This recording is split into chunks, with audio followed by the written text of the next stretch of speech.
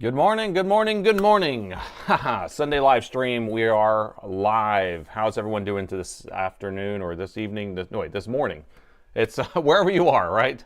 I'm talking to people from all around the world. So good morning, good evening, good afternoon, wherever you may be. Hello in Thailand. Hello, everyone. I can see everyone talking about the videos from yesterday. Yeah, that was fun. That was a good one. That was a good one.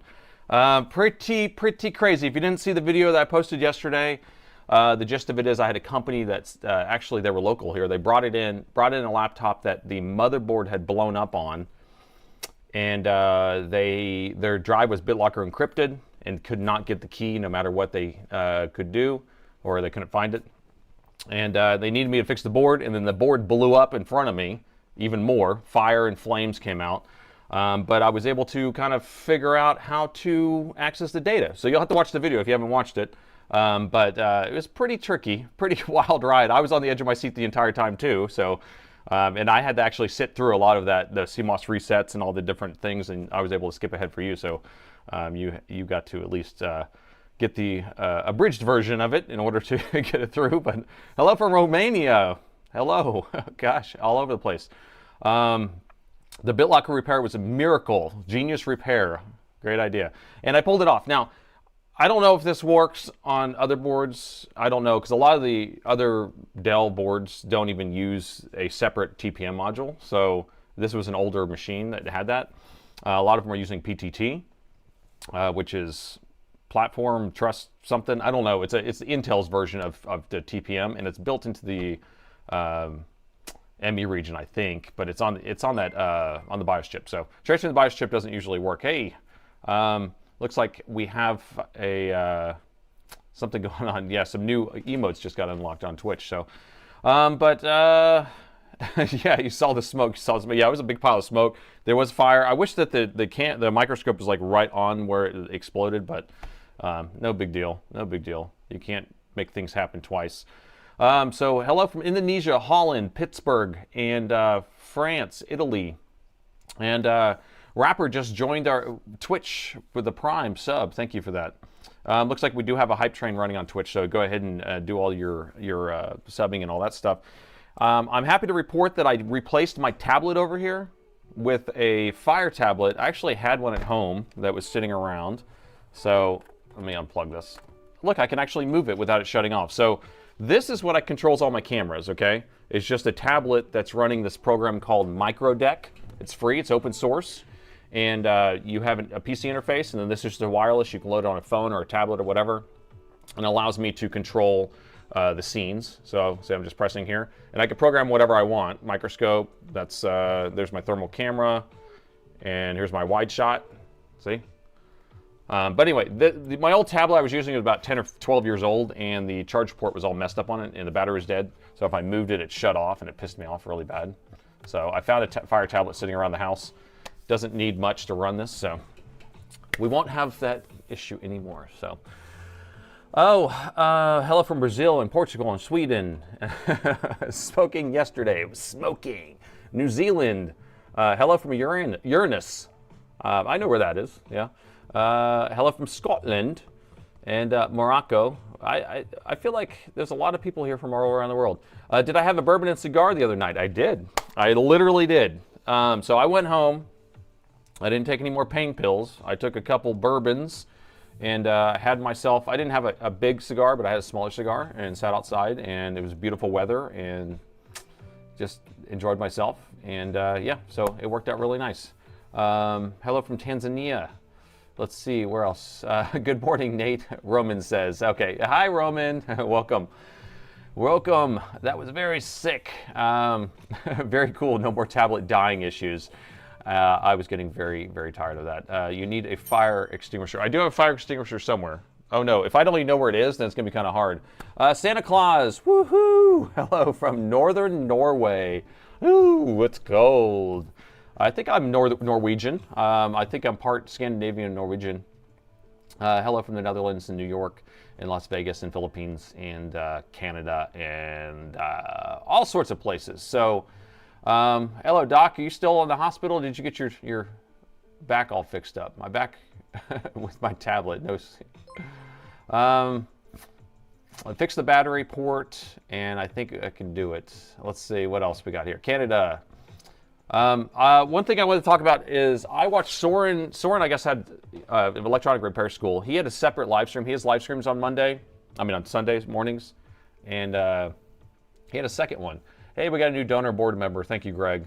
Thank you, Greg, for that. And so he ended up streaming again, and he was talking about I think someone was there. That's usually here. I can't remember now. But he was talking about this inrush current issue, and I showed you this laptop I'm working on that I haven't figured out what's going on with it. And right as you plug in the charger, the screen goes blank, right? And Soren was talking about this, and it occurred to me, but maybe it's some sort of inrush issue. And so if you haven't watched his live stream, it's the last one he just did, like, I don't know, 45 minutes ago. Or an hour ago. I was watching it while I was exercising. So I was riding my exercise bike. I rode 7 miles this morning. Did some sit-ups and some push-ups and things like that. My back is still hurt, so I'm still having to kind of take my time with it. Is my mom okay? My mom's doing okay. She's on medication. She has pneumonia still, and her dementia is not the best. So it's touch and go with if she knows who I am, things like that. So you can only do what you can do, and just make her feel comfortable. That's what I like to kind of think about. Oh, we do have voting going on, and oh my gosh, I totally missed that. Did everyone vote? Did everyone vote? We had polls going. So it looks like we have kind of a mix here. The YouTube votes are still going, but the Twitch is already done because it's a 10-minute voting time. Now, I didn't go over all the machines, but one of them is pretty, it's just like shorting the AC adapters on a 9310. I'm going to tell you right now, 100% of the time on a 9310, if it's shorting AC adapters or shorting the chargers, it's usually a PD controller. And 100% of the time, when I change the PD controller out with a new one, the CPU gives me a bad CPU at the end. So I don't know. I haven't figured out a good fix on those, but I put it in the mix anyway, so y'all can just see failure, because failure is part of life. We don't fix them all. But it looks like on YouTube, 44%. Oh, it actually tied. What are we going to do on that? So X15R1, no power. Wait, what is it? Wait, that's an old poll from last week, isn't it? Yeah. Okay, so the Twitch poll isn't up yet. So we'll get the Twitch poll up, and then we can vote. So don't worry about that. I just realized that. So we're still voting on YouTube, and then the Twitch poll that I have on the screen right there is from last week. So we will. Let me see if I can get that poll put up real quick. Sorry about that. I don't know if Premise is here. I haven't noticed.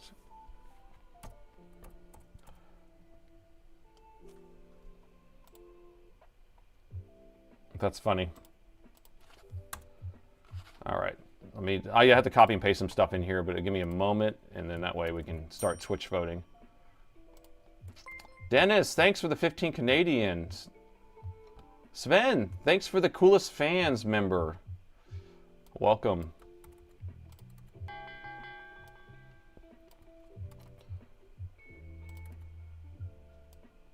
You know what I don't like about Twitch is they have, they don't have very many characters you can write in here for the model names. So it's very frustrating to kind of get it all fit in here. Okay.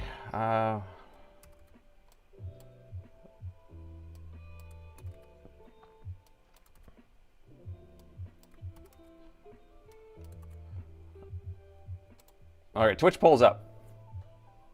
All right, so if you're on Twitch, you can go ahead and vote. There is a good number of you already, so go ahead and vote right now on that. And, okay, let me get back to the chat. So how many people are there? So I have about 18 people working for me. Most of them are in the warehouse, and then we have quite a few customer service people, a few techs.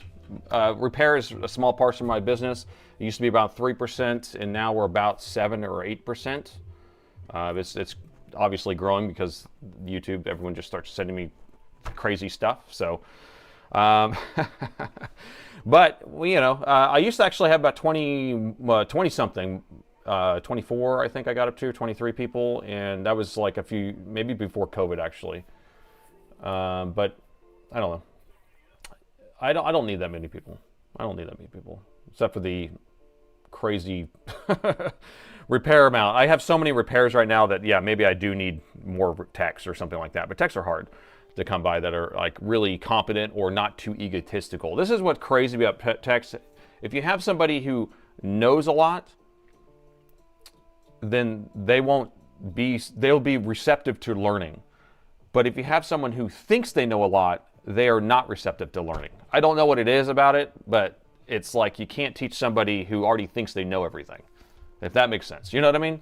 So what happened to the laptop missing 1.8? It's still missing 1.8. I spent another 2 hours on it, 2.5 hours, something like that. Basically, I traced it back to, there's a signal coming from the PCH or the chipset, and so I can't get it to come on. Like, I can't even get it to force on. I can actually, if I jump one pin to another, I can get the 2.5 to come on, and then the 1.2 to come on. Oh, the 1.8 is a different one. Well, that one, I don't know. I'm getting them mixed up now because we're working on so many. So the last stream, we had one where it was the RAM that wasn't coming on, and then I figured out that we can get the 2.5 and the 1.2 to come on. I figured out how to get it on, but I could never get it to come on by itself. So anyway, it was a bad. They're going to replace the board. It was like a $500, $600 board, and because they had the lower end version, so they weren't worried about it. Plus, I spent a lot of time on it. So the Magic Smoke, JFix, welcome. Hey JFix, you weren't on Soren's stream. Who was on Soren's stream with me? It was somebody there about the inrush current. I'm trying to remember the name of the person. Wolfie, how you doing? Darren, Sweden. Who was it? Led, how you doing? Last 2 digits of the order helps. Okay, so here's what we're gonna do. I have another thing that I wanted to do before we even start working on these. So, you know Wes, he's one of our mods. He actually had a fire at his place and burned, and a lot of his equipment got burned up, and he doesn't have a laptop right now. And so I told him I had a laptop that I would donate to him, and it was actually donated to me. It just has missing like a keyboard connector, and I was going to donate to him, but we need to replace the keyboard connector to give it to him. So I was going to do that before we start on any of these other systems. We have a little bit of time. And so it's just an older system here. It has a GTX 1060 on it. And, it's a nice, 2018 laptop. What's going on here? Weird. I got some weird overhead screen. Hold on. What is going on here? I think I had some board view. Is that it? There we go. Yeah, so anyway, so we need to get this laptop. We just need to replace the keyboard connector to him and for him. And then he's going to drive down. He actually lives north of here. And so I was going to donate this laptop to him. So it has a GTX 1060 and i7, but it's only like a 7th gen, so it's not even like native Windows 11 compatible. We'll load Windows 11 on it or do whatever we need. He'll probably run Linux on it anyway. But I wanted to get that knocked out for him, and I don't think it would take that long. I do have a donor board here that has a keyboard connector on it that we can just salvage. We can just take off of here. Now, if you're not familiar with like taking off these type of fragile connectors, it is a pain in the arse. You got to be kind of careful. You can heat from the back if there's nothing there. This one's perfectly clear on the back, so we can heat from the back. We'll be able to get that off. We can add low melt solder. That will help get it off too. Getting the other one off is not a big deal. You just heat the hell out of it. Just take it off of there. I don't even care about that. You just don't want to rip a pad. That's all you're trying to look for. But if we can go ahead and knock this one out before we start on a repair, that would be great. And then we can have this ready for Wes to come down and have a functioning laptop, because I mean I feel bad.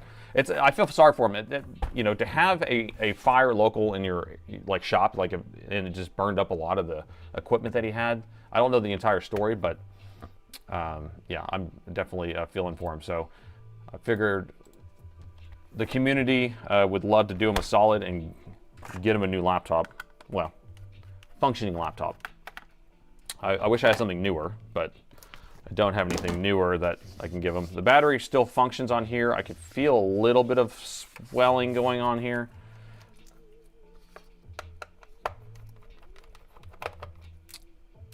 Oh, you remember this one? Yes. So this was donated to me a while back, and I thought it wasn't going to work, and then it works just fine. Actually, let's turn it on before I start messing with it. Always turn something on that's supposed to work before you mess with it. Did you know that rule? That rule is the #1 rule. Where's the jack here? Okay, plug it in. Do we need Spike's meter here? The spike meter, there it is. Okay, so open the lid, press the power button. So we do have it powering on. I don't even know if this thing has an OS on it. I don't even know if it has our SSD in it or not. But let's go into the specs at least. Oh yeah, the keyboard doesn't work. Forgot about that. I'll grab a keyboard.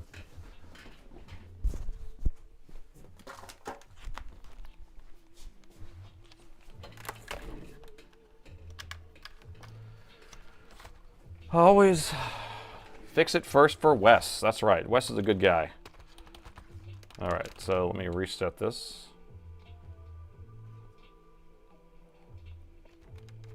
Why is Control Delete not working? Are we off? Back on. Good save on the BitLocker. Yeah, thanks, Sam. That was a fun one. All right, here you go. So it's an i7 7700 HQ with a 2.8, and then it has a GTX 1060. So not a bad machine, you know? I mean, right? For something that you're just trying to limp by with. So let's go ahead and get that, pull the board out and get to it real quick, if you don't mind. Hopefully you guys don't mind. Hey there, Gritty. I'm trying to remember who was on the chat with me. Small donation for Wes's laptop. Oh, thank you so much. Yes, I'll pass anything over to Wes that you want to send over. Let me just take a look at this keyboard connector right now. I can't remember what it looks like. Okay, so the latch has been taken. Can we just put a new latch on there? Ooh, that would be better than soldering a new one on. Faster, quicker, easier, better, without pulling motherboard. Yeah, let's see if we can just put the new latch on there. That would save a heck of a lot of time here. So let me just, I don't want to break this latch, so let me see if I can find another one. Because this is the exact board, and I don't have any more of these donor boards, but I have another board that's similar to this. So let me see if that one has the same latch on it. I think it's the 15-inch version of the same thing. Let's see if these latches look the same. Needs a new battery connector. Looks really bad. Or it needs a new battery itself. Let's see, what'd you say? Needs new battery. Looks really bad. The battery is a little puffy. I don't know. Yeah, maybe we shouldn't be sending a puffy battery to Wes, who just had to burn inside of his shop. That would probably not be a good thing to do. I'll see if I can find a different battery. Yeah, good point. Are those the same pins? Pin count? Looks smaller, doesn't it? I don't know. Let's see. Yeah, I think that's not the right amount. Plus this one's damaged anyway, but let me see if I can find another one. No spicy pillow. No, no, no. We don't want spicy pillow. Yeah, that would be the gift that keeps giving. We're not giving gifts like that. We don't want to give gifts like that. What about this board?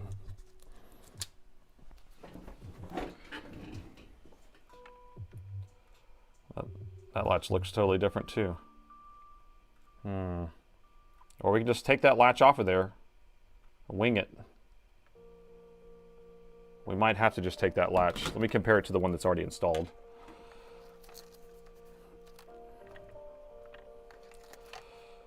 Yep, those are the same. Wait, white and black? Wait. Black and tan? So is that different?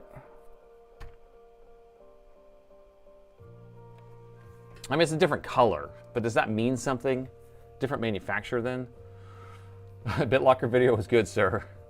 I appreciate that. Yeah, that was a crazy one. Everyone's loving the BitLocker video.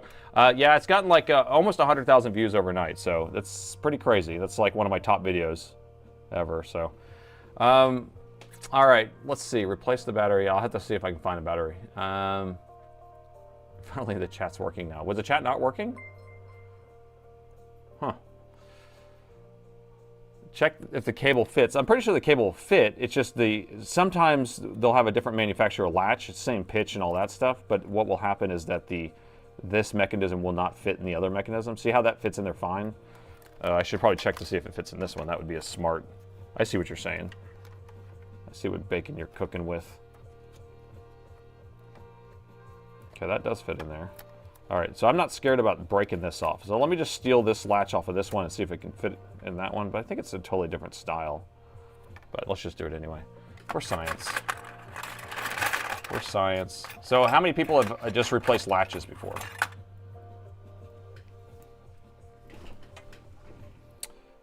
How many people have replaced latches before? So what you do is you take a pair of crappy tweezers that have already been bent up. Now these are, they don't seem too bad, but you don't want to start prying on good tweezers. So what you're doing is you're going to break these little wings off the side, like that. Wait, this has metal on the edge. Does this one have metal? It has metal, okay. So I'm going to break the wings off like this. Like that. Get in there. Oh no. See, this is why you don't want to use good tweezers, because you don't want to mess up your thing. Okay. So now you're going to slide this off like so. There we go. So slid off. Now keep your direction. Which way does it go? It goes this way. Okay. So I'm going to keep that direction. I'm going to come down here and see if I can just transplant it. Now there's wings on this one still, but it's going to be hard to get it in there. So, let's see, and it's probably not even the right setup. Does that look the same? It almost does. Almost does. Okay. What do you think? All right, I'm going to zoom in a little closer so we can see what we're cooking with here. Let me get this out of the way. So I'm going to try to do one side at a time. But you see how we need to get it behind this. We need to get it behind there, and we need to start getting it on the actual, in the holes at the same time. Like that. Let's see if we can get it to go. Darn it, I need to zoom out though. I don't have enough hands to do this. Okay, so let me zoom out. So what I like to do sometimes is just bend these wings out in order for it to fit in here, because otherwise you have to kind of bend this thing. But you have to somehow get it under there and over it at the same time. Get in your home. Or you sometimes just break the little tab off the corner. We just don't want to break the whole thing. Come on, baby. You can do it. What? What?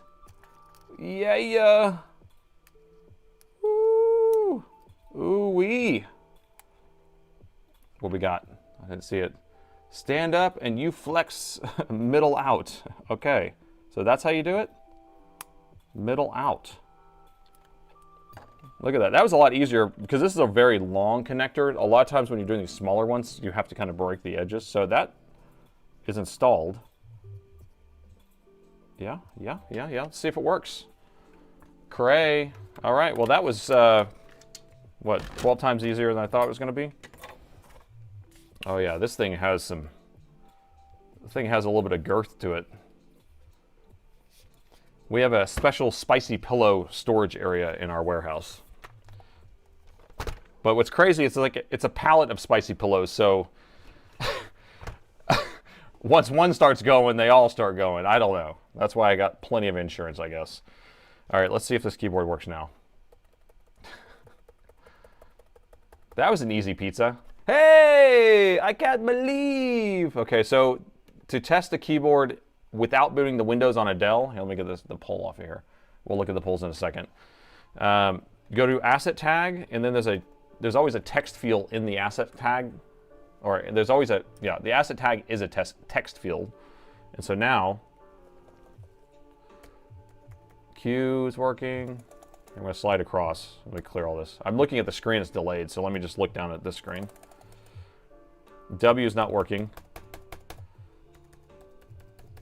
S isn't working. F isn't working. All right.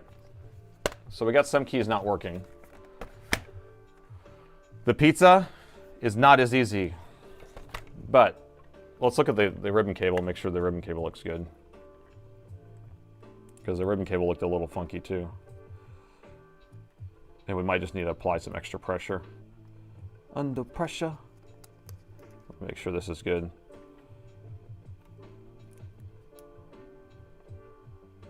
Looks okay. I'm gonna just wipe it. Spare keyboard test. Yeah, I do have one somewhere. My test machine or something. But let's just clean this first before we start going and grabbing stuff. Okay. And I just want to make sure we have enough pressure on there too, because it could just be the latch is not applying enough pressure. Like this corner over here doesn't seem like it's giving enough pressure whenever I flip it down. So watch, let's flip it down. Yeah, so this side seems like it's holding good. This side doesn't seem like it's holding as well as I would like it to. So I'm just going to slide that in just a little bit. And then, because I can actually see this is staying a little lifted on that corner. No, not Q-tip pointer. So let me, because what we can do is actually just add a little something there, but let's test it now.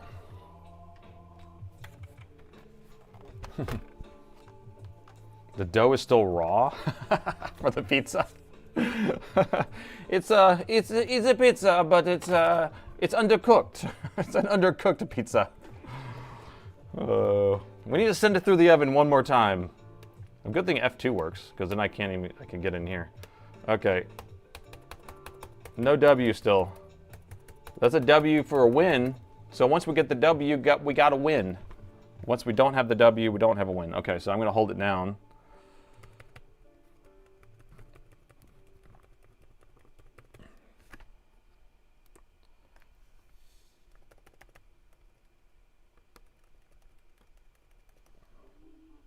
Huh.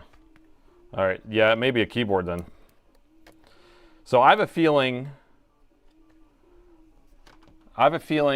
that what's going on here, and my latch just came back off, but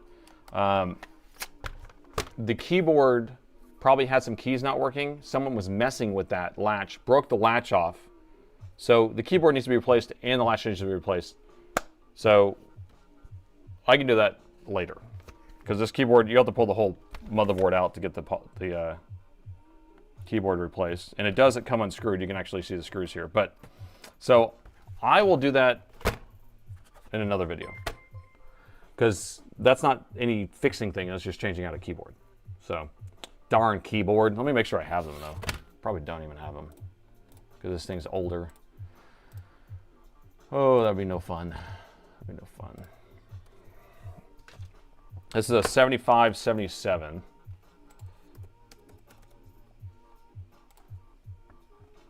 $7577 keyboard. I do have keyboards. Look at that. Boom! No backlight. This one's black. Oh, wait, that's a USB keyboard. Okay. So it looks like just a regular keyboard is this one. So I have a no backlight version at least. And I could probably scrounge up another one. All the rest of those are out of stock. So we have something at least I can give them. So I'll get that replaced.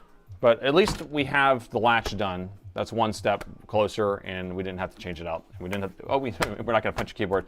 And then I'll see if I can find a battery. I don't know. Do we sell the batteries too? That'd be nice if I had a battery.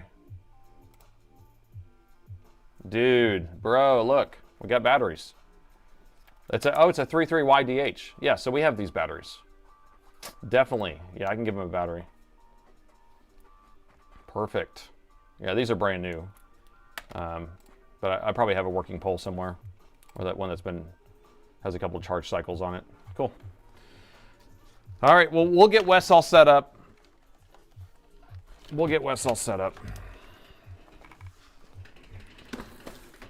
All right, what are we doing now? Did we figure out the votes? We got enough people here. What's the poll saying? New keyboard on the way. Probably bad contact. It's usually on the keyboard with those contacts on the ribbons, cables, they always get bad. But if probably the keyboard stopped working with a couple of keys, someone messed with it. So prayers to their mom and family. Thank you so much. At least it has screws, otherwise you have to replace the whole palm rest. If the keyboard is in good shape, then probably it's worth saving instead of throwing it into the bin. At your warehouse, you have got everything, even car parts. No car parts. Okay, so our voting has concluded, and we have a tie. So I don't know what to do here, except that we have to use the YouTube as a tiebreaker. So M17R3 has 46%. That's the highest percentage. So we do with that one first.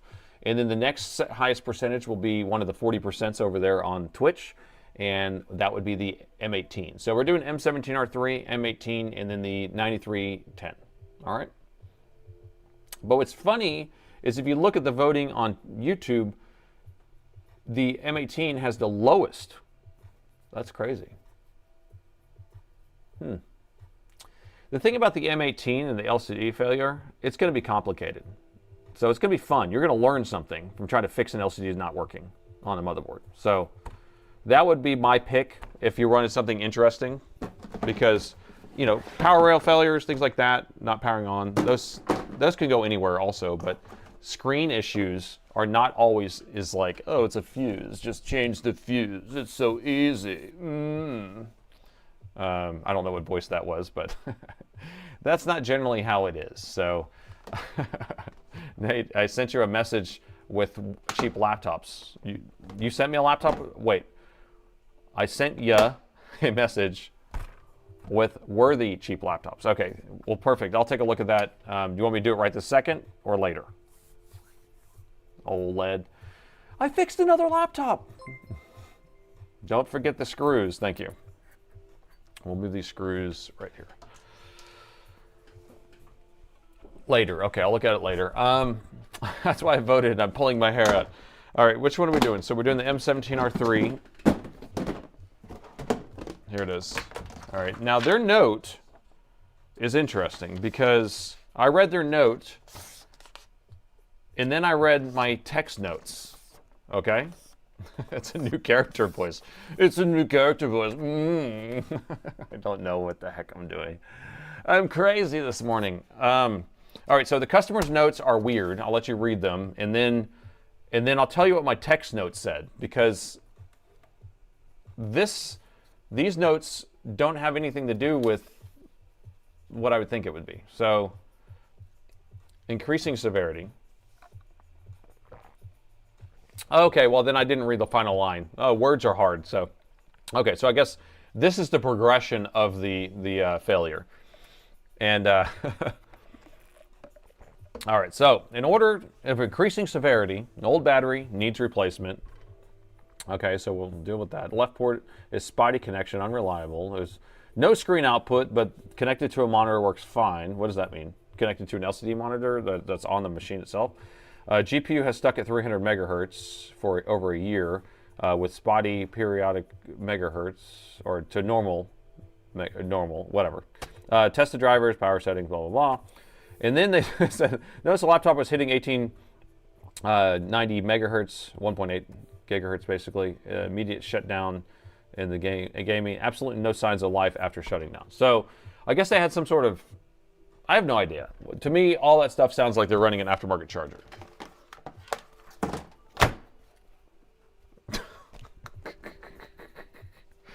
People, don't use these things. These are junk, bro.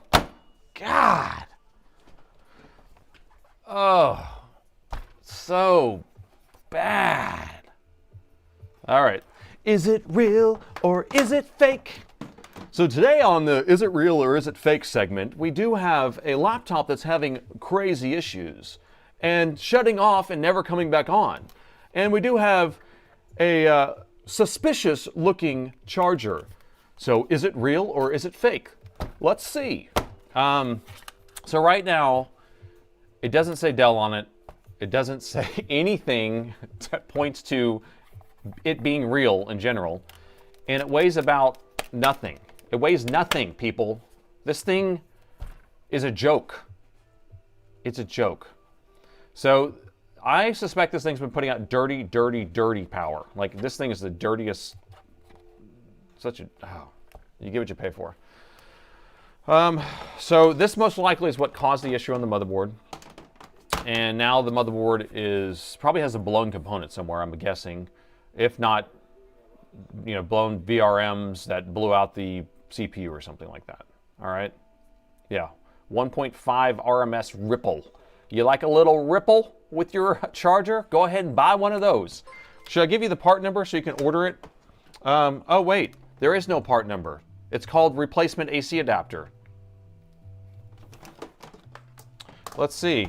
Should we cut the wire and see how big the wires are inside this skinny little line that's supposed to be able to give 240 watts?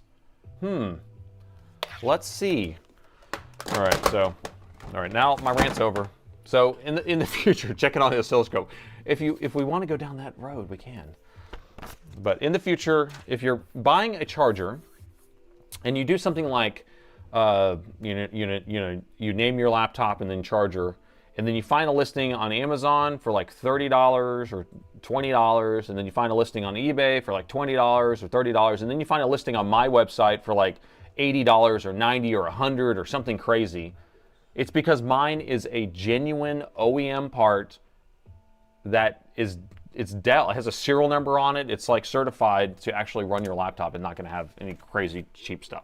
Same with batteries. You don't want batteries.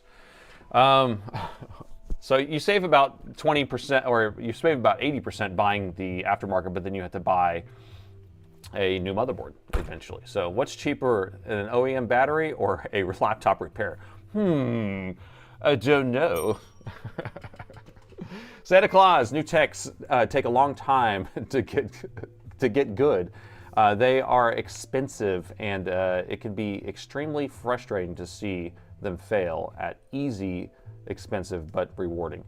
And yeah, it does. And the thing is, you have to fail in order to succeed. And if you're trying to apprentice somebody, if you're trying to train somebody or teach somebody, I try to let them do so that, but then I have to ask them like why they make those decisions, so we can kind of go down a certain, path, so that we can come back to the regular path. So I could, and it's like teaching your kids, right? You tell your kids, don't do this because I learned from my mistakes. But if you don't let them learn from their mistakes, then you're going to have issues. So, yeah. Need a new charger for your laptop OEM. Do Nate saying don't do it, costs more. So I'm saying buy an OEM one. So if you're going to buy one, make sure it says genuine OEM, and if you look at it, it has a serial number on it. I mean, all the stuff I'm selling is genuine OEM on my site for Dell. So, but I don't know if it's a different manufacturer, it's Asus or something like that. Then you have to buy it somewhere else. All right, let's get going on this, guys. Let's do it. Let me kill this vote. Let's do it.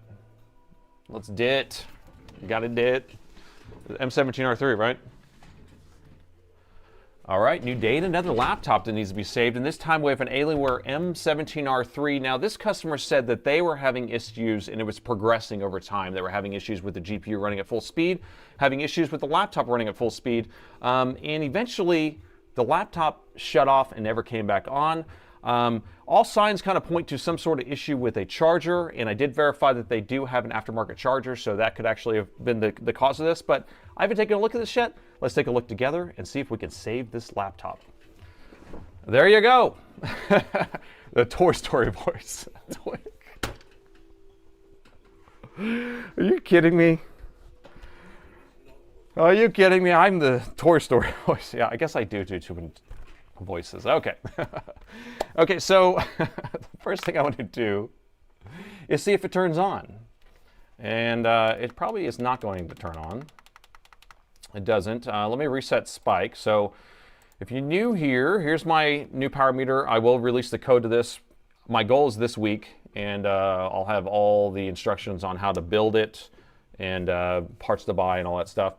Spike has a little Spike meter, and then he also has a max current, so that's always useful. So right now I have it reset to 0, so whenever we plug it in, we can actually see how much current this laptop's running, using, and then we can actually see the boot up pattern. Now I'll turn off the little...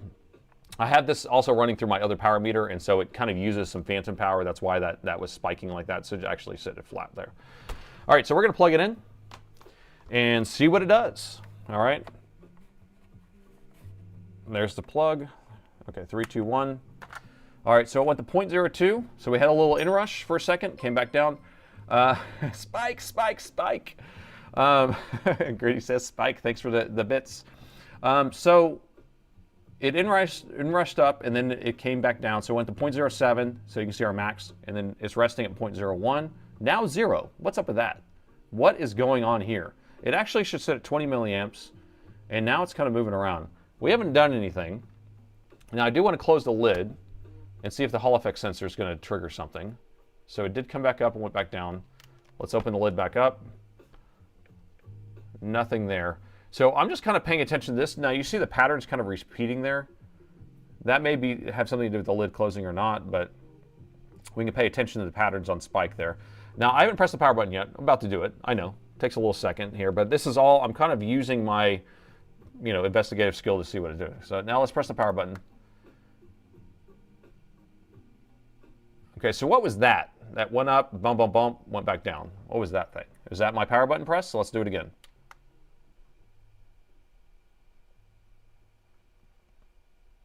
It stayed up longer that time. So it went up, dun, dun, dun, dun, went back down. I'm going to do it one more time. It went up again. Oh, it didn't stay up as long. So at this point, power button's doing nothing. We haven't opened it up. We don't know what the situation is inside. We don't know if they have things unplugged, the DC jack. I mean, something's going to be messed up under there, right? But we will figure it out. It's the BQ, says Soren, right? It's the BQ chip. Do the smell test. Okay, so we're going to start with a smell test. Oh. What I like about the smell test is I feel like it's very personal. Because it always smells like someone's house. You go to someone's house, and it always smells like their house. So this doesn't smell like burned. It just smells like someone's house. So very personal smell. Let's open up the bottom and take a look inside. I'm going to use my old zippy here. Zip, zip.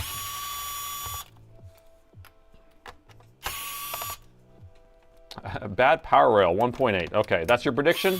All right, LED's predicting 1.8. It's missing. EC chip is good. I don't know. I can tell you right now. Well, EC chip, I guess when I hit the power button, the EC chip did something, but because I've worked on tons of these things have a notorious, they're notorious for having an EC chip corruption issue, which could happen with the dirty power. So could be bad Wi-Fi card. Okay, so what else? What other things we got? BQ chips. Well, this thing doesn't have a BQ chip. It has an ISL, which is a power management chip, but that's fine. I understand what you're saying. Calling water damage, liquid damage. Okay, should we just pull up a poll for this? Absolutely crazy. There's Wes. Sorry, I'm present. Wes is here now. Wes, we already worked on your laptop, buddy. And we were able to replace the keyboard, the latch for the keyboard without having to change out the whole thing, but the keyboard still has some keys missing or that don't work, so we're gonna just replace the entire keyboard. So, and then the battery's a little spicy, so we'll get you a new battery. We don't need to send a spicy battery to your house. All right, so the battery was plugged in on here, so number rule of thumb, whenever we're messing with things, you unplug the battery and then you just flick the battery cable a few times. Just flick it, just to, just play around with it, just a little bit. Just to know it's alive. So the way this board's set up is you have a smaller board in the middle. You have two daughter boards. You have a daughter board that bolts onto it, and then you have a daughter board that has a board-to-board connector here. Or I guess they both technically have board-to-board connectors. This one's like a ribbon style. Now, this motherboard goes to a 15-inch laptop and a 17-inch laptop. Same motherboard. They just have bigger wings or bigger daughter boards. And the EC chip's located right here, so I've seen issues with that for sure. And trying to think of what else would be just like right off the bat an issue. I know we have votes for Wi-Fi card, things like that. Anybody saying, so PD? No, this has a PD controller, but that's not going to be the issue because it's not powered off of PD. What else? What other people think? What other things do people think is happening going on? Like a guitar. I don't know what that's supposed to mean. Give it a flick. Give it a flick. Wrong finger. What? Now I'm going to do the two-finger flick. How's that? Is that better? I don't know why all this is so provocative here. I fixed my 5520 this week. Good job. Liquid damage. I hate liquid damage. I hate it. Okay. So we got shorted cap, power management chip, spill, EC. What was the last one? Shorted CPU. Now, again, there was a progression of power issues or frequency issues, and then we have an inferior power supply that was powering it. So it could be a number of things. So I'm going to plug in So we can bypass, okay, we can go a different route, a couple different routes. Do we want to figure out if it's the input power supply or the power management chip, or can it power off battery, can it power off the AC adapter? I'm going to have this unplugged. Let's just plug the charger in without a battery plugged in first. Let's just get that out of the way. Visual inspection, I'll do that in a second. I just took the battery out of the circuit. We're sitting at 0.01, 0.02. Okay, that's better. It's just hanging there. I don't want to see it drop back down to 0. So you see it's just kind of hanging up there at 0.02, 20 milliamps. I like that. Like, that's my preferable resting current. I like it. Okay, so I'm going to open the lids. Let's see what it does. I don't necessarily like that. That should have done something, but it didn't do anything. I'm going to press the power button. It is coming on. I can't believe. No, I'm just kidding. Gotcha. Yeah, power button's doing nothing. So it's still completely dead. EC, okay. I'm kind of starting to EC it myself. But let's plug in the charger and kind of look and see how far the current's going. We can do a visual inspection in this little area right here if you want. But is the charger dead? I mean, this is my charger, so. Is their charger dead? I haven't plugged in their charger. I'm not plugging this thing into anything. You know what I want to have is like a burn bin for this, or a smashing. I want a smashing machine. That's what I want. One of those like 10-ton presses. And anytime someone sends me an aftermarket charger, I just smash it in my smasher. I destroy it. I send it to the dump. Visual inspection. Let me pull this rear cover off and we'll do a little quick gander around the board, but burn bin sounds great. Burn bin sounds great. I think we lost the power rail. Possibly, but see, right now, the symptom that we're having with the power button is actually very similar to an EC chip issue on this machine. So, smash the charger for science. Now, the thing is that I've seen people be like, no, I want my aftermarket charger. I have a real one at home, but that's the one I like to use. I'm like, what are you doing? What are you talking about? So he's going to want that back probably. Okay, that's off. Got the rear cover off. I'm going to take a quick gander, but what I'll talk about the EC chip in a second. Let me take this paper off. Now, has this been off before? Has somebody taken this off? Well, it seems there's a lot of debris under here. My detective skills say suspicious. All right, here we go. Going in. First, I gotta boot up this darn thing. Why is it not on? Oh. Okay, I don't know. My thermal camera, my microscope keeps shutting off. Why are you shutting off on me?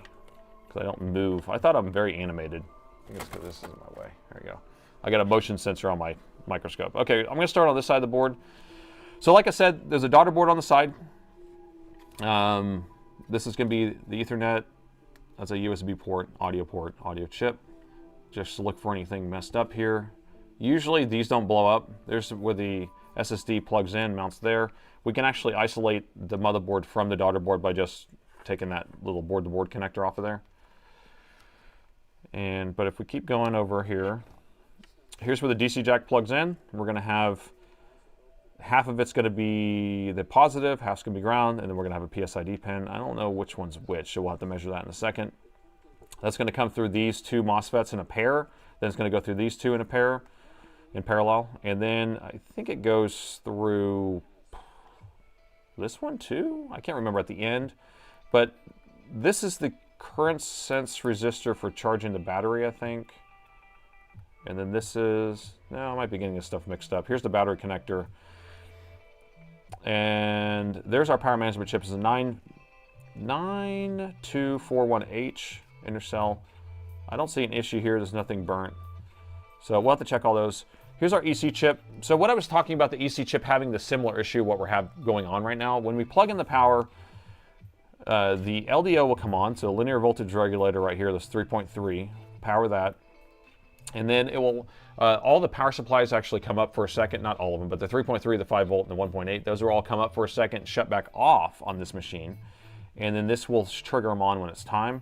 Now, if this thing has scrambled code in it, which will happen whenever you run dirty power, it will scramble it, and then it needs to be rewritten. So we can test to see if this is power rails present for a second and it shuts off.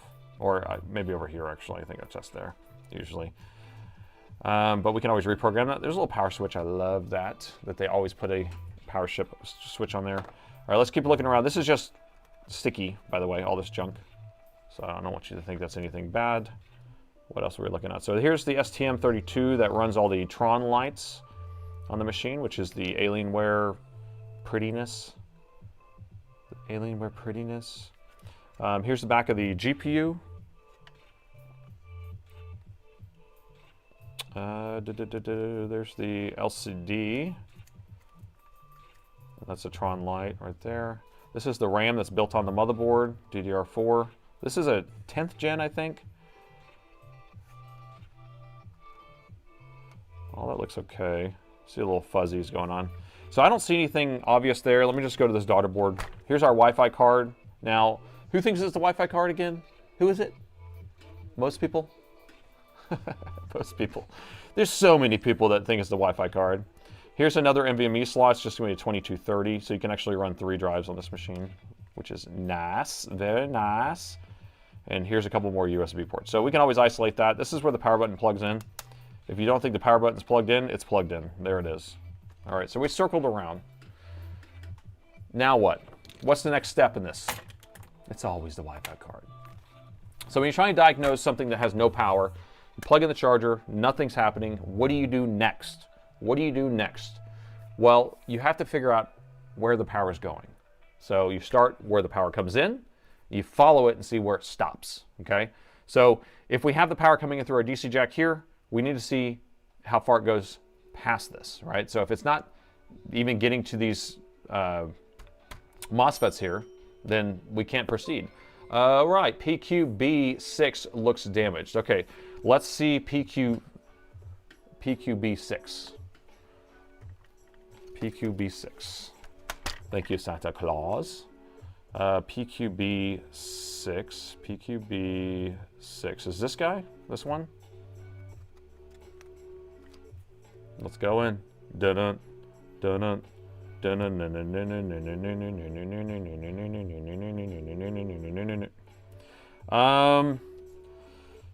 he doesn't look, he looks okay. He has character. I don't know. He has character. The one below? The one below? This one? This capacitor? With the sticky on it? It's too much sticky on it. That's a capacitor. That's PCB4. But all these MOSFETs look dandy. They look fine. Just tape. You just try to keep me on my toes. Yeah, you're always going to see this weird sticky stuff on everything. That's why in the video I try to do my best. Go, okay, that's just sticky, like that corner right there. You know, so if I'm not really talking about something and it's obviously like in my view, it's because it's probably just sticky. It's not that I'm just like ignoring it or something, you know. So it's a foil alarm, false alarm. All right, so anyway, so what we're saying, so what do we do next? What's our first step? We're going to plug in the power. We're going to see the voltage come to our DC jack, and then we're going to follow it, okay? So that's what I want to do. So let me get our glares taken away here. I'm going to adjust this just a little bit. There we go. I think we got the reflections gone. All right, plugging in the power now. Have my crappy voltmeter running. Perfect. If you ever need a crappy voltmeter, just buy one that I have here. Take a screw out so I have a place to put my negative probe. Okay. All right, so this side is what the what?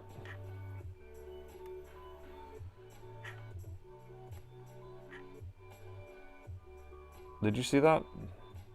Okay. Okay. That confused me for a second. So I can't see the traces too well, but I think I can make them out now. But when I first measured, I was like, what the hell? What am I measuring here? But you can see them. So these are all bonded together on one trace. 1, 2, 3, 4, 5, 6. So we've measured that. We have 20 volts or 19.8. What's our input? 19.8. So we are matching, right? That's what we want. We want to match, okay? We don't want any voltage drop at all, so I want you to pay attention to that when we're moving around. So if you see a voltage drop, we have a potential issue, okay? So voltage drop just means that the voltage drops. It's very logical, right? Okay, so no voltage drop here. And then we have another set of pads that go all the way across to here. So these are going to be our grounds. Those are 0. And then we have another pad here that's measuring 2.9. This is going to be our PSID pin. So it's our communication line between the charger and the laptop. It's telling the laptop, hey, I'm a 240 watt charger, or in this case, I have a 330 watt plugged in. So, hey, I'm a 330 watt. You can take 16 amps from me or whatever it is, right? If it doesn't know how much it can take, it will only take a very minimal amount, like 65 watts, I think, is the minimum. So I think that was like 4 amps? 3 amps? Yeah, we'll take like 3 amps or something like that. Does this have liquid metal? No, this is pre-liquid metal. This is pre-liquid metal. So this is a 2019, 2020. Maybe 2020? Something like that, 2020 model. All right, so that's fine. So we got to go in here. Now I want to see if we have voltage coming to these MOSFETs here, okay? And I don't see, I say 0.02. Now, where it actually goes right after this is on the other side of the board, so we can't measure that, but I want to see if it comes here. It's not coming here. We're at 0.02, and so it's not going to come out of this.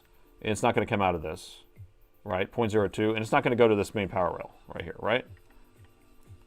But, and we have 0.4 on this one. But I'm going to unplug the charger and plug it back in. I want to see if we have a momentary amount of current or voltage going there. So that's something I want you to test, okay? So if you're ever having issues where you're not getting any voltage on a rail, see if it momentarily comes up when you unplug the charger and plug it back in, okay? So that's what I'm going to do. Is I'm going to unplug it, charger's unplugged, plug it back in.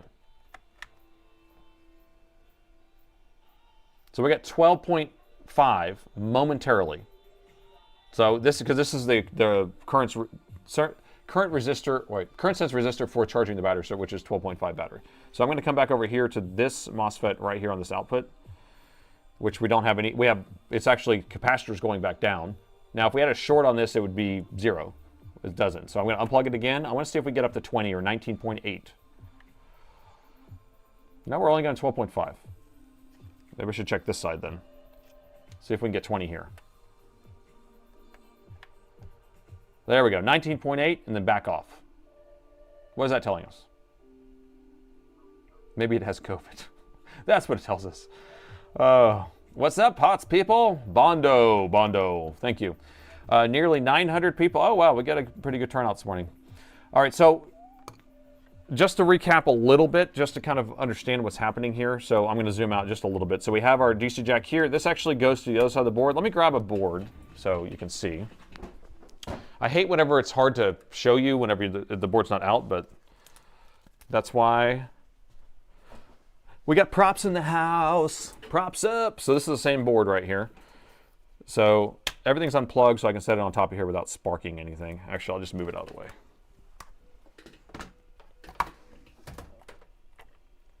All right, so here's the DC jack. And I'm going to show you where it goes. So right here, there's vias, and this all connects to the other side of the board, so we'll flip it over. And it all comes over here and goes through this MOSFET first, then goes to that MOSFET. Here's the main current sense resistor. This is going to be the main coil for the main power rail.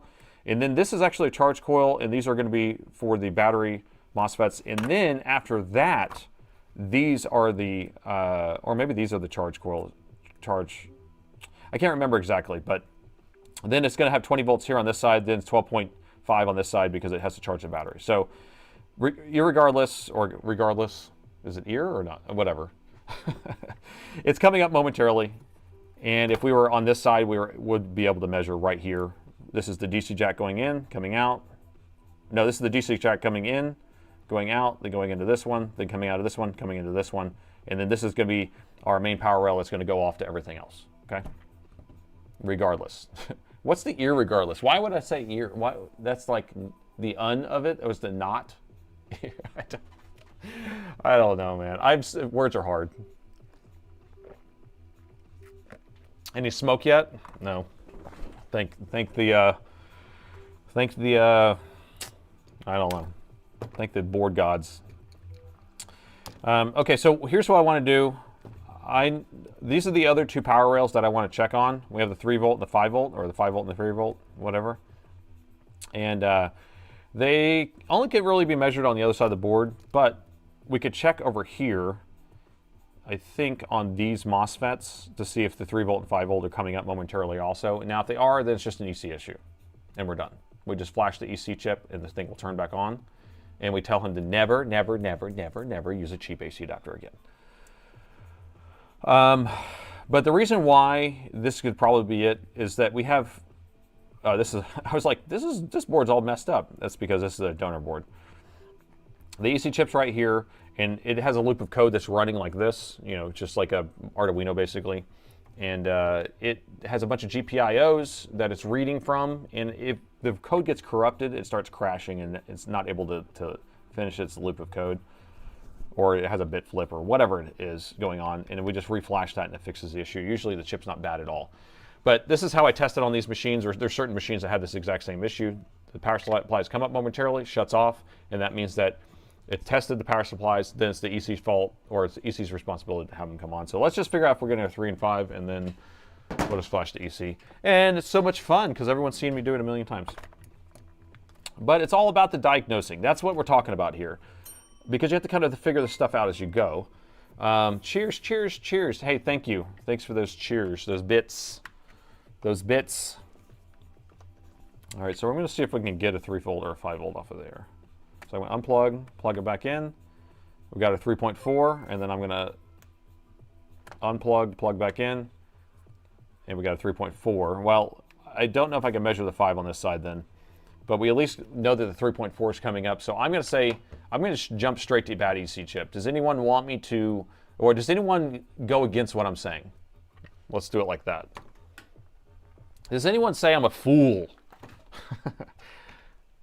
Do you want me to pull the entire motherboard and do a full physical inspection, or do you want me just to flash the EC chip and fix the machine and say the words? Say the words, right? Do it, do it, do it. Run, you fool, run. You're a fool, man. You're a fool. Okay, so flash the EC. Let's just do it real quick. Doesn't take me but a few shakes. Okay. Oh, we got a poll coming up. Poll coming in hot. Poll coming in hot. So, y'all go ahead and vote for that if you want. And I'll start getting it set up anyway. I just want to see how many people concur with me. Is the concurrence strong in this crowd? Do we have strong concurrence? Why is this not opening? There you go. Try program it first.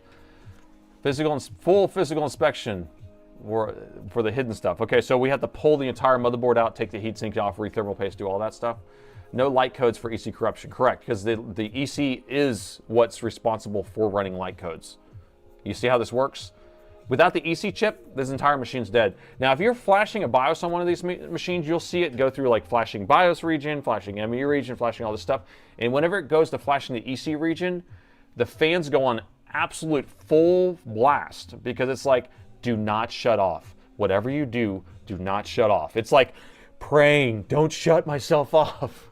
Now, I don't think that this would be like a BIOS flash issue. I think that this is like an actual corruption just from, because there's always some stuff getting written to the EC chip, and so I think that it had a, probably just some sort of bit flip in there from the dirty power from that cheap power supply.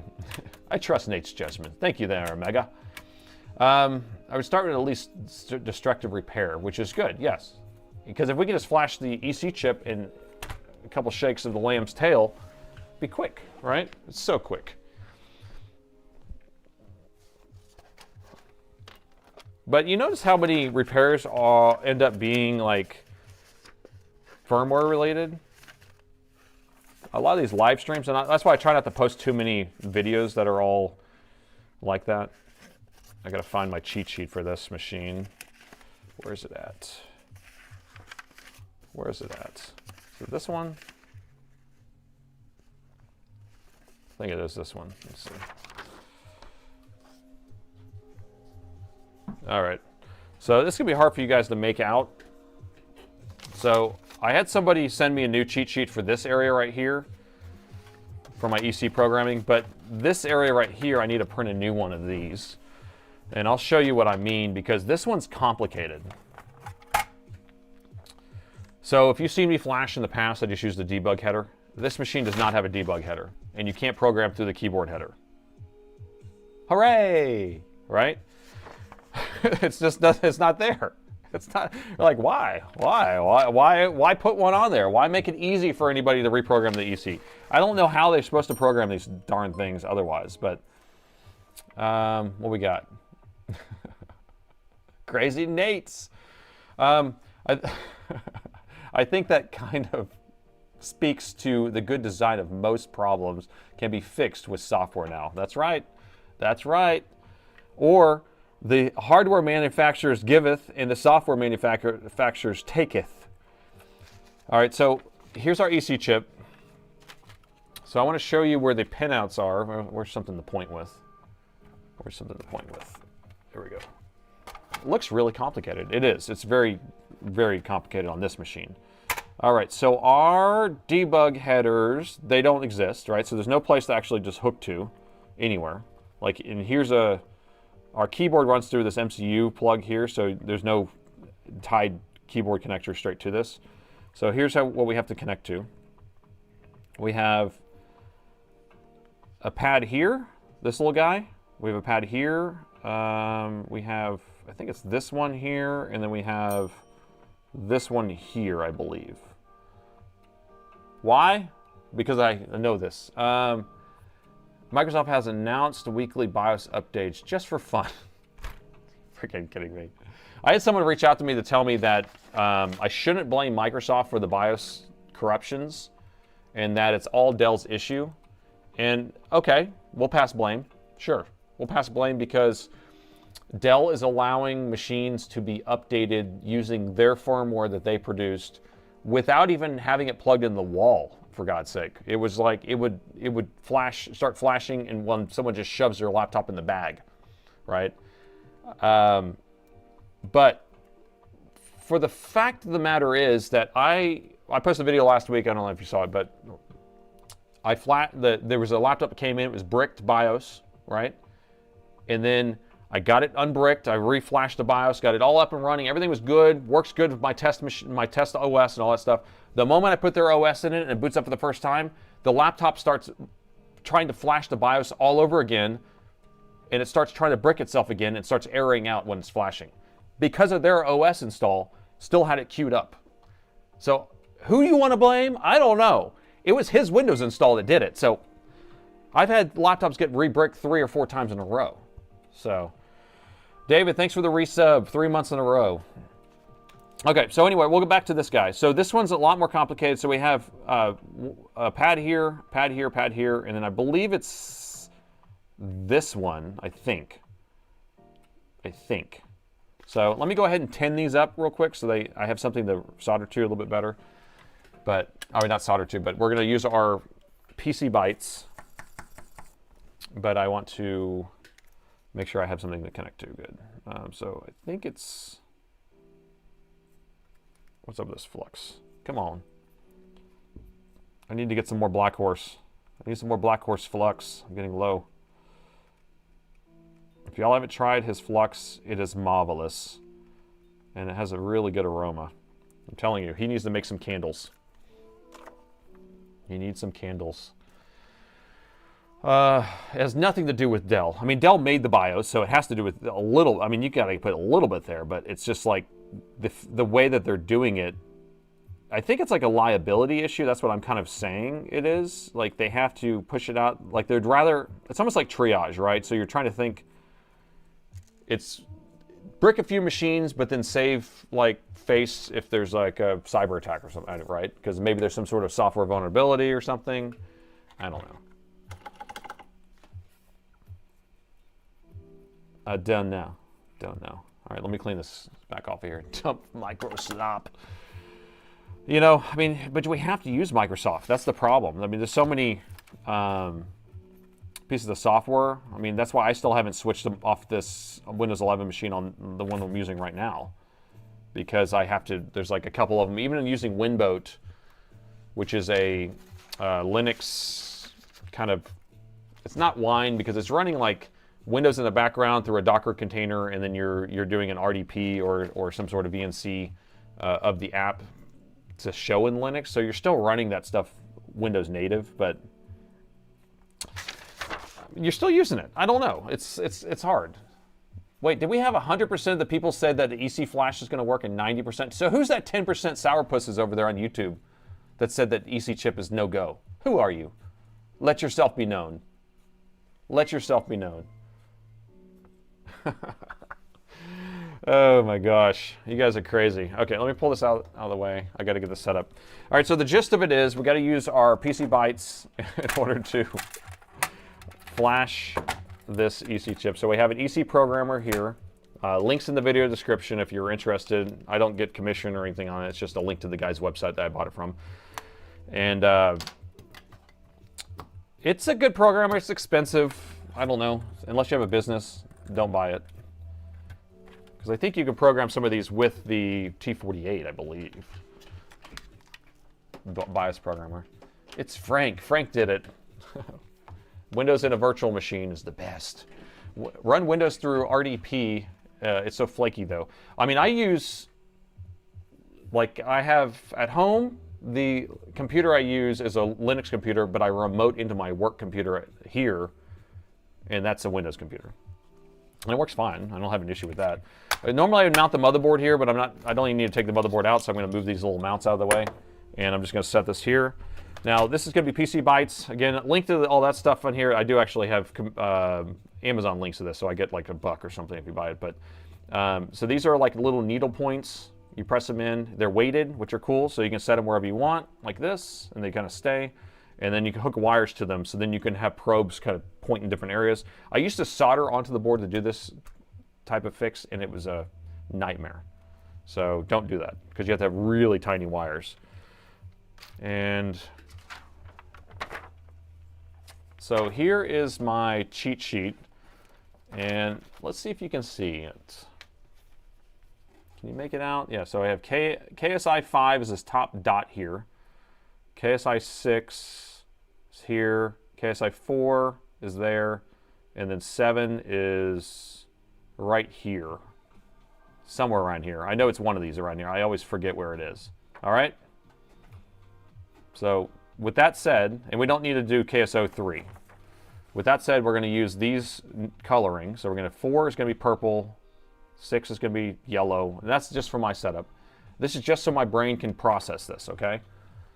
You can process it however you want, but my brain has to process it this way. So we're going to do purple. So purple is 4, and 4 is going to be one of these middle ones. Oh, please don't stick a needle in the battery. The needles are spring-loaded, and they're very soft. So they're not, and they're not even weighted that heavy, so I'm not worried about poking into it or anything. So I'm going to set that one right. Actually, I'm going to use this further one over. Okay. JFix, you have the newer ones of these. Are they? I mean, they're pretty good, because these, I feel like the newer ones would be better. So 6 is going to be yellow. Can you tell a brief about what you've done so far? So this board came in. The customer said that it was progressively having worse and worse issues.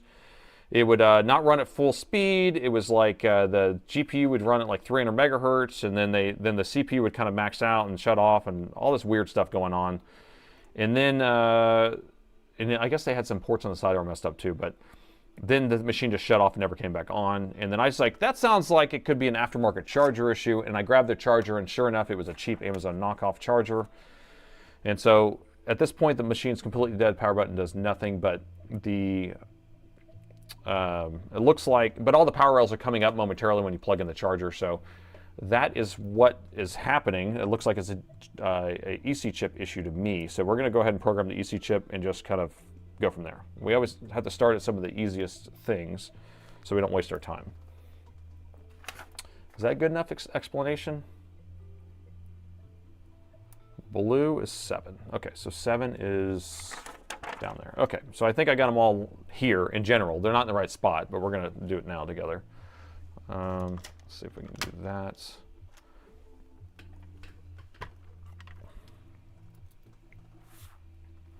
All right, so can we get it in the right spot? That is the question. Whew. All right, here's the fun part. So we're not soldering onto anything. We're actually just setting these. So this one's going to be this little dot here. Can you make it out? It's tiny. Okay.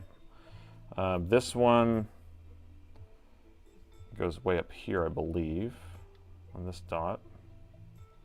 This one, can you even see that? I don't know if you can see that. There, I'll move up just a little bit. All right, this yellow, I need to try to move, but it's like in a weird spot. I think it goes here. Let me make sure I have that right. So 6 is yellow, purple. All right, so yeah, purple's on that one, yellow's on this one. And then my blue one's gonna go over here. I think it's this guy right here. I think it's him. I'm pretty sure. So you guys make that out a little bit? I mean, it's hard. You know what I mean? This is not easy stuff here. Now we're hoping that's correct. We're hoping that's correct. We'll see. Can we do it on the first try? That's the question. So let's get a good views pulled up here. What view were we using for this? Were we doing the overhead? I can't remember now. I think we were doing overhead with the EC pulled up, maybe? Maybe it's this overhead. Yeah, let me pull up the overhead, the EC app. I need to have a view that is just doing the EC flashing, because having to set one up every time drives me crazy.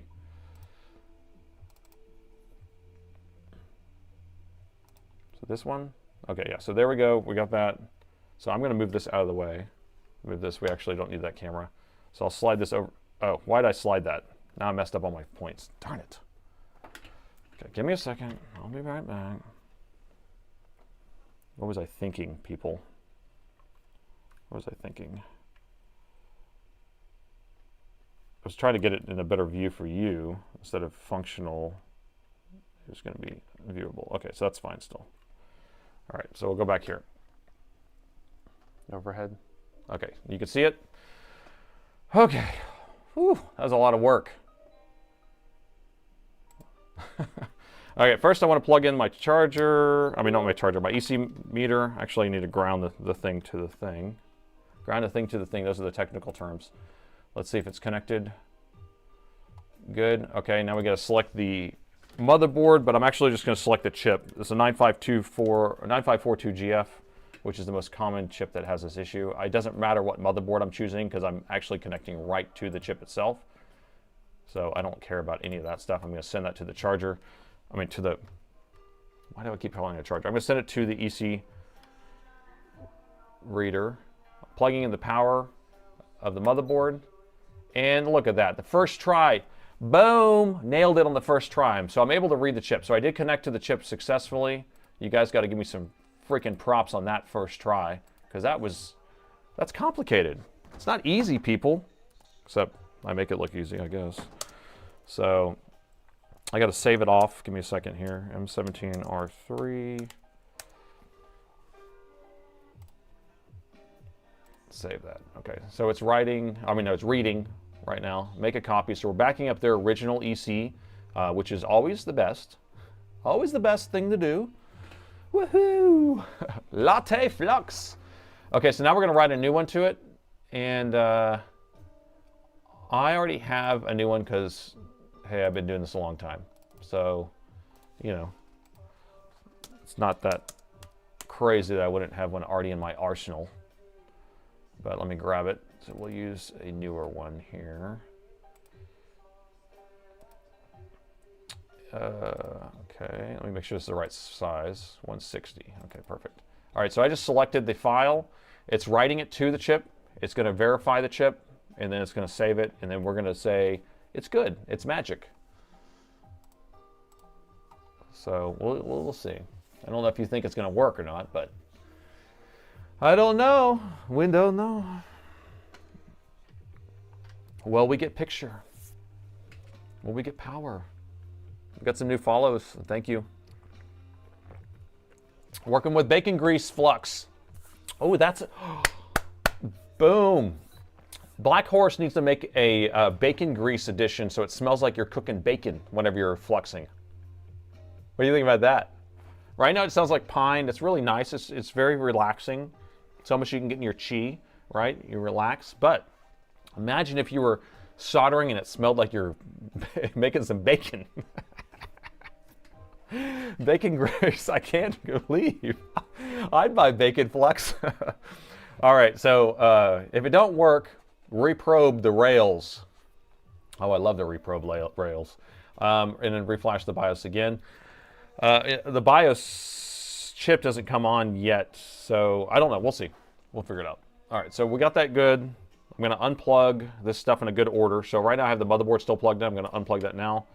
I'm going to unplug the ECU reader. I'm going to unplug each one of these, and I'm very careful with my needle tips because they will bend and break, and they're not cheap.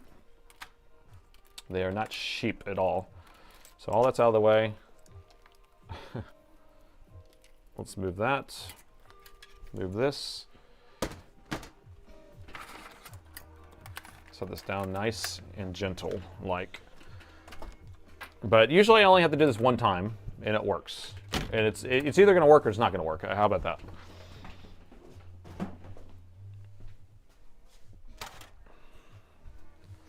Okay, so that's programmed. Okay, we could do another poll, but you can also just press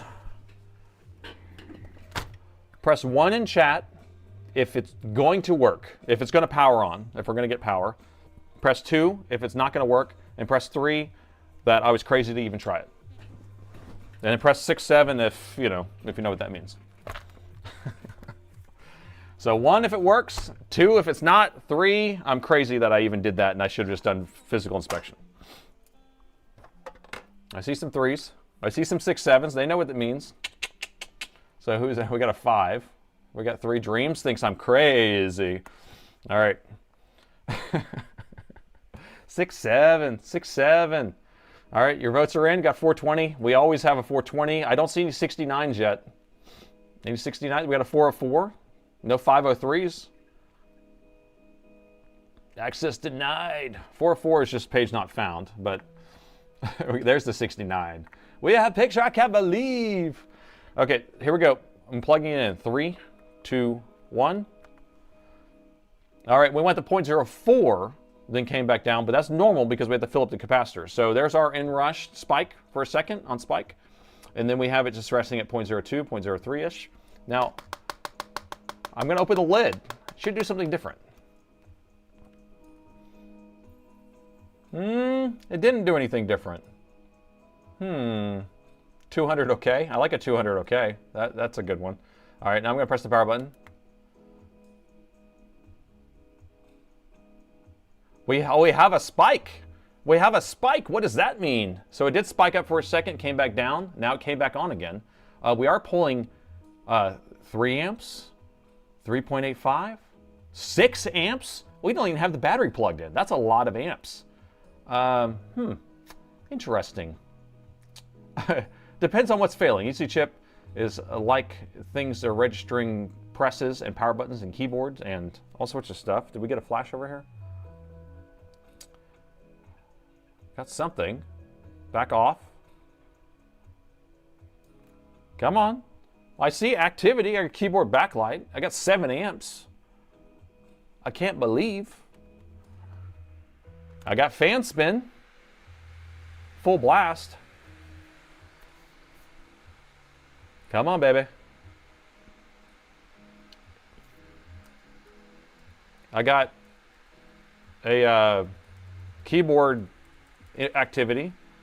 I think I can hear the login screen, and I think I see a clock. There's a clock on the screen. You see it? All right, so we have picture I can't believe, except what I can't believe is that the backlight's burned out. So we have no backlight. The laptop is running. We are booted up to Windows login screen right now. There's a clock on the screen. You can see that the caps lock is running. The fans are on full blast, or pretty high. To me, it almost seems like we have some sort of thermaling issue, thermal paste. Now, we did hit 7 amps, 7.45 amps. You can look at the max on Spike there. We did fix the issue. I'm so not sleepy. They mentioned that the screen did not work. So, oh, did they mention that? Words are hard, people. Come on. Did they really say that? They said that increasing order, old battery needs replacement, okay? Left port is spotty connection and is unreliable, okay? There was no screen output, but connected to monitor just fine. The opposite of what I thought. I thought they were saying no output. Okay, so there is a screen output. Okay, so we got a screen issue. So someone's opened it up and, they didn't play with the battery connector before they unplugged the screen. So you remember, flick that battery connector. GPU is stuck at 300 megahertz. I think we have some sort of thermal issue. I think we have a blown something in the backlight circuit. And I think we have a case of the aftermarket charger issues. Okay. So let's turn this thing back off. I'm just going to unplug it. It's unplugged. ID pin. I think we're okay with the charger now that we have a real charger, but okay. So we have our battery cable unplugged. Just do this flick. You got to do it for 5 seconds. That's a safety check. So once it's unflicked that many times, then we can come mess with the LCD connector. And we're just going to take a look at it, make sure we don't have a rip or anything like that. And then we'll have to pull the board because there's no way to fix the LCD power backlight on this side of the board. Polyfuse. It could be a polyfuse, I guess. But if it's always off, then I feel like it's probably not polyfuse. So I'm going to slide this out and see how easy it comes out. Not too easy. Let me try it again. Sometimes if the connector's bent or on the board, they won't have good connection, but it feels okay. Let's see if there's a mount's broken here. Nope. So I don't think it's an LCD connector issue. There's a fuse there, and there's a fuse here, so we'll go ahead and test those while we're at it. Did you flick the battery connector lately? We should do that as a shirt. That's just an inside joke, though. These inside joke shirts, I don't think sell. I don't think anybody wants these inside jokes. Now, an outside joke. Flux, you are my soda. I'm going to do that shirt. Okay, so we need to put this on continuity mode. Let's see if this fuse is good. Fuse is good, of course, because fuses never break when it comes to backlights. And that fuse is good. So we're going to have to pull it out because the backlight circuit's on the other side of the board that actually powers this, the VDD. Well, it's not going to be a VDD issue, so it's going to be a backlight issue. I don't know. We'll still have to pull the board. We also have to check the heatsink because I feel like it's not working right with that. So let's do that. All right, let me pull the motherboard out. Give me a second here. Properly calibrated fuse. That fuse was fine. It was properly calibrated. Okay, so here we're going to take this board-to-board connector off of here. So if you haven't seen one of these, they're pretty stupid, but they allow you to connect 2 boards together. And 99% of the time when someone messes with this, they don't know that it's very fragile. So let's just make sure we don't have any bent pins on this.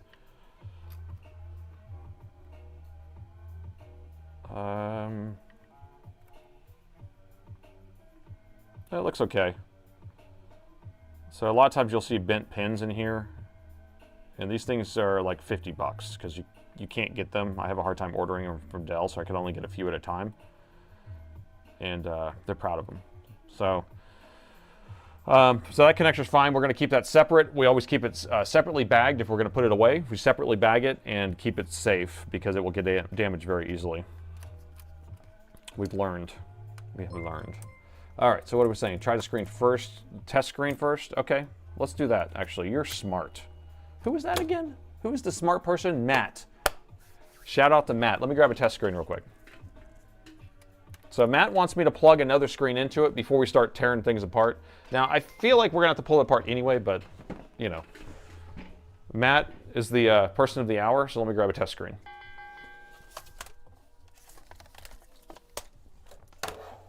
X17, M18, X16. Hold on. Let's see. This looks like one. What is this? Is this the right one? I don't know. I didn't label it. I should label all my screens, people. Good test screen. I didn't say what it is, though. Is this the right one? I should label the screens. Look, this one just says good test screen. Come on. It's pathetic. It's pathetic. It looks like the right one because it has just a Wi-Fi antenna on one side and then the LCD connector on the other side. So let's plug it in. Plug it in, plug it in. Do I need to flick the battery cable? No, because it's already flicked. Resub for 3 months, thank you. Oh, and John just joined the Coolest Fans. Welcome to the Coolest Fans. Yeah, you are Coolest Fan now. All right, so I plugged in the test screen. We are kind of like in a weird orientation, but let's see if we can just tilt it like this. So I'm gonna open it like that. I'm gonna press the power button, shut the lid again.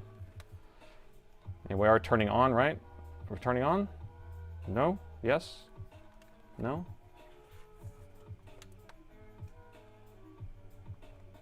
There we go. What's going on here? Okay, there it is. Took a second. Look, it's like a tablet. It's nice. We're gonna go through its little CMOS reset, which these don't really have much of a CMOS reset, but because the EC chip's already programmed. Battery's unplugged because I keep the battery unplugged. Uh-oh, it's not working. I don't see anything here. If we see 7 amps, then we know it's booting up. Fans are going. Can't see anything.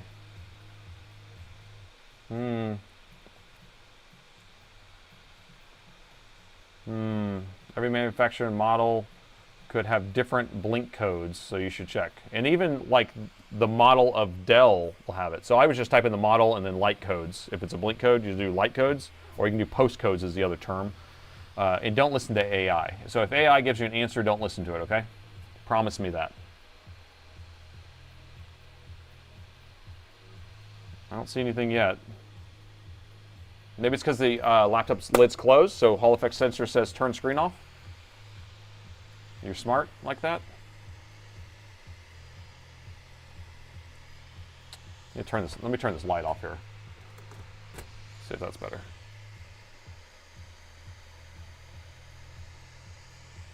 Toggle the monitor on. Oh, man, hold on. Let me just stand this thing up. This is dangerous. We're in a predicament here, people. Can't move this thing. So let me see if my caps lock's running. Okay, caps lock is working. You're just going to have to take my word for it, like LeVar Burton. But you don't have to take my word for it. Reading Rainbow. I can't do anything. Check this out. The screen's not even attached. Oh my gosh. What the heck am I looking? Look at this. Is this the USB port that's flaky? Look how wow, we're discovering all sorts of stuff all at the same time. That looks like a messed up USB port to me. Okay, so that's probably just okay. Multiple things happening. So when I lean this over, the screen fell out of the cover here because I guess the cable wasn't plugged into it. So it was just like, there you go. There's your sign. And then when we were standing it up, we saw that the USB port that they were saying was flaky was actually messed up. So let me plug this back in. Let's try it again. I'm surprised it didn't give us like a 2.7 error or something, but probably did, but we just didn't see it. Flash the BIOS and remove the board. Low on coffee level. I still have half a coffee. I just need to drink it. I'm so busy. I'm a busy bee. Okay, screen is plugged in. Screen is plugged in. Power is plugged in. Let's make this happen. Make it rain. Press the power. So turning on. Waiting for power. Waiting for power. Need IPA in my coffee. That's what I need. Is that Hall effect sensor that sensitive? Why is the power button doing nothing?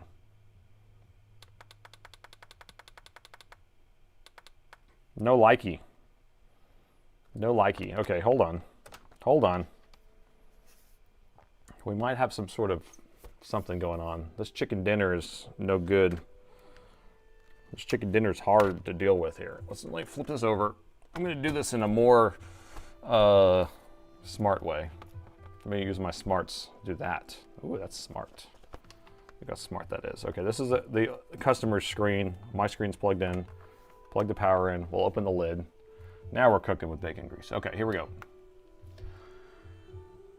Okay, now we got power. So I think that the Hall effect sensor, now Hall effect sensor is just a magnet, sensing magnetism, and if I wasn't opening the lid good enough or high enough, then it was thinking it was shut still when I was trying to just kind of reach my finger in there. Do I see a screen? Do you see a screen? You look closely. Do I need a flashlight or something on that? It's on. You can see the power right there. I don't have Spike's menu up there, but there's Spike. He's running. Added a sign for toothbrush. We should get a toothbrush emote. Okay, the fans are running. Don't see a picture yet. I mean, I can tell you the backlight's not working right now. Can we just fix the backlight, please? Tired of doing this. Ordered power supply for your 15R3 from your site. Now only 2 or 3 remaining. Uh-oh. But I got a real-time inventory, so that's exactly how many I have on the shelf. So that's correcto. Check the video signal. I don't want to check the video signal. I just want to wait for the login screen to show up, and then I can... Wait a minute. What's going on here? We have a blink over here now.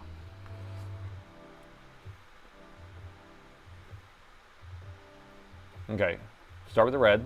1, 2. 1, 2, 3, 4, 5, 6, 7. Okay, that's 2.7, which is a screen not detected issue. But we just plugged the screen in there. Didn't my note say good screen? Whatever. Whatever. Let me find another screen. Get another screen and move on with life, people. Yes, that's what I'm going to do.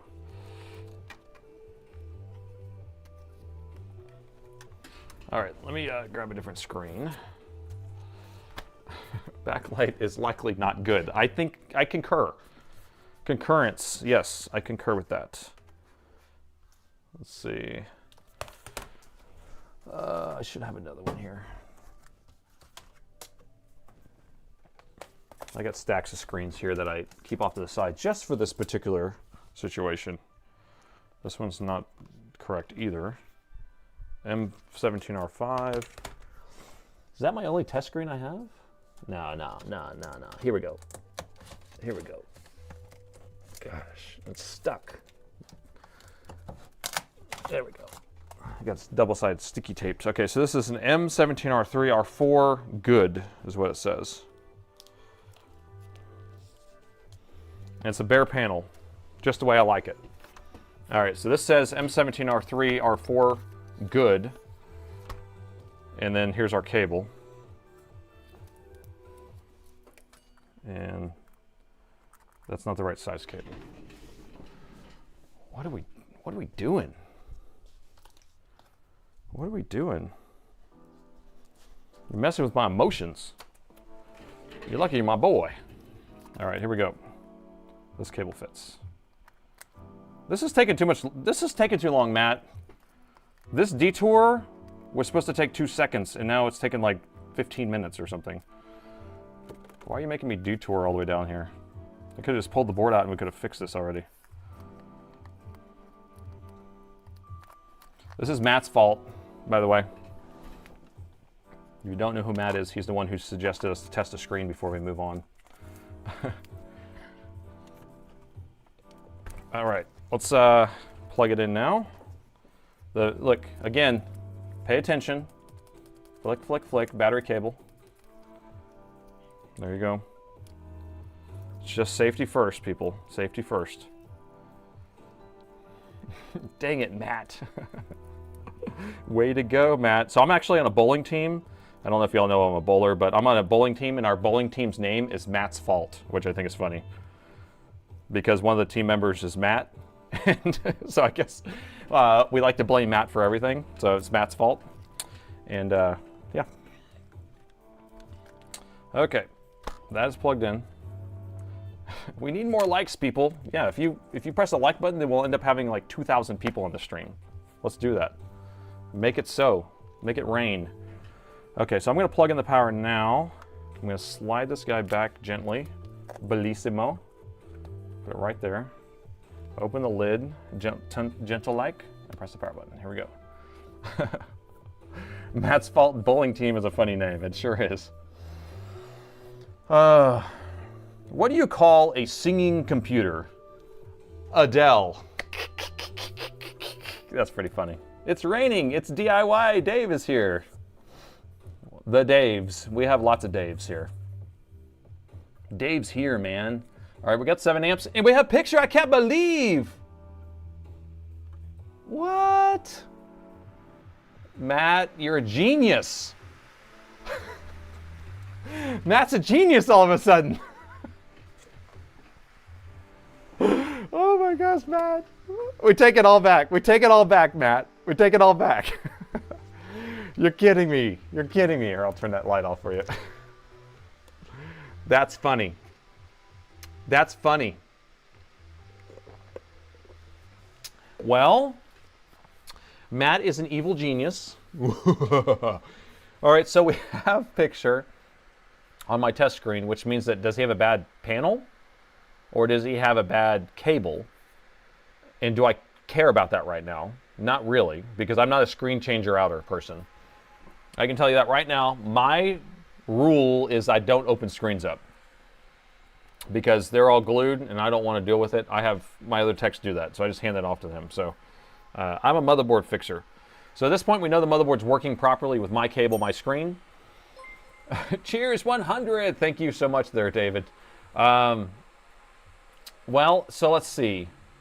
So the screen's bad or the cable's bad. So that's fine. So what's the next thing we're checking? Temperatures, and we're checking to see if CPU clock. So this is his OS, and I don't necessarily want to log into his OS on the stream. So let me switch to my OS, and then we'll do some science inside the OS itself. Okay? So I shut the lid. You see the Hall effect sensor did that? It just turned off the thing on there. So I'm going to move that. Unplug this. The GPU, yeah, the GPU was at 300 megahertz, and I think we have a stupid daughter board issue here. We'll change that out in a second. Okay, battery wasn't plugged in, touchpad wasn't plugged in. So let me plug the touchpad back in. We're going to plug in the battery. I'm going to switch out this SSD with my SSD, my Alienware SSD. That's already ready. Already has drivers. It's already been set up. It's not my Blanche install though. It's not my Golden Girls. I do have Blanche all set up all nice. I have Blanche as a username. She has her glamour shot on there. I like to make my OSs themed after the Golden Girls. This one just happens to be my Alien 11 is what I call it, but what's up with this screw here? Greetings from Germany. Welcome. Oh, that's good enough, club. Okay. Plug that in. So I suspect that we have a thermal issue. What do you think? Do you think that somebody had like added extra thermal pads and the thing's not touching properly or something like that?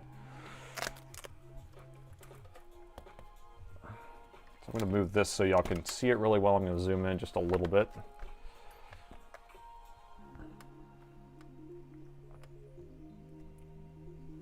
Something like this. Let me move over a little bit more. All right, is that good enough? Let me go more. Okay. Here, I'm going to take Spike's meter off of there. There you go.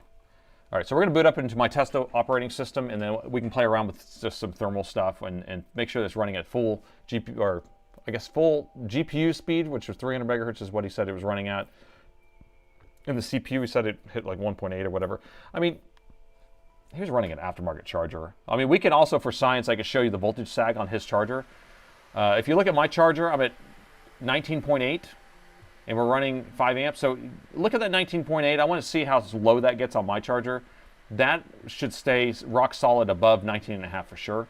I bet his charger probably will drop below 19 even. I better get some bacon thermal grease. Mod, tell him to check the USB port too. Well, the USB port we saw physically bad, so it's going to be on a daughter board. We can change that out. Customer already said he worked on an external monitor, so we know the external monitor is going to work. These bacon-scented thermal pads. Now that's a genius idea. That could be someone can patent that. Or even just thermal thing, like a fresh scented whatever that hooks near your vents, and so whenever it's on, it actually smells good. New bowling name, Matt's a genius. Ooh, I'm gonna tell them. Tell them tomorrow night. That's funny. Oh gosh. Okay, hey man, something is wrong with your screen, man. Something is wrong. Nate, you need to become a one-stop shop for all PC. No, that's too much work. That's too much work. I'm already busy enough with just doing Dell. Imagine having to do everything. You don't want a jack of all trades, master of none working on your stuff. You want a master. You want someone who could say, I saved another laptop. That's what you want. Not I accidentally maybe didn't know what I was doing, so I broke it more. All right, let me make sure all the drivers are installed.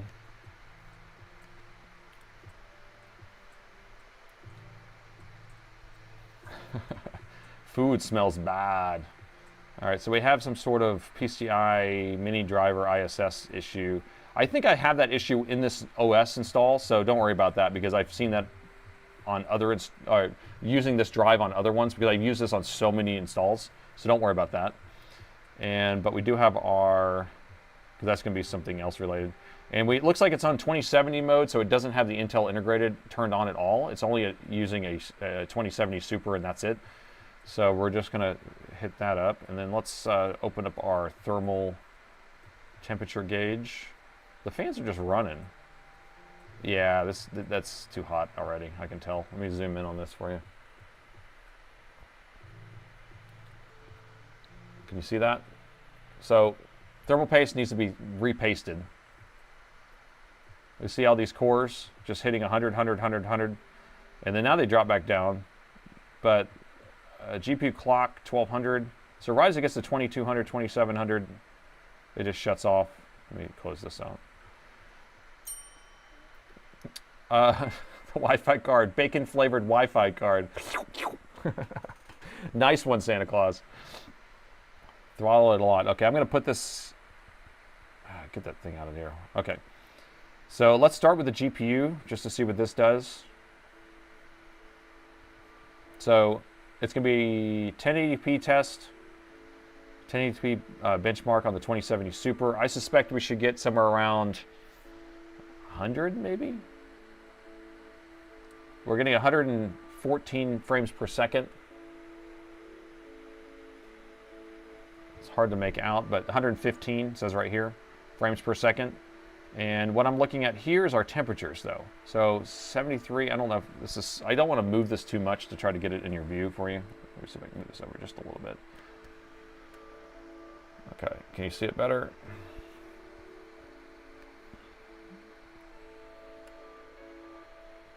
There we go. There we go. All right, so 85, I'm not liking that. 86, this is the hot spot though. I'm going to lift the laptop up just a little bit, make sure we get plenty of airflow under there. 87, 88. I think the fans are probably clogged, and the thermal paste is whack.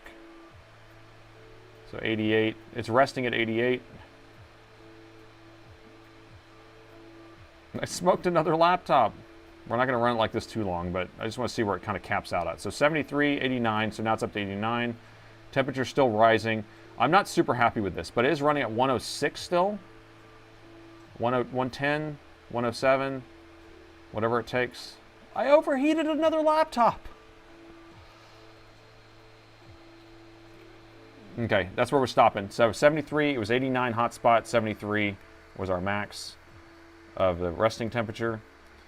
And so let me close that out. We're going to go back to our temperatures. And the temperatures, looks like every single core hit 100, or except for this lazy core. That core right there did not hit 100, but every single core hit 100. So let's open up our Prime 95 now and see what kind of shenanigans we can start with that. I'm not going to run them both simultaneously on this laptop because I can tell that we have some overheating issue. So I don't want to deal with that. So I'm going to put all the cores up on this one side here. Well, let's see if I can get it all lined up for you. Here, I'll put the cores on this side. Okay, so those are all the cores running. This will be our temperature gauge right here. Okay. Is that going to be close enough? I know this is small for you, so that's the only problem I'm trying to do. I'm trying to get it just pretty enough for you. Let's do that. And I can zoom in just a little bit more. All right, capiche? Are we happy with that view? All right, so I haven't started it yet. So I'm about to start Prime 95 right now. So this will actually max out the CPU and RAM to full, okay?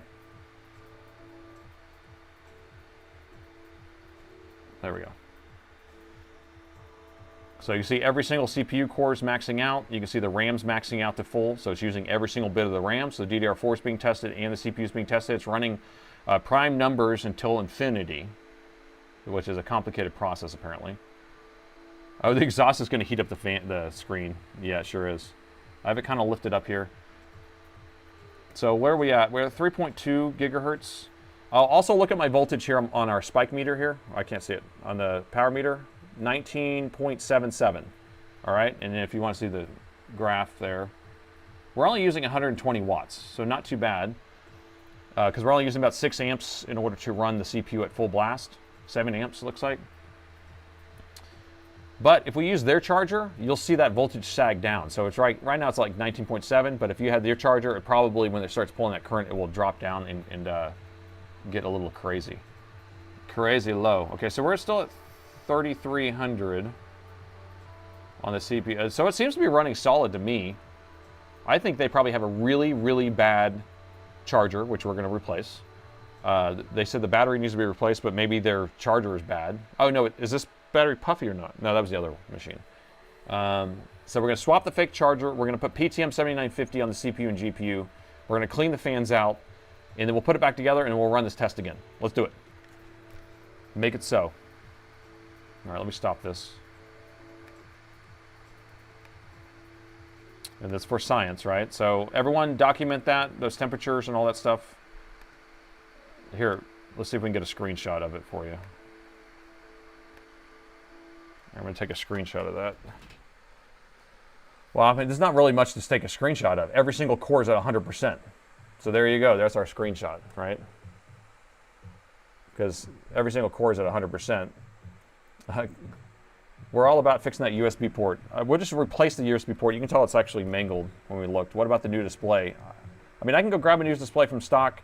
We sell them as complete assemblies, and so we just bolt one on. So we can do that. I mean, I can do everything if you want. Some of the stuff is just like, is less entertaining. So it's all about the entertainment, I guess. So if you want to make this thing like pristine, we can get it all cooling properly. We can go grab a new screen from stock, bolt that thing on here. We can even upgrade them to a higher frequency screen if we wanted to. But usually what I do is at this point, I would call them and say, hey, you know, your screen's bad. This is what it's going to cost for the screen. Do you want to do that? You know, because I don't like to do a lot of work and then tell him this is what we need to do. Because you stop and you diagnose it, figure out what's wrong, and then you go and tell him how much he wants to pay for these parts, and then if he doesn't want to pay, then we'll do it. But I don't like doing things twice. So we'll do PTM on here at least, because that's, you know, I don't charge for that yet. I need to start charging for it probably because it costs a lot. The battery seems fine to me, but we didn't test it. So let me pull this board out, take a couple seconds here. 100 degrees is too hot. It is hot, but these machines are made to hit 100 degrees C. That's like the top, you know, if you're used to desktops, you'll be like, oh, that's freaking hot, man. Because the desktop runs at like 60, and then maybe it goes to like 75, woo! But laptops are actually set to max out at 100, and that's when it thermal throttles. So it's pretty normal for it to hit 100. Now, you don't want it to hit 100 all the time, but it's not like unheard of for it to hit 100.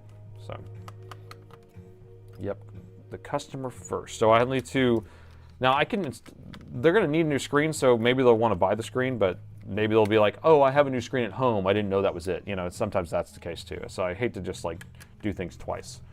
So, but we'll at least make this run right because they're gonna pay the labor regardless. They're already paying the labor. It's a flat rate repair charge. So they're already paying the board repair fee right now. And then that will include me doing all this other stuff too. But temperatures are normal, like 50, 60, not on laptops.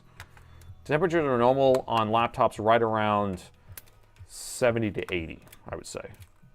Well, I mean, I guess it got down to 50 to 60 when it wasn't doing anything. I guess you can say 50 to 60 now, but I would say more of a normal kind of temperature is 70 to 80s. Okay. And the motherboard is out. All right, so let's see what we're working with and how clogged these fans are. The heatsink feels pretty hot, so it is doing a thermal transfer of some sort, but you know, if they can't get the heat away, then that's an issue. Grab the bacon, 100 degrees. 100 degrees C too, right? So we're cooking right around 212. So that bacon grease would be popping at that point. Be popping. Yeah, the Pro Shot or P Shot or whatever you call it is set at right around 100. Triggers right at 100. Oh, massive fans. Those things are so massive.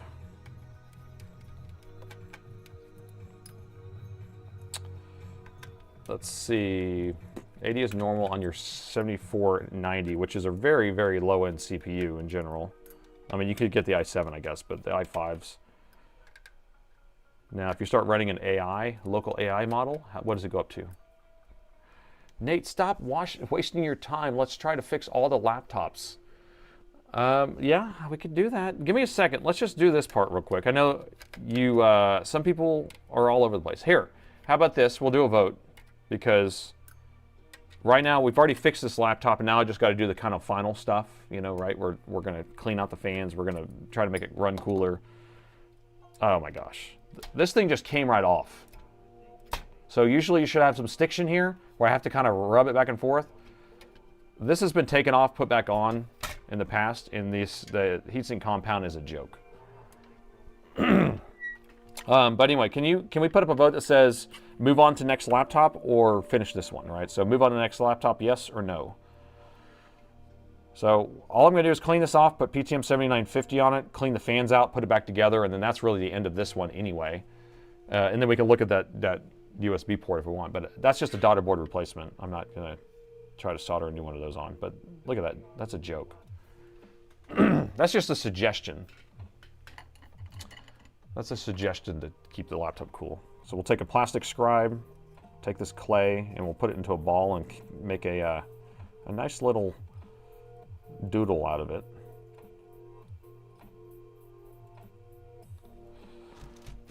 How many watts does the cooling system use? It's not using a bunch. These are fans that are like 12-volt fans, usually at 0.3.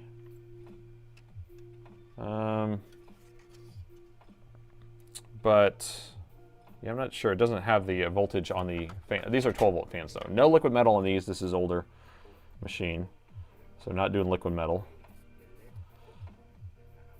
This didn't even have fancy thermal paste either when it came out. Because this is only 2070 Super, which is still a hot machine. I mean, hot chip, you know. Linux plus liquid metal makes 24 to 30 idle? Are you crazy? All right, so we do have a vote up there. So if y'all want to vote to finish this one up or move to the next one, go ahead and do that. And I'll pull up the vote for you. Show the poll. There you go. Move to next laptop? No. So most people are already saying no. So it's not going to take that long to finish this one up anyway. So that's kind of the idea. Are we wasting time? And the unemployment line? Nope, we are not, apparently. All right, so a little isopropyl. Shine this up, wax it. Wax on, wax off. Now I keep getting comments about how I don't shine the chip up enough before I install my PTM and all that stuff. I'm like, what are you guys talking about? I mean, I've never heard this in my life, but maybe I'm not privy to something you guys know. Now, liquid metal, I understand that you have to have a really clean surface in order for the liquid metal to stick to it, but PTM is a phase-changing pad. It's just thermal paste. I mean, I don't understand what you're talking about. So I'll wax it. Oh no, I touched it with my fingers. What are we talking about? Now, someone just tell me I'm a complete idiot for saying what I'm saying, but this doesn't make sense to me. Because I keep getting comments. I mean, that's somebody knows a lot, apparently, when they were telling me the comment. And I've been doing this a long time, but maybe there's something I'm missing. So it says, let's see. Finish pasting, so don't forget. Okay, let's see. Wax on, wax off. I like that. 2 coats of wax, Biff. Love me some Back to the Future.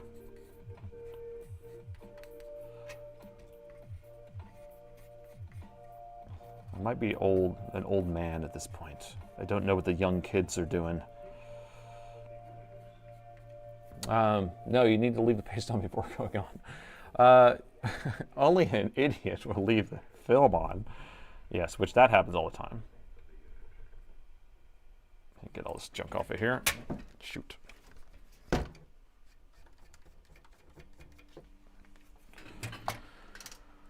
Okay.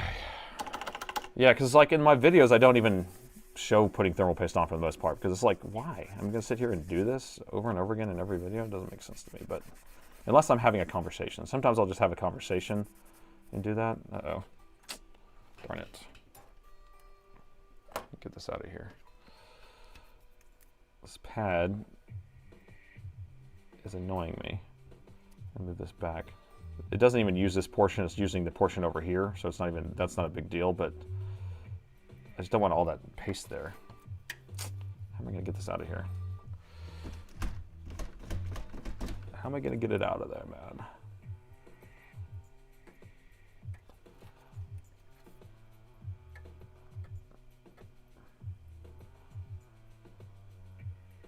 I don't know.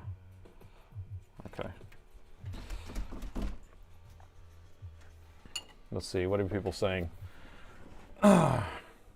Use cheese instead. So nobody's answering my question about the buffing it. Am I supposed to buff it or not? Nate is the doctor. Fix them all. I'm the doc. Doc is in the house. The doc is in the house. Okay, so buff, buff, buff. Biff Tannen says buff it. So we're buffing it. All right, so that's good enough. Let's go ahead and put the PTM on here. We got to clean the fans too. Oh yeah, somebody was talking about also that I'll blow the fans off sometimes when the motherboard's laying out. I don't know. Maybe I do or maybe I don't. I don't know. I'm not making a mess, I can tell you that. Crazy Nate's thermal paste in factory. All right, so I'm already running low on this. It's almost time to order another one of these big giant sheets of PTM 7950, the Honeywell stuff. But I go through a lot of it. And I think I'm gonna have to start charging to get it installed. I've been doing it for free for all the repairs, or just including it, but these sheets cost a lot. I'm trying to find a good spot here. Let's do that spot. So I'm just lining this up. I'm gonna rub my nail on it just to kind of get the shape of the chip. And then I will cut it. So I don't know how much I'll charge. Probably a few bucks, $5 or something, but. Because I have people just send it in just to get the PTM put on, but then I'm not charging them for the PTM, so I just charge them for the labor. And that's still, to do a whole tear down and cleaning and all that stuff can still take quite a bit of time. Perfect buffing, Nate. Perfect buffing. Yeah, I would add a charge. And I think there's so much stuff that I give away for free that I probably should charge. Like even all the chips that I put on. If it's a brand new chip I have to order, I don't end up charging them for it either, and I know I'm paying like sometimes $8 a chip, so I need to do that even. All right, so when I have this on here, I'll zoom in for you. So I have it on here. There's still plastic cover on here. I'm rubbing really good just to make sure it's stuck. And then we'll just peel off this plastic cover. Just gotta grab a side that's gonna come off on. Oh, one of these sides will come off. You can do it. There we go. Oh, almost had it. And now it's off. There you go. Oh no, I touched it with my finger.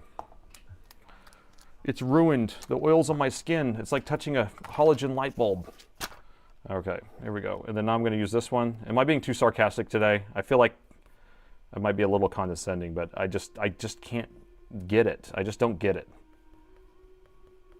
Then sounds like I'm doing something wrong. 5.5 seems reasonable. 5.50, that's a good one. Maybe I'll charge $6.70. $6.70. No more sarcasm now. No, more sarcasm now. Yeah, you have to do the ... No, more sarcasm now. There's a little bit of a snark there, but I like it. Sarcasm will not help you on this quest. You ever play King's Quest? You're not allowed to cuss or you're not allowed to be sarcastic, apparently. Go north. A little bit. Okay. So we got that on there. It's the sarcasm show. I just started using the genuine AliExpress PTM. Oh, really? Temperatures are down 10°C, really, about 10%. It's genuine, quote unquote genuine? Did I see? Yeah, genuine AliExpress. Well, sounds interesting. Love the snark. Love the snark.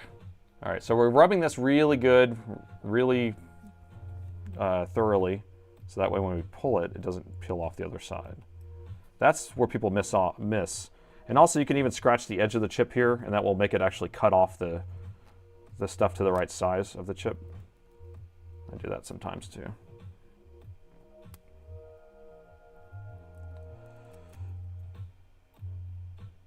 Okay. Boom. Nailed it. Look how beautiful that is. Okay, done. So I'm gonna put the heatsink back on first, and then we're gonna, hold on, let's make sure all this stuff looks good. Okay, we're missing something. Can we see it? Let me close the poll. We have an issue. We have two issues that we need to fix. I rather enjoy the sarcasm. Now, is that being sarcastic? All right, so pay attention here. Can y'all see it? Right there. Okay, here we're going to point out a few things. This is going to flip over like that, so I want you to pay attention to all that. We have memory chips here. We have memory chips here. We have memory chips here. We have VRMs. You can't see it. Let me zoom out. We have a VRM chain here, VRMs here, and then all your coils, VRMs there. So these are fine here. These are fine here. This is for the RAM. That's fine. That's how big it is. It's normal. This one, we're missing a pad for this one. Check the fan. We're going to do the fans last. I want to put this on first before we do the fans. That's how I do it because I don't want to get the stuff everywhere. But I want to get it bolted on first. So we're missing a pad here. It's not there. We have a pad here. I'm okay with that one. A pad here is fine. VRM here. We're missing part of our VRM cooling right there. So those three VRMs are not going to have any cooling, so we need to put a new pad there. That one's fine, that one's fine, that one's fine, that's fine. Okay? So we'll replace this section here, and we'll put a new one there. What do we got? What do we got? Genuine. We have genuine pads, thermal grizzly pads that we can use. So we're going to go with 0.5 millimeters on these. These are 0.5 mils, I believe. Let's see. Yeah, these are 0.5 mil. So that's what I have is a 0.5 mil strip. So we're going to put that right there. I cut that off.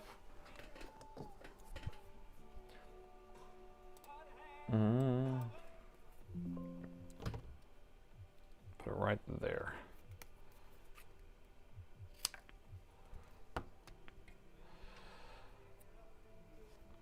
Okay. So I'm just going to put it down onto this instead of putting it up there. That way we know it goes in the right spot. And rub it in really good so it sticks. The backing is still on the CPU. No, I have this, everything's taken off here. It's ready to go. But I'm just that good. That's what it is. All right, so that one's good. Now, this one is a little bit different. I think I can use, I think I need 1 mil on that one. And I'm going to use this other one. Is this my 1/2 mil? This is a 1 mil. Hold on. Here's my 1 mil. I only have one little piece of 1 mil left of this one. I just want to get a whole strip, though. I'm going to replace that entire thing. Give me a second here. No, the sticker. What stickers? Oh, the sticker underneath that? Do you want me to take it off? Really? Now it's going to have a hard time taking that thing back off. The sticker was already there. There's stickers on all of them. It doesn't matter. You think it matters?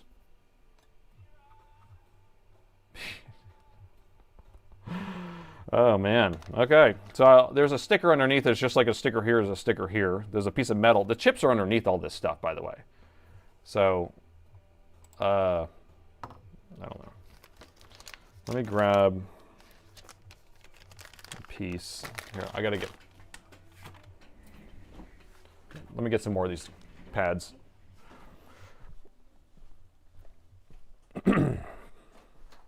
No, the stickers! I'm going to have a hard time getting that thing back up because I've already stuck it there, so I'm not going to take it off. I don't think it's fine. I don't think it matters. All right, here's the pads that go to this. I have like a whole bunch of them just kind of stuck off to the side here. Let me grab one.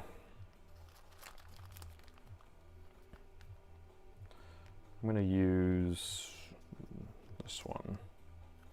What size do we need? This one? I like this putty style. These are like falling apart, so I'm just going to take this whole strip off. Although I don't know which one works better than the others. But I'm pretty sure that's the style I like to use. So let me cut a strip of this.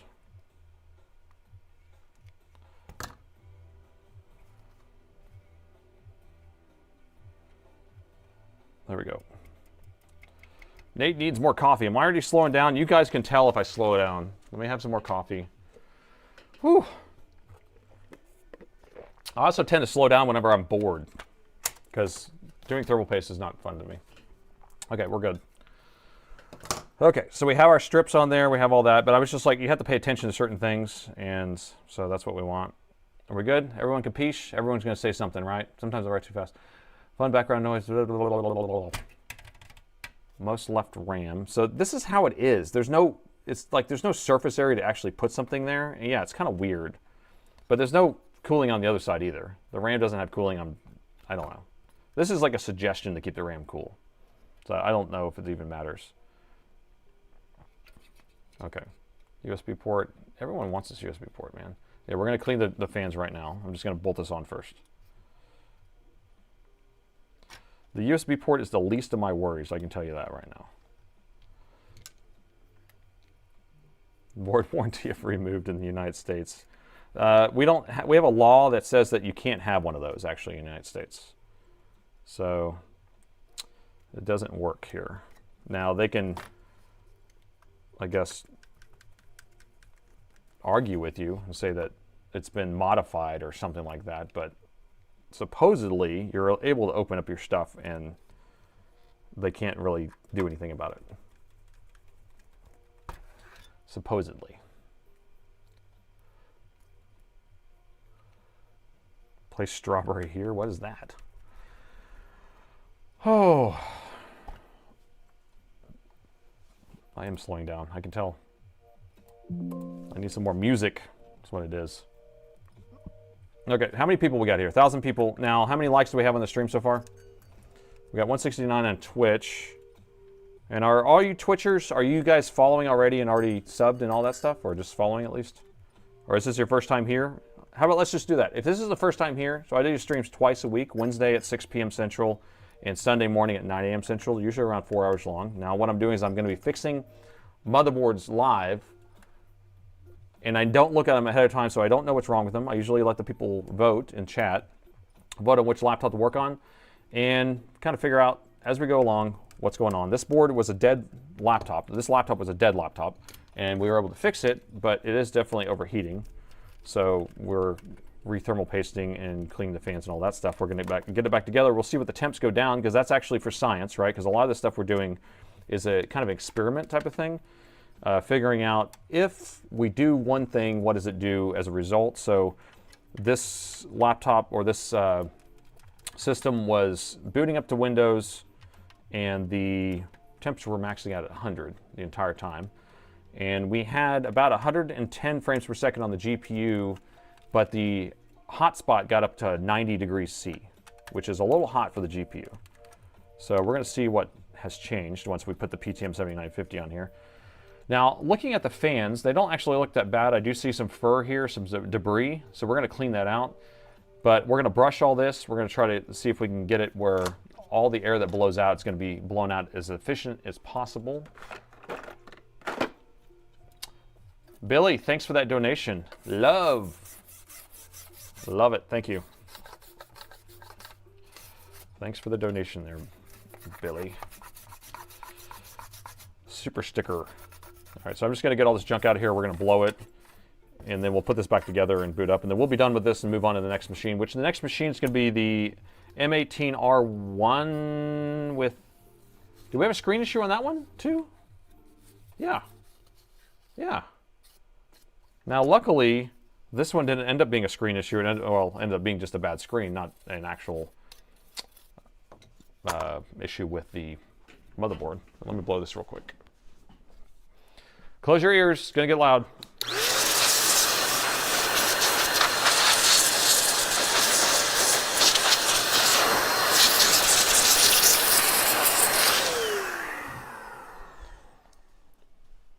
All right, and I'm going to blow their fans out too. Close your ears. Doesn't look that dirty anyway. And then I'm going to blow their computer out too, because their computer actually has some pretty good fugly stuff in it.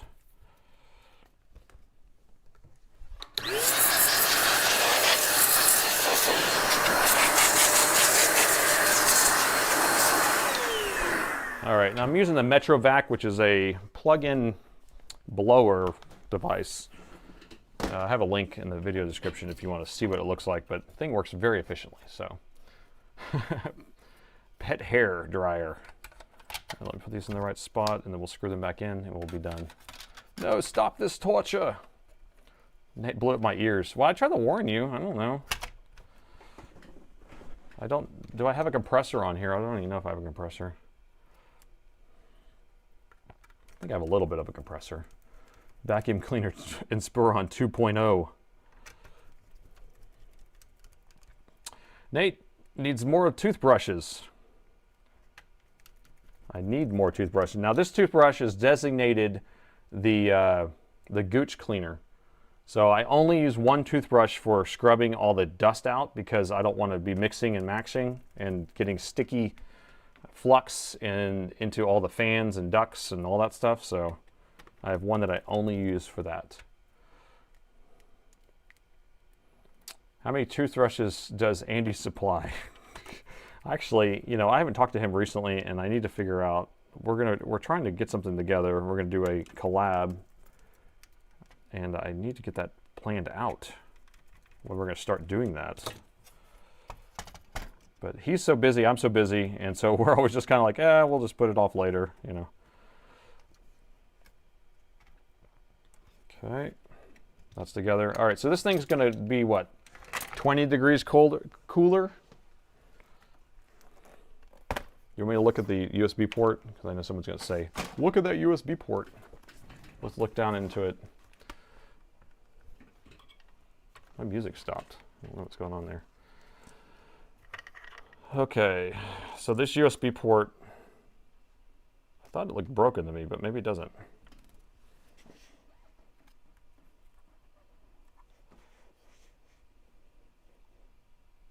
Looks dirty, maybe?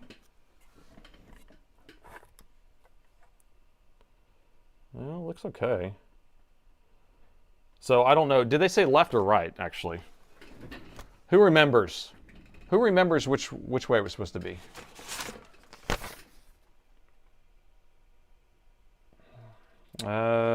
Spotty connection. Left port is spotty connection. That's this one, this side right here. So that's the one with spotty connection. Maybe it needs to be cleaned. I don't know. I don't know. Just replace the USB-A. So we're just going to replace this daughter board, which is like 20 bucks maybe. So I'm going to deal with that on another stream. I'm not worried about it. Got to leave a bit. I'll love to watch the stream later. Good luck. Hey, thanks, Mega. Wish you could donate more, but super slow. You know, you guys are so supportive. I appreciate just even showing up and doing what you do. So yeah, no biggie. Appreciate you. Thank you so much. Everyone's so supportive. Everyone is so supportive. All right, so we're going to get this reinstalled here. And I got to fix the music too because I can't handle it. Send the power toothbrush. Bzzz. I should get a water pick toothbrush that shoots IPA. That'd be fun.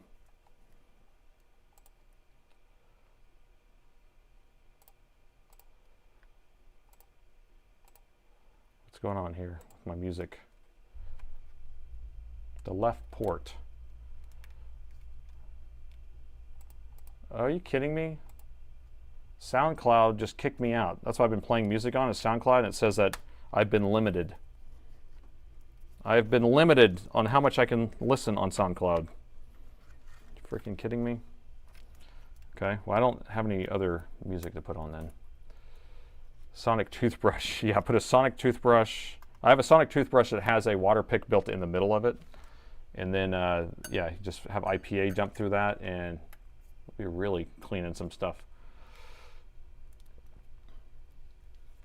How many people don't know that placing your laptop on a pillow is bad? I didn't know it was a thing on SoundCloud. Yeah, I didn't know either. Because I've been using this. This is my brother's SoundCloud that I always play music on. Just playing his playlist that he made. And now it's saying, listen on the go, discover millions of streams, get the app. But it says, why are you limited? Log in. It says, get up to 100 listeners. I don't know. Let me see. Maybe SoundCloud's just down or something. Maybe that's what's going on. All right, so that's on, that's plugged in, plugged in. We're going to use a different screen, or should we plug his screen back in and try it again? Do you think his screen's going to work? Is it real or is it fake? And we're going to go back to his screen just for kicks. Because our screen worked. His screen didn't. We don't know why. I'm going to put our screen back on there in a second. I'm just going to try his screen for a second, just to see. All right. So originally his screen would have a dim backlight, so we're just checking to see if it's going to start working. So the machine is powering on. You can see it's powering on right there. I'm going to go ahead and just try to go in the BIOS so that way it doesn't boot up. You know, I don't have to unplug it, but if we don't get a picture when we go in the BIOS, then we'll know that his screen's still bad. Try his charger, and we'll try his charger. I'm going to plug it through spikes so we can actually see the voltage sag and see how good it is. 13.6 max. Should I reset that? Yeah, let me reset that. There we go. Okay, so I do have the caps lock running, so I think the screen is up and running. I can't see anything.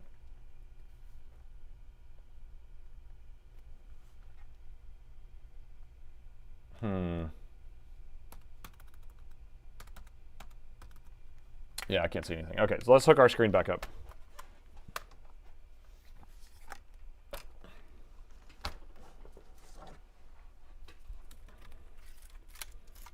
That'd be funny if his screen just started working. That would save me from having to change it out. But okay, battery's plugged in. See that? Do that before you start messing with screens. Ah, yes, Alienware. Screen is not working. It's still not working. But we're back to my screen, which is brand new. Look at this. Best screen in all the land. We'll turn that light back off. There we go.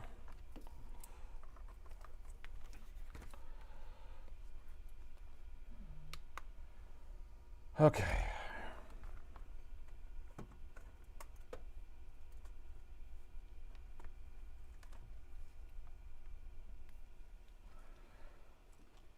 See if we can get a picture. Try to flex cable.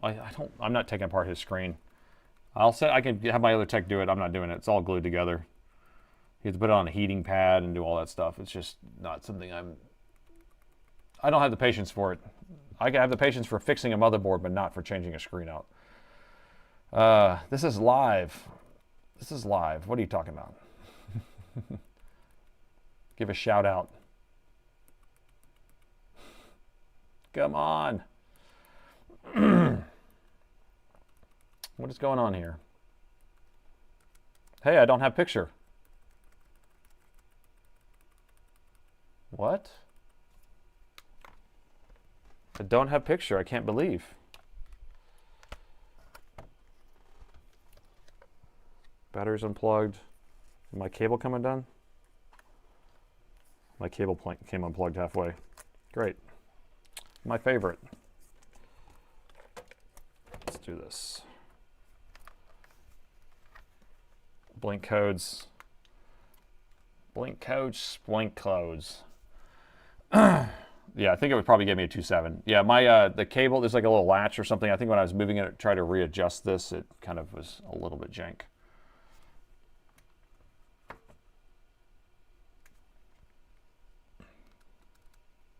Come on. Okay, we have picture. I can't believe. Okay. And let me get it out of manufacturing mode. Let me reset this. Because we reflashed the EC chip, it puts us in a manufacturing mode or engineering mode, so I need to get us out of that. Good, we're out of that. Now, temperature-wise, what do you think? So we're going to boot to our Windows install and see what the temperatures are. The fans aren't on full blast already. I can tell you that. Oh, there they go. Right as I said that. That's funny.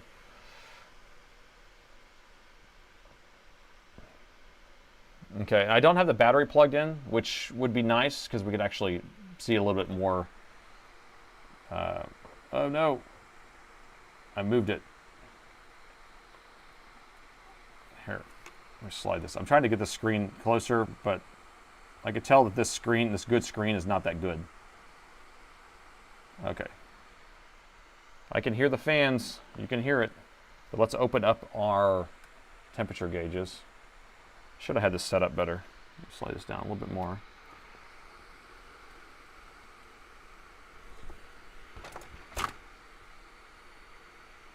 Okay. I'm like moving, I hate moving screens whenever it's barely plugged in. So that's why you're getting all this weird stuff. Okay, so we're in the 60s here. So this might be set to run at full blast all the time. So it might be set as like a power profile at a higher speed, fan speed, because we're only in the 60s here. Haven't hit 100 yet on the CPU. Let's run our GPU test here. And GPU test, we're only at 13 frames per second. I don't have the battery plugged in. So without the battery plugged in, we will not hit full speed. So let me plug in the battery real quick. You see that though? 10 frames per second. Because it uses power sharing and it has to have the battery plugged in also. Let me stop this. Shut the lid.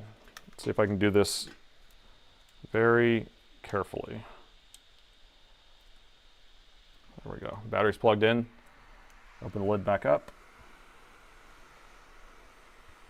I'm trying to give you guys all the scenarios here because we might need a reboot even. Look at that. Because we're still running at 13 frames per second. So let me reboot the whole thing. But You know whenever something's not running at full speed, there's a reason. So I'm going to reboot it. Okay. Now it runs slower that we put PTM on there. Does PTM make it run slower? Wait, you can hear us? We are the fans. Ha ha ha. And I'll actually boot into the BIOS and see if we have the power profile set to high. That would explain the fans. Oh. Battery cannot be identified. We didn't see that before.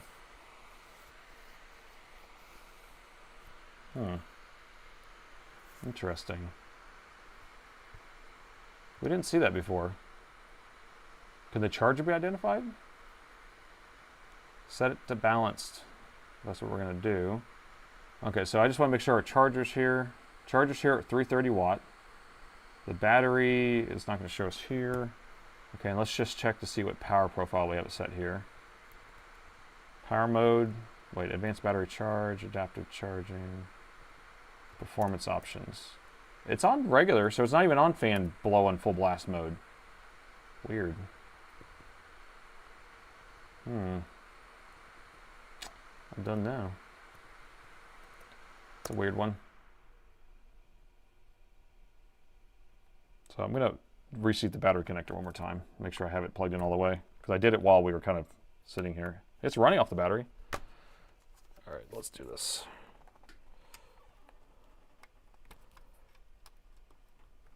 Okay, battery's plugged in. Screen's plugged in. You guys are making me work so hard on this one. The ID pan's fine because if it's a non-Dell charger, it wouldn't detect properly. This is my charger I'm using. Like, we'll boot the diagnostics. And we can actually see what it says. It says non-Dell battery in the BIOS. Oh, I didn't see that. I missed that. Flash proper BIOS from the website. We could try flashing the BIOS again, but I want to make sure we're in his Windows install or else we'll wipe his BitLocker key. Maybe he plugged it in while it was powered. I mean, that's why I was saying, like, maybe just reboot it. That can fix that issue. Oh. Aftermarket battery. The battery looked real, but, you know, I can go grab one of my test batteries. Ah, SoundCloud is back. SoundCloud is back. There we go.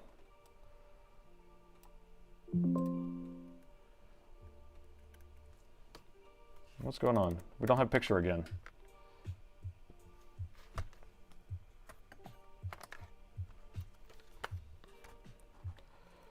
Does he have a messed up connector or something? Because now my screen's not detecting sometimes.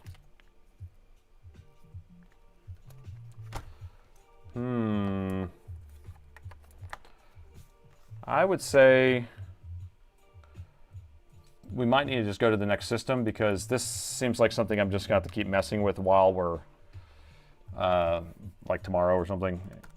Because we have the system working. I know that there's little things going on like the cable's not connecting right. What time is it? It's been 2.5 hours.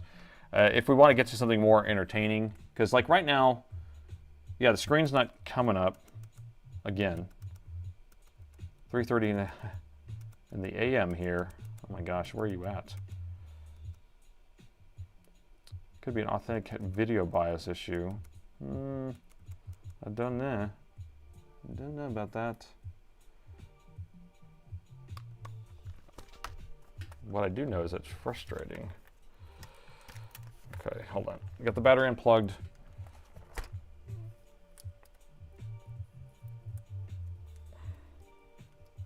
Yeah, it's a little jank. Here, let me press down on this thing here. So what I'm going to do is I'm just going to kind of tighten up their cable by just sliding my tweezers on the back of this, kind of bending it down just a little bit. This should help it connect.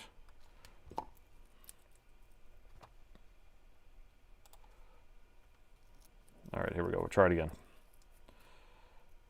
Battery's disconnected. Ah, that was really tight. So if we have an intermittent connection with our screen, then it's probably their screen's probably fine then. You know? Screen side of the LCD was blinking, so we had a blink code over here. Yeah, we'll pay attention to that next time. Because it's probably a 2-7. You get 2 red, 7 blue. You knocked the LCD connection at the end. You saw it. Okay. I trust you. It's Matt's fault. We got to blame Matt on this one. Why are we flatlining? Do we have a screen? No, we're flatlining because we're on the screen that says hit enter to continue. So, do we have no backlight?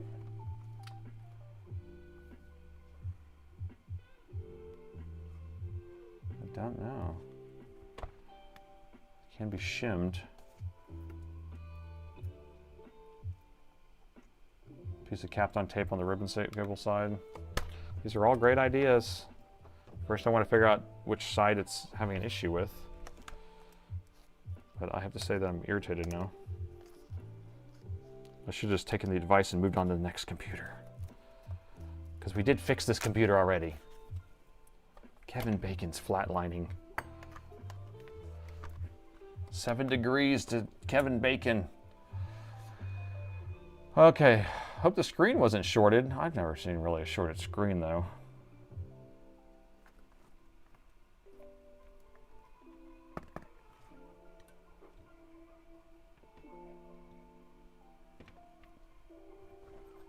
Clean the pins with alcohol. That's a valid thing. Yeah, so we're flatlining right now. So watch. If I just hit enter, I bet the current will change. So keep an eye on the current. 3, 2, 1. I hit power. Enter. I take that back. It will do nothing. 3, 2, 1. It will do nothing. I promise. No. The caps lock is responding. So this thing has to be posting. You saw the Wi-Fi cable get shorted. Is it the Wi-Fi cable?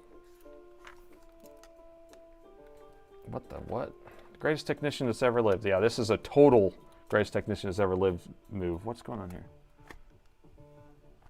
Is it the Hall effect sensor? I've seen that happen.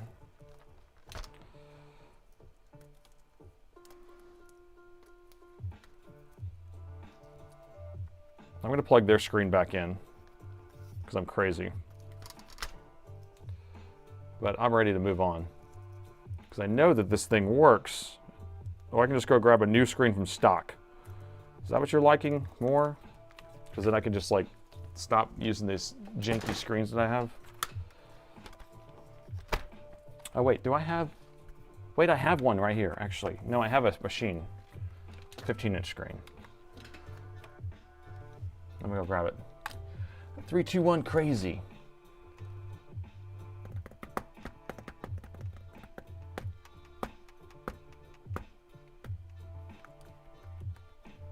Come on, turn on, turn on.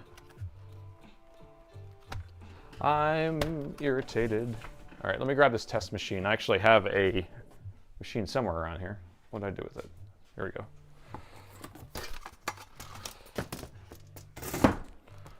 All right, so this is the 15-inch of the same machine. This is a 17-inch, this is a 15-inch. I'm just gonna take this screen and hook it up. Going crazy. Crazy Nate's factory of horror.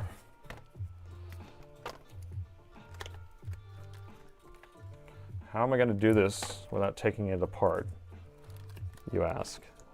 Very crazily. Did you want an external monitor? I'll give you external monitor if you want it.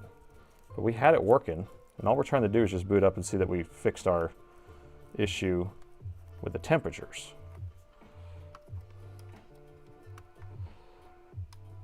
All right, screen's plugged in, battery's plugged in. Let's see if I can get the power plugged in. Power's plugged in. All right, so we have this other computer that's not even hooked up, but it's hooked up. Does that make sense?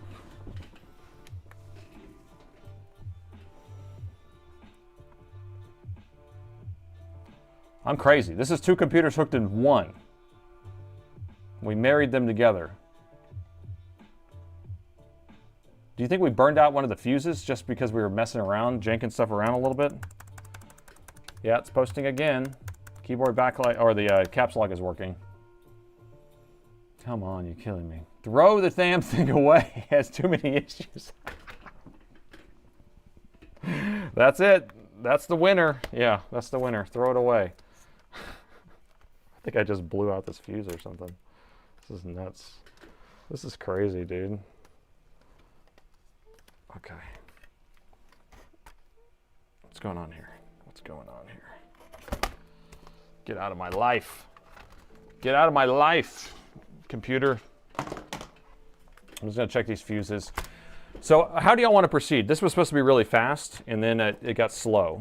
And I'm just gonna check these fuses because what the hey, but I don't know. That's still good. Still good. I mean, we know we have some weird stuff going on here.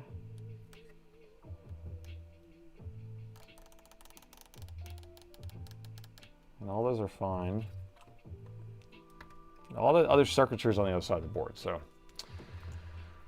Oh, new display. You want new display? I know the other display works fine, though. The screen I just pulled. So, loving a real-world fix. Yes, this is how real-world fixes happen. You do this stuff over and over again, and then you start beating your head against the wall. You're like, wait a minute, it did work, and then it's not working now?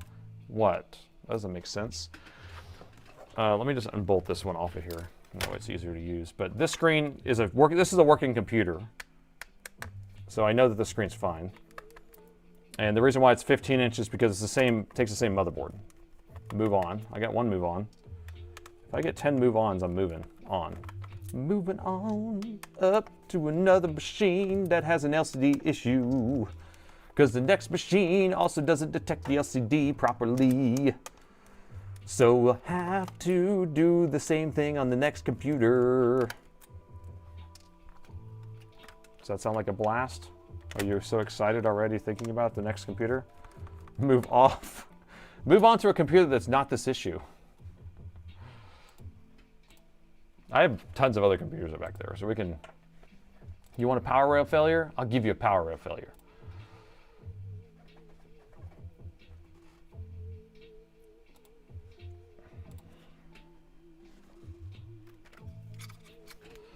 People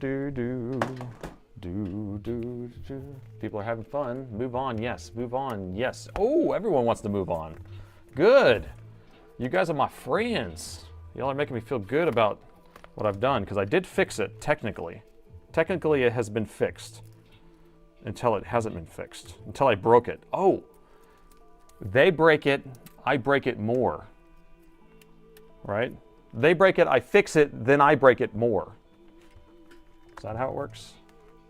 Is it bent? Yeah, maybe it has some sort of bent issue. You know what? No, because it's a backlight issue. But there is a known issue with this machine that, especially if it's set as the CPU or the GPU is the main, there's a crystal oscillator issue on these, and I had to change the crystal oscillator out to get the screen to power up. But you would get a 2.7 error. Yes. So it could be that issue. Could be that issue. All right, 60% say move on, 67% moves on, 6 sevens.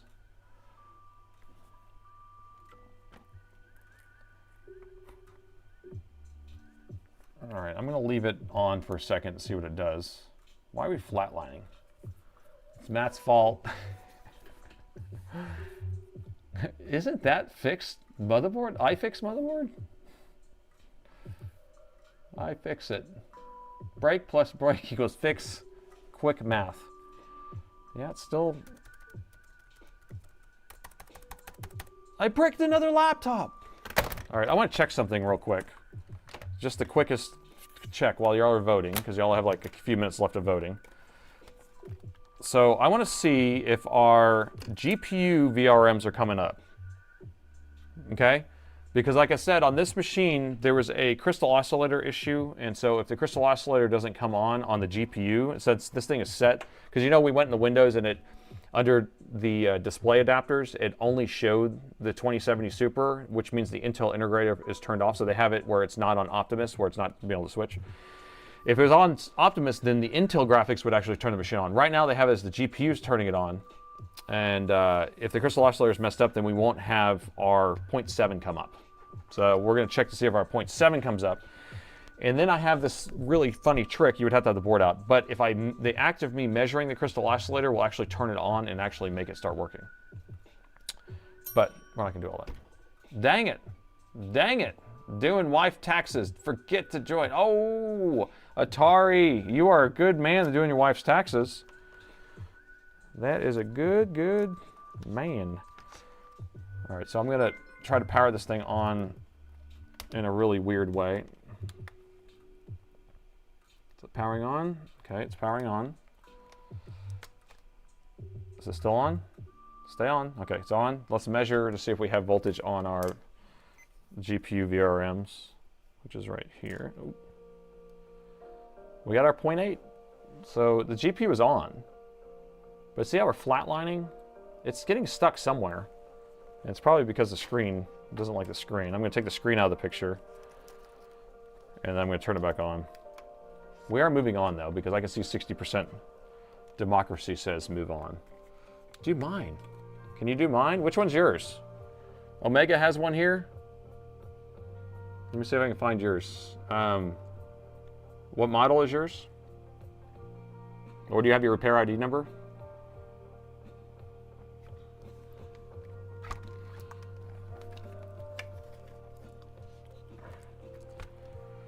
All right, we're looking for a LCD failure. Let's wait for the code. Did it turn off? What's going on here? This board is messed up. Or there's hitting Hall effect sensors, I think. All these Hall effect sensors everywhere. Okay. Oh, lots of taxes.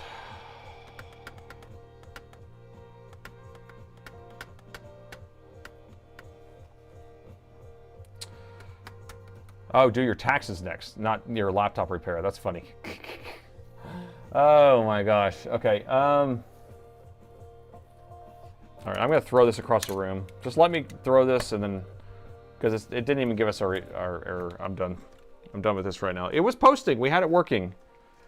But I'll figure out what's going on with it because it probably has a bad screen connector or something like that. I've got to move on to our next one since that's what we have to do. So let me bag this interposer up properly. The board connector, which we don't need. This thing is not required for the machine to run. I'll put that right there.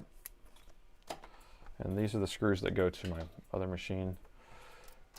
Can you unplug the lid sensor? No, because it's on a, well, it's on the daughter board, I think. But if I unplug the daughter board, I don't have a, it doesn't work right. Shoot. Loose BGA, EC. I don't know if it's an EC issue. I'm thinking connector, LCD connector issue, probably, since we've been moving it around a lot. Or that the LCD power rail is having an issue in general. But I don't know, like we had our screen work and then not work and then our screen work and then not work and then we even switched screens and did all that. Haha, everyone tell Nathan that his sister's trying to say hi. Oh, where is she? There she is. Hey, Daria. Ha ha ha. Daria's my sister. Hello, Dar. How are you doing? Hello, Dar. Aaron, number one on work order will need a new battery. Very good. All right. I will give him a new battery. That's true, because it was having a failure. So you're right. But the battery, I didn't even have plugged in for most of these tests until the end. And so it doesn't need a battery to run. It needed the battery to make it run fast, but you were right. Thanks for that donation there. Okay, let's move on to our next machine because I'm tired of that machine. And we only have an hour left now. We wasted so much time. So much time.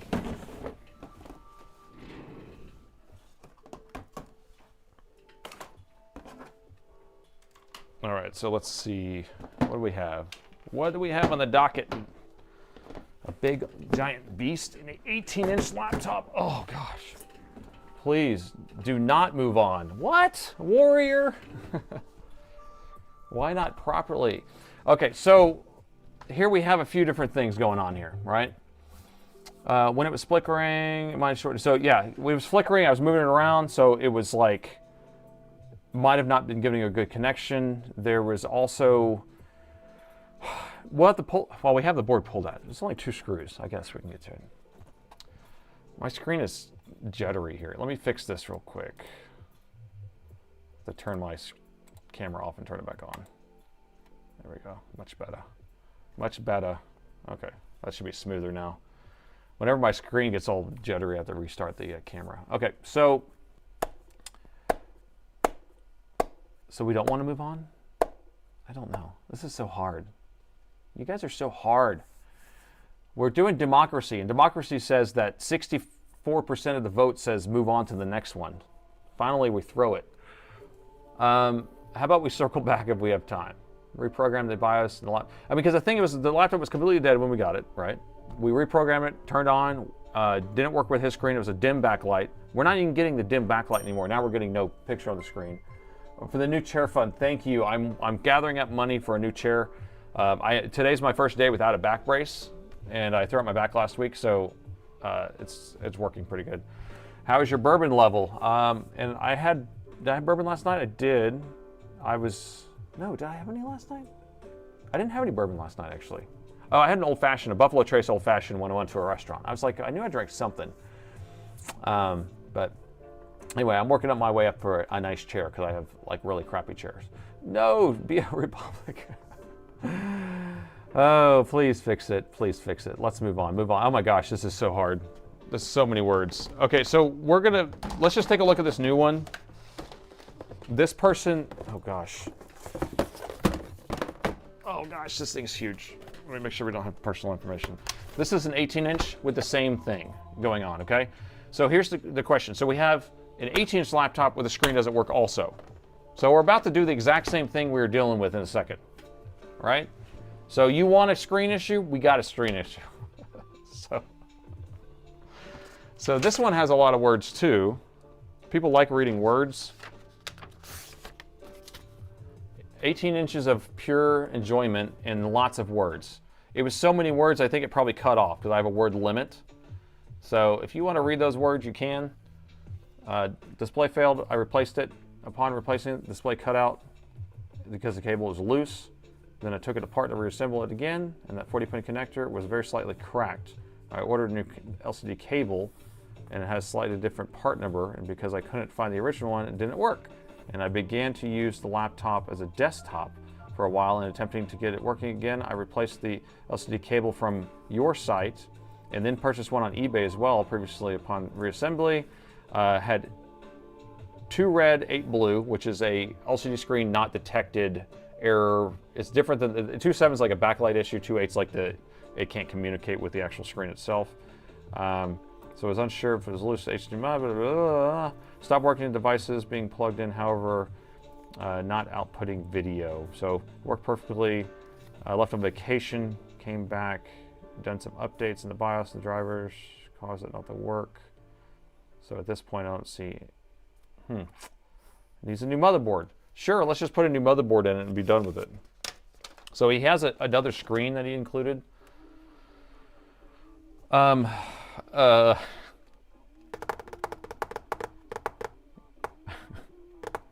Keep it brief. Laptop no work. Laptop no worky. All right, so I'm not even gonna do an intro on this one. I'm not gonna worry about it. New day, new laptop to repair. We got an M18, no worky. That was the briefness. All right, so we're gonna plug it in, see what power we get out of it. We got power spikes up. So it's actually powering on right now. See that? No hands, no hands. I haven't done anything. But you saw the initial spike went up, down, up, and then now it's actually doing an actual boot up process. So this means that probably the battery's unplugged because it's going through a CMOS reset, which these things actually take a couple minutes to do a CMOS reset, but I'll go ahead and open the lid just for fun. So we're looking at about 2.5, 3 minutes in order for this to get through a CMOS reset. And when we know, well, usually 100 watts, we should already be out of it.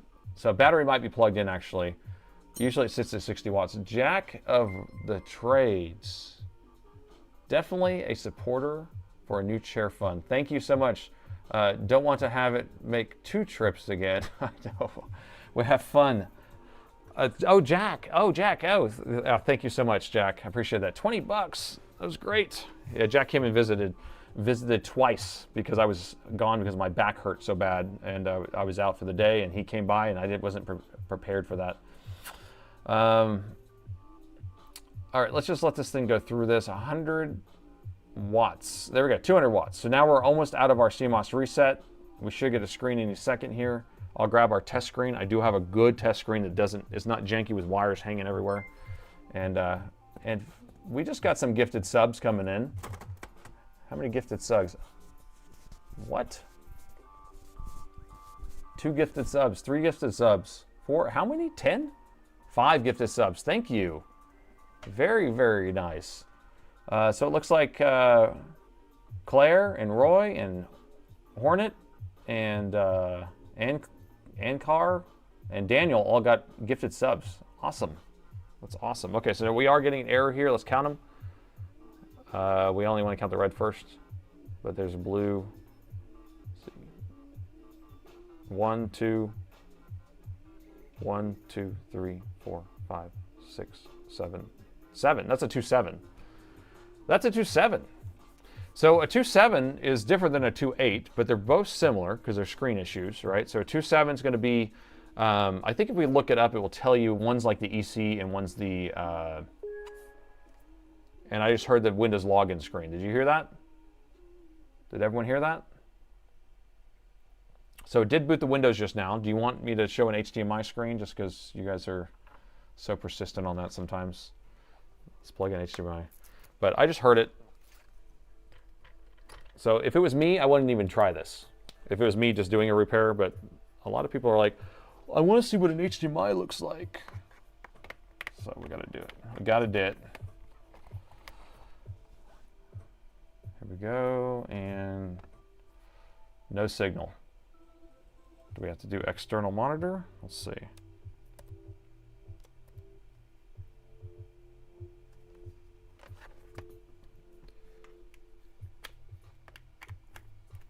Try it again. Nope, no picture, I can't believe. All right, let me reboot this thing.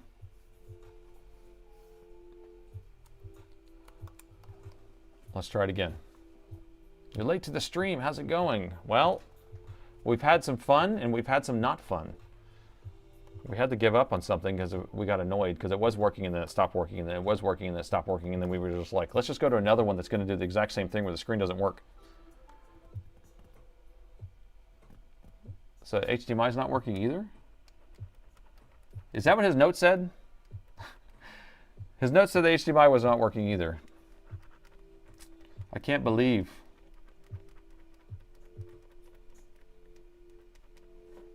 Well, I trust him. I trust his verdict. All right, let's hook a test screen to this and then let's pull the board and fix the backlight circuit or the power circuit. 14 amps, that's a lot of amps. Here, here's the login screen again. So let's try external monitor presses. I'm not seeing that. And then, let's see, what else? Yeah, I'm trying all the keystrokes here to try to turn it on, which is this keystroke here. It's either with FN or without. You can punch it. Reset the BIOS to defaults would be nice. If we can get a screen to come on. I'm going to turn this thing back off. Try F2.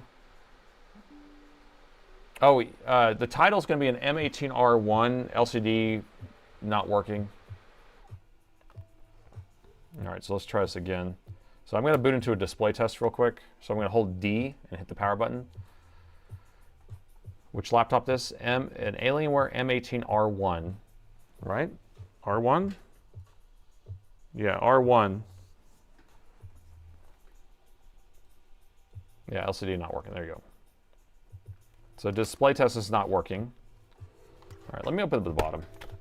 Let's open up the bottom and take a look inside. See. Oh, I need a new bowl. Need a new bowl. And the bottom is already unscrewed, kind of. he disconnected the battery, probably. If it did like a, well, maybe it was actually, why would it come on when you plug in the power if the battery's not plugged in? You would have to do that. You would have to have the battery unplugged. No, the battery's plugged in. Battery's plugged in. Let me take this back cover off too, because I need to get to the LCD connector. Yeah, there's no screws there. Who needs those screws? Where we're going, we don't need back screws. Got a lot of followers today. Okay. Oh, the screws are here though. Customer tried to replace the cable and guess he had an issue. Yeah, because he replaced the cable one time with the wrong part number and it worked for a little while and then stopped. Is that what you said? You guys are better at reading than me, so this is like, you got to keep me sane here. Okay, here we go. There's the note again. Display failed. I should just put a screenshot up in the corner so it's always there. Or have it where it's like you could type in exclamation point what it is, or whatever the, you know, about this laptop, and then it will tell you all about it. That'd be a good idea, huh? Have that preloaded in there, and then you can just kind of like look at what the customer's notes are. All right, has everyone got it?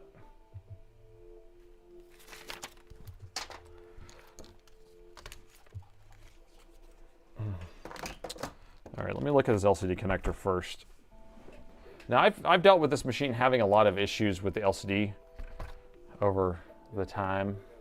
Oh, I plug my this thing back in, whatever it's called, microscope.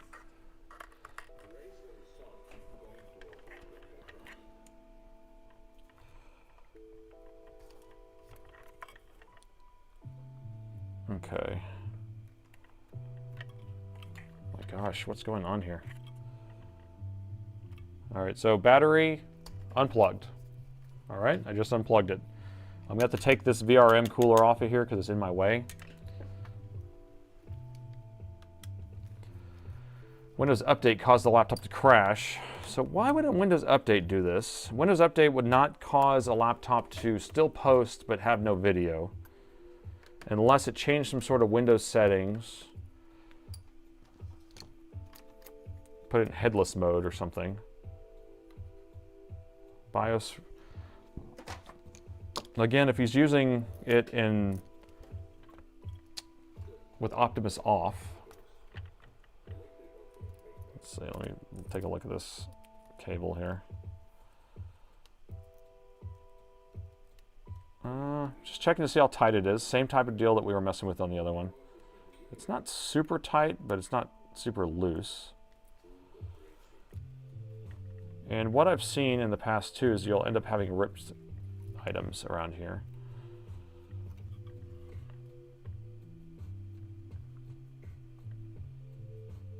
I don't see any ripped components. Like that's these little tiny resistors you would have ripped off here.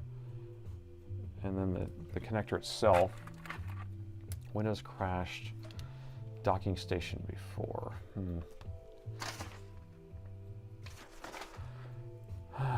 Counted 2.8. You counted 2.8? I just thought it counted 2.7 just now.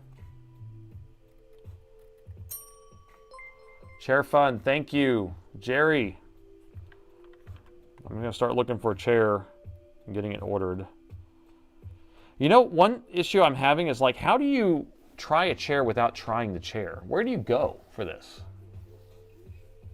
You know, like you can go to Office Depot or something like that, but those are overpriced or not good chairs, right? You just use that for a display floor, just like sit on those and then try it out. The battery is unplugged. Here, I'll flick it for you. Battery's unplugged. Staples, okay. Just go to one of those types of places and then buy it from them, or go buy from some other place. Let me grab my test screen real quick. IKEA? Oh, does IKEA have good chairs though? Because they seem like they'd be cheaper chairs. Oh, let me grab the screen.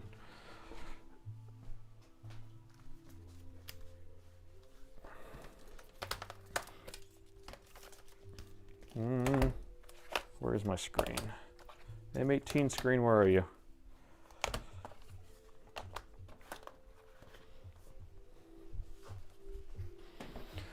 All right, I got the M18 screen. Office Max. Buy it at best price.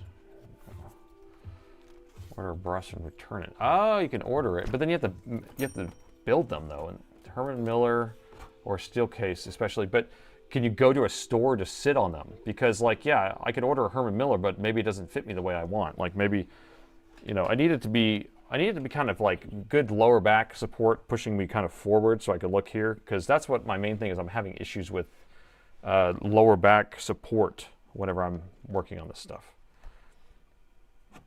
Get a massage chair. Ooh, that's what I'm talking about. What speed do you want? What mode do you want? Batteries unplugged. This is my test screen. I know it works. I use it all the time. American Furniture stores. I don't know if I have one of those. Austin Furniture Outlet. They have a bunch of chairs at Austin Furniture Outlet.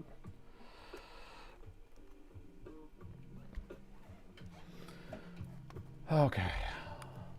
Office Max.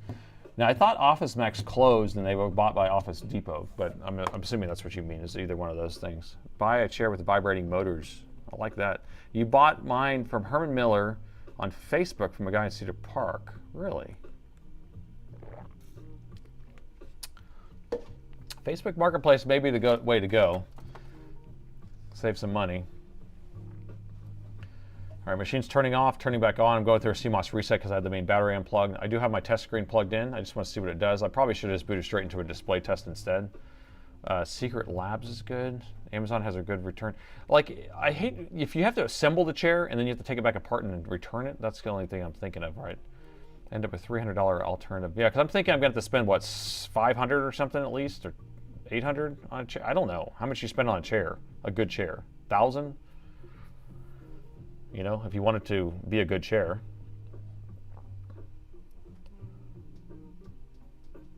Open it and replace the CPU. Yeah, I'll get right on that, JR. Come on, thing. Okay, it's going through its process. $200 at Costco. Oh, we have a Costco membership. Maybe I should try Costco. Does Costco have Herman Millers? So 1,000 to 1,500 new, half is refurb, okay. First time chatter. Hey, thank you, Sloppy, for coming in and chatting. I need comfort and support. Goldwing, not Harley. That's funny. All right, we're flatlining. What are we flatlining on? Look at this flatline again. I hate that. Is it thinking? Because we have caps lock on. And then I hit enter and then it moves on. So it was stuck on a screen. It was telling me that the cap, or that I need to press a button, basically. So screen's not working. Yours was 350. Lazy Boy. Does Lazy Boy make good ones? I'd love to get a Lazy Boy. 4 hands. That's right around the block. Yeah, 4 hands is literally like right around the block from me. Okay, yeah, I can check that out. Which is basically like Restoration Hardware outlet, I think, right?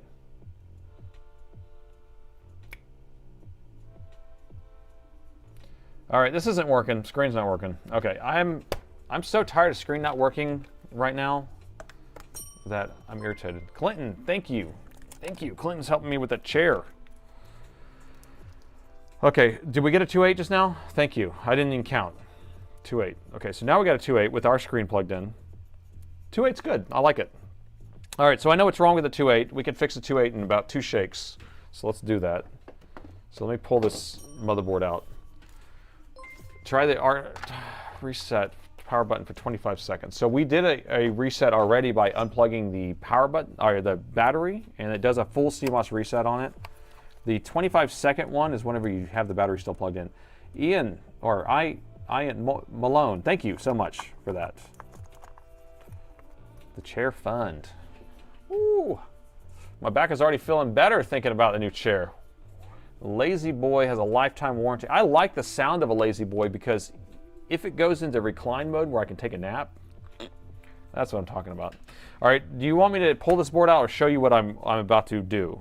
Let me show you. Let me go grab a test board and I'll show you what I mean. What's going on here?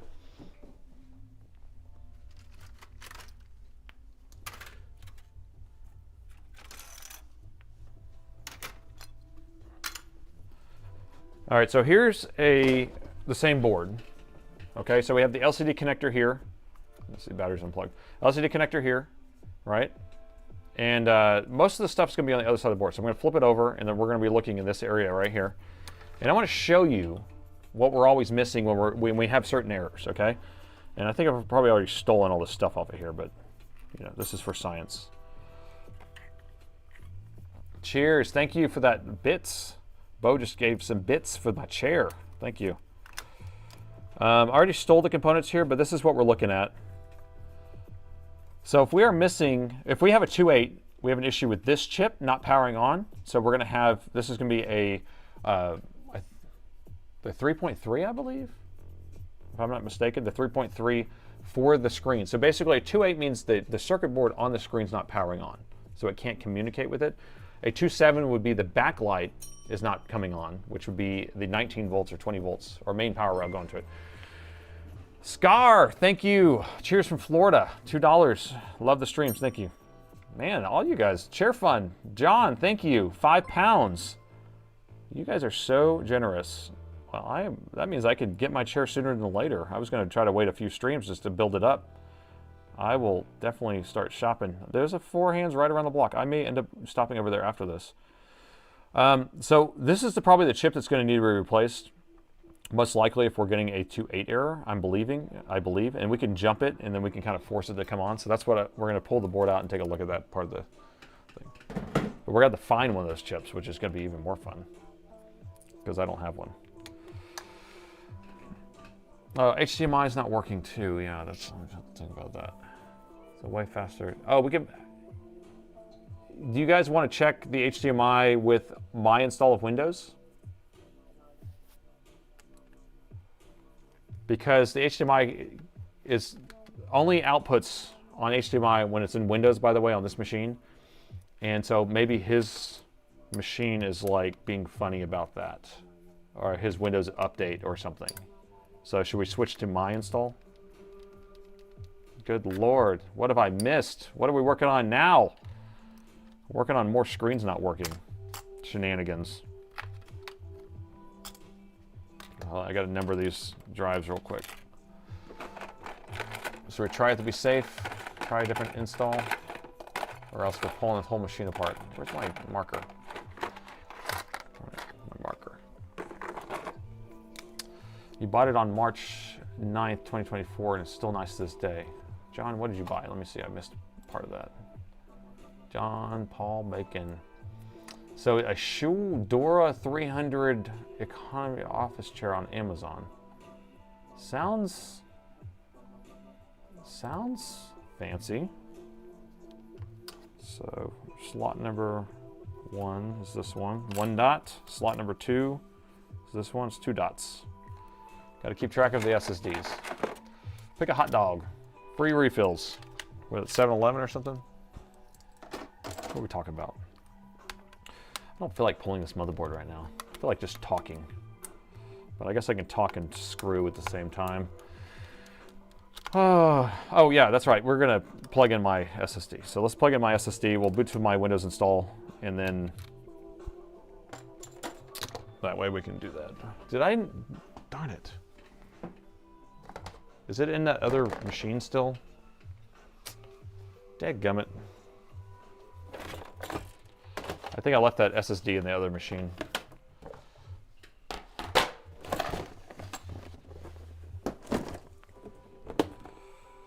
Oh. It starts getting messy in here after a little while of working on this stuff. Okay, let's see. Here's the other machine. No, the SSD's out. Where's it? What'd I do with it? Oh, here it is. There it is.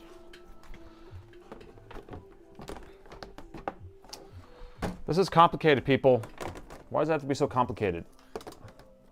Why can't it be easy? Why can't everything be an easy pizza? Or a moist, doughy pizza? Okay, I'm gonna plug the screen back in. Clinton, okay, so Flexi Spot C7, okay. I was looking at Flexi Spots. I was actually gonna try to see if I can get them to sponsor me and then just send me a chair, that'd be nice. C7 Morpher. Okay, I'm gonna mark that one down for sure. Let me just do a screenshot of it or something.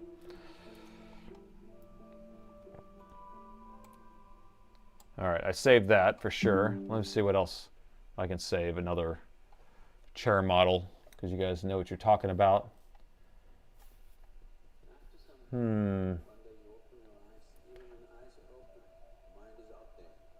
SSD got hacked. It got stolen. It got stoled.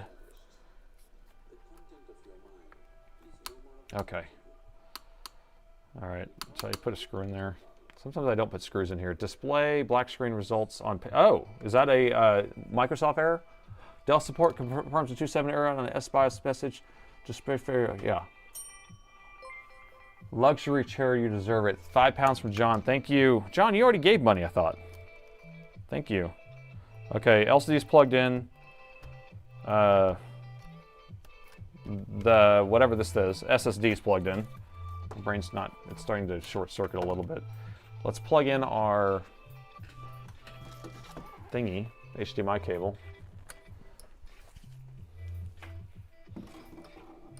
I have a bad back myself, and the best chair I've ever sat in. All right. I like the sound of that. You're selling it.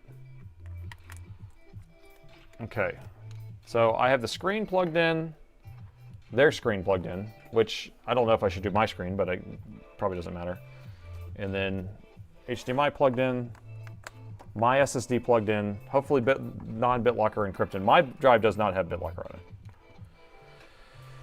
Oh, but I know how to bypass it. Not really. That was luck, people. We got lucky on that one. Robert, Roman wants to send to an email. What's a good email? You send to repairs@parts-people.com. So plural repairs. There are two types of chairs, 24/7, which meant to be used 24/7, 7 days a week, or the former, are built better, or better built. Explain why HDMI would not be working. So on laptops, most of the time, HDMI does not work at post or at boot when you first turn it on. Is this machine? Oh, I need to turn it back on. And they only work in Windows. It's just kind of a weird thing. A lot of times you have it where your HDMI is only active in Windows. So it's not a reliable way of testing in general is using HDMI. So if he has some sort of Windows bug or driver change or something like that after some sort of Windows update that messed up his Windows install that's now telling it where HDMI doesn't work on the output, then my install may change that. That's all it is. Best overall for back pain is a Herman Miller Sail with lumbar. Okay, so Herman Miller Sailor. Here, I'm gonna screenshot that too. Okay. DRM. It's the DRM thing, isn't it? Oh, it could be. Could be.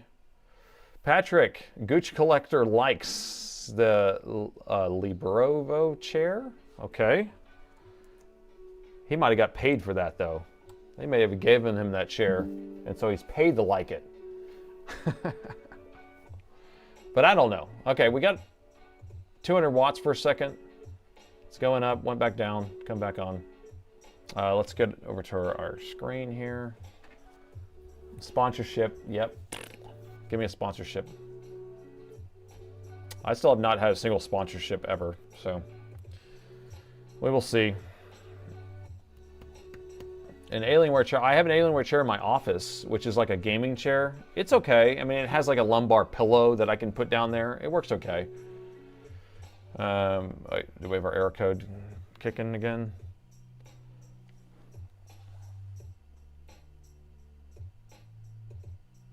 Was that 7 or 8?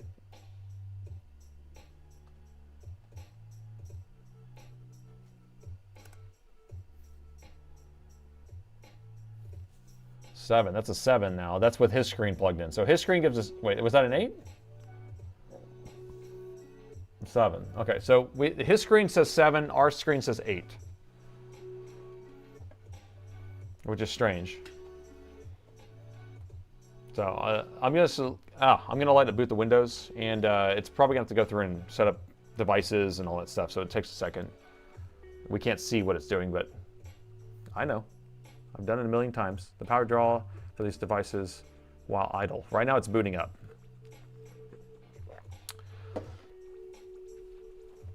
Yeah, I had to hit enter to get past it. So basically it was on a screen that says CMOS reset. Do you want to continue or whatever? And I hit yes, continue. And then now it's booting up and doing this stuff.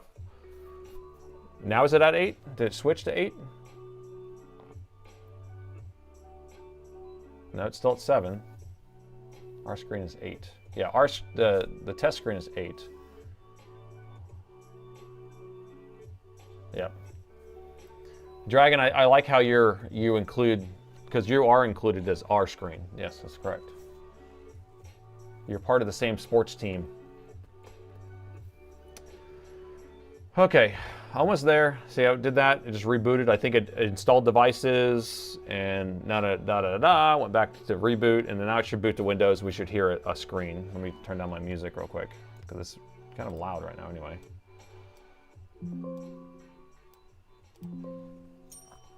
Robert sent email info and repairs. Okay, perfect. Check it when you can. Will do. All the info emails get forwarded over to me eventually whenever my customer service people look at it. So Windows is up. Did you hear it? Darn it. I didn't hear it. No signal still. I got it plugged in, right? Okay, so I'm going to do Windows P. Windows P.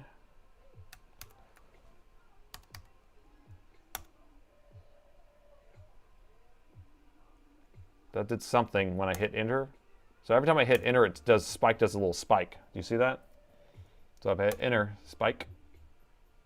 Now I'm going to do Windows P. It should pull up the Windows setting where I can choose which one I want. Display output or input. I don't know. Yeah, we're still having issues. I don't know. So we had, I'm going to shut this. Is it on? Wait a minute.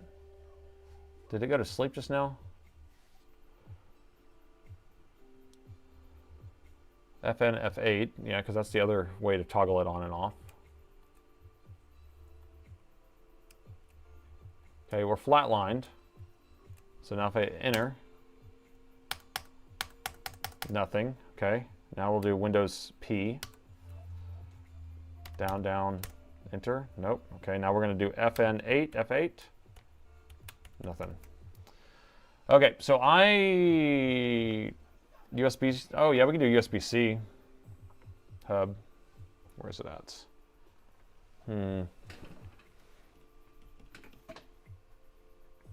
I have a USB-C somewhere. Where'd it go? USB-C.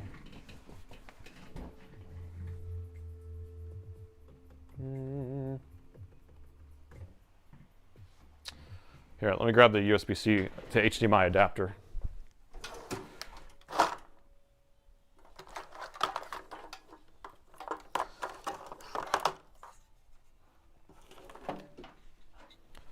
All right, here we go. We have HDMI, USB-C.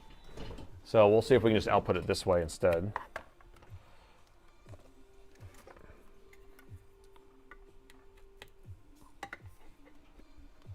If we can get picture, I definitely can't not believe, I can tell you that. Okay, let's see. It's going to install. It says it's running still.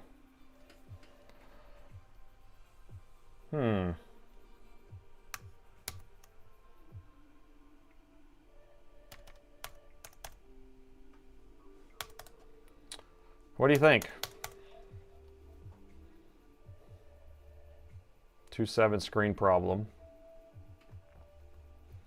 I mean, there's a chance that with his screen plugged in and getting a 2.7 error that it won't even boot past that.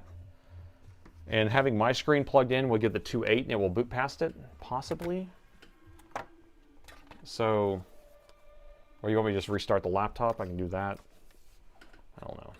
I'm starting to get a little bit irritated with these screen issues here. Faulty Windows Update.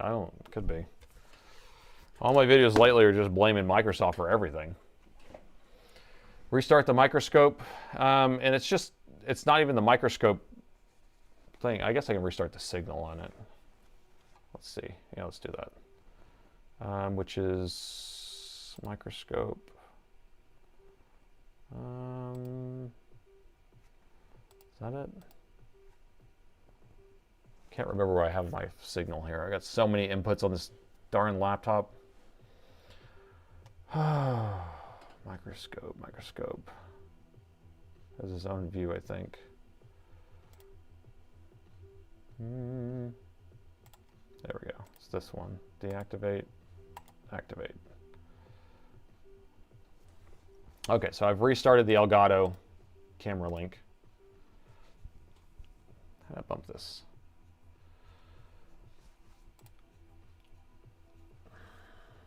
CMOS reset possible. Well, every time I unplug the main battery, it does a CMOS reset, so check the Wi-Fi card. Oh, we're losing everybody. Everyone's leaving because we ain't doing nothing, except for trying to get a screen to come on. Oh, I have an E6520. It's not posting. AJ, you can do it. You can do it. I have faith in you. Thank you, AJ. Super generous. 2.8 fix. We got 2.8 again? No, it's 7. Right? 1, 2, 3, 4, 5, 6, 7. Yeah, it's 7. Okay. I'm still here. David's still here.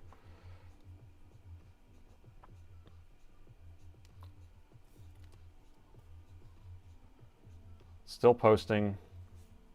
We'll see if we can get past this and boot up the Windows. No, it's definitely booting now. Definitely booting. And we're using the USB-C. Tessa's lurking. Welcome. I'm here to the end. Oh my gosh. Dedicated. Dedicated.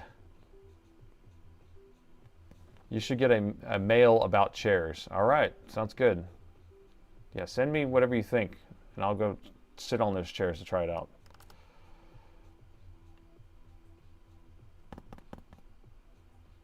Photo friend, 50-50. Ah. Bo, Twitch Prime member. Fight those commercials. Fight those commercials. Come on. This is relentless. Okay. All right, give me a second. I'm going to throw this across the room. Give me a second. I just want to pull the motherboard and actually deal with fixing the screen. I actually don't feel like doing this external monitor jazz anymore. Can I pull the motherboard out now? Let's just fix the darn motherboard. Done with this. Done with this, man. All right, so what I'm going to do is I'm going to go ahead and do what I normally do whenever I have this backlight issue or a 2.8, 2.7 issue. Whatever it takes, I end up pulling the motherboard and I go and I am measuring at that area right there, and we change out the components. It's just like this HDMI external monitor jazz is just a nightmare for me because 99% of the time, or maybe 90% of the time, I can never get the external monitor to work right anyway, so that's why I don't trust it. It's an untrustable thing. We're not doing desktop repair, we're doing laptop repair. Now, if we're on a machine that only has integrated graphics, I can see it working more often. But whenever you have a machine that has discrete graphics, it's hit and miss with getting an external monitor. So, no, you may not. About the E6520 question, we do have a Discord, or JFix has a Discord that you can type in exclamation Discord. I don't have the bandwidth to answer your questions right now while I'm doing a repair. I appreciate the question, but I can't answer that. Now, at the end, whenever we do questions and answers or whatever, just chatting at the end of the segment, I can do a little bit of answering of that stuff, but the best place to point it to would be our exclamation point Discord. All right. Connect another screen. No! Not going back to the other screen. Not going to do it. We know the screen doesn't work. But it could make it boot the Windows properly. I don't know. I mean, for all I know, it's booting the Windows login, and I just can't see it, and then the sound driver's not installed, and so it's not making sound. For all I know, you know what I mean? This is the issue we're having. We're reading our spike power meter there, but that's all we know. We don't know if it's actually doing anything more. We're going on, folks. We're doing it. We're going to make this thing work. We're going to get picture, and we're going to be excited. And we have 20 minutes to do it in, because I want to be able to hang out for a second afterwards. And yeah, I'm going to go look at chairs after this. And I will report back. I think it's going to be exciting to sit in a nice chair. Very exciting. Michael for the computer chair. Thank you, Michael. Man, you guys are so generous. Nothing but the best. Okay, did we get it? We got 2 screws back here I know we have to take out. A larger single fan. No automatic switch to external monitor. I mean, I'm telling you, it's so weird. Yeah, it's especially with the USB-C. If you were going to try to do it through USB-C, HDMI is a little more automatic, but still, it's not a desktop. Dude, I tried the other day to make a strawberry banana smoothie so I can drink something while enjoying the stream, and now it tastes like nothing more than chemicals and bananas. I'm laughing my ass off. Wow, that's tastes like flux.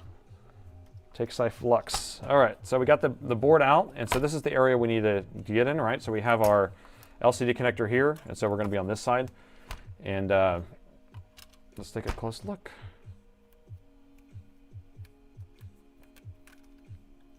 We have a Hype Train level 1 running on Twitch, so that means that we can see if we can get to a Hype Train number 2. That's going to be, we're trying to get new subs and new followers as much as possible during this time. And I have applied for Twitch Partner now, which is actually going to be pretty interesting. If I'm able to get Twitch Partner, we're going to be on the home page of Twitch one of these times. But you have to qualify for it, so they will give me an answer soon. All right, so I got to plug the microscope back in, or else y'all can't see anything. All right, so this is the area. Hold on. Okay, so this is the area we're looking at. Now I'm going to have to turn the thing back on. We're going to have to plug a screen in. And this is when we'll plug our test screen in, but I need a DC jack. Let me see if I can just take his DC jack.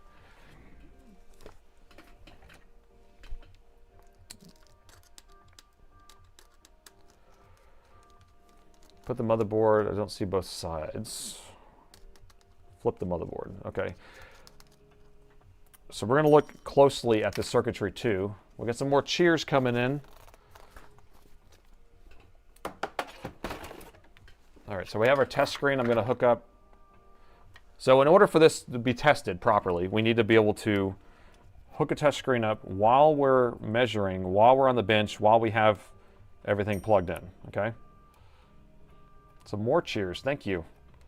NF smoothie, oh no. The NF dot smoothie. You forgot the dot, oh, you have the dot. You have the dot. NF dot smoothie. Okay. So now I will plug this in. For the new chair, 10 pounds, real, thank you so much. Another one, again. Super nice, thank you. All right, so now we're back on. So CMOS resets in play, so that means we're not gonna have all of our voltages yet because the thing's coming on, but I just wanna see what voltages we have here. We have 3.2 live there, and we have 3.2 there, which actually means that we have our signals that I would suspect would be missing over here. What about this fuse over here? This is a backlight fuse. Ooh. Do we have our 20 volts here? 19? Not yet. So we'll wait for 20 volts to show up right here. I have a feeling this is blown. So I'm going to wait for it to come on. So y'all keep an eye there. We're at 0.03. It's a 0, it should be 0 ohms. Fuse not blown. These are working, right? So we got 3.3, 3.3. Oh, y'all can't see that, darn it. Right there. I'm going to turn this. So we have 3.3, 3.3, 3.3, 3.3, 3. Okay, so all that's working. This is a fuse over here, though. We should have 20 volts on one side. Okay, so there we go. We got 19.5 on this side, and we got nothing on this side. So this isn't working. So if we do the magic, which is this is called the properly calibrated tweezer. Now, oh, it's sparking. Well, that didn't work. Let's replace that fuse. There actually is a blown fuse, people. There's actually a blown fuse. I was trying to just bridge it, but it was just sparking too much. Let me just put a new one on real quick and be done with that. Oh my gosh. All right. I'm going to have to take a bathroom break in a second too. I can feel it. Maybe I got 20 minutes. I can wait. All right, so we're going to do this. We're not even going to put air on. We're just going to raw dog this. So I have it unplugged. I could tweezer this if we wanted. Might be easier to tweezer it. Yeah, maybe I'll tweezer it. Short downstream. Oh, so you want to measure that? That might be smart. Someone might be using some real smarts. We do have something blown, right? So we did get our 20 volts on that side, but we didn't get it on that side. So let's make sure that we don't have a short on this side. And there is no short on this side. It's just blue at some point. Okay. But you know what's strange is that this is the backlight. Okay. Now, why was, and that would be a 2.7 error. So why were we getting a 2.8 error when my screen was plugged in? Which my screen's plugged in right now. I don't know. I don't know the answer to that. Let's see if I can get this off of here. Okay, off of there.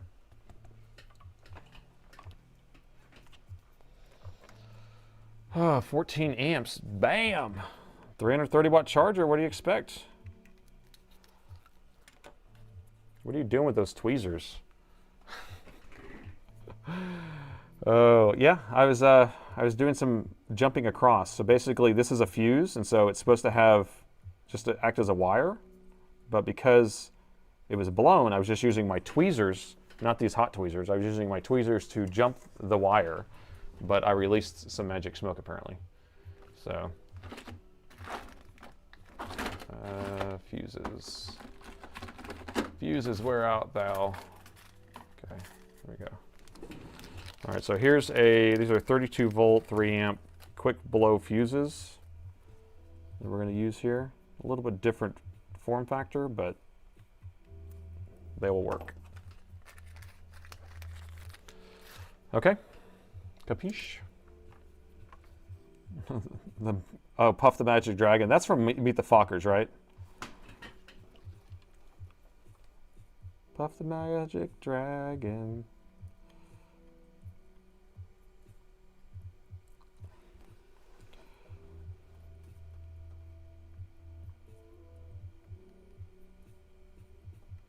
Come on, Bubba.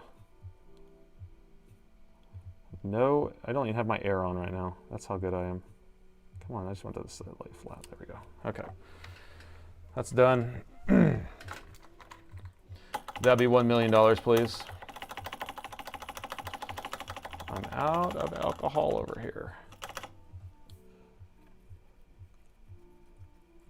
You know how long it took? Like, if this was just a regular repair, people, this board would have been pulled. I would have found that. I would have changed it. But you send me down these like side trails, like let's plug in an HDMI monitor and stuff. I'm like, I don't plug in HDMI monitors. That's not what I do. That's not my existence. I don't do that usually. I don't like it. It's my fault. I listen to chat. I'm going to blame Matt. It's Matt's fault that I plugged in an HDMI monitor. Okay, is this going to work now? So it's plugged in. It's turning on. Does that look proper? It looks, I have a lot of solder on that thing. That's why I like hot air better. So we have 20 volts on both sides. All right, I'll make that look prettier later. I'm not going to worry about it right this second. Okay, here we go. Oh, let's just sit back and chill, bro. It will take a few minutes for this to pop up. Okay, Meet the Fockers. I was right. Puff the Magic Dragon. You just like loved listening to that. That was such a good movie.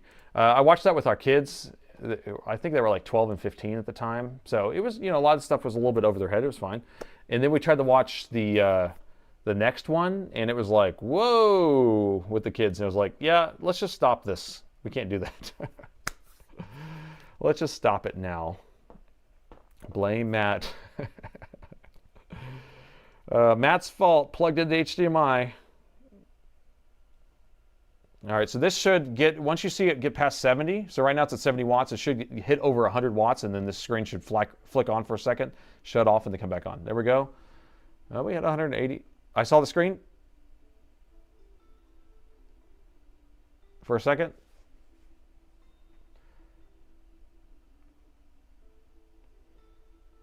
For a second. Okay. We got a picture! I can't believe! All right, so we resolved the screen issue. Now, does his screen work is the question, or is his screen going to re-blow it out? Because he's been changing cables out. He might have some mangled wire in there or something. Or did he do it? Did he do it? So, he blew a fuse. It's very rare that that happens, but let's just plug his machine back, or put it back into his machine, and we'll test it. Oh, put it back in. Are you guys impressed? Was that the most impressive repair you've ever seen in your life? I'm so impressed. That's some diagnosing skills right there.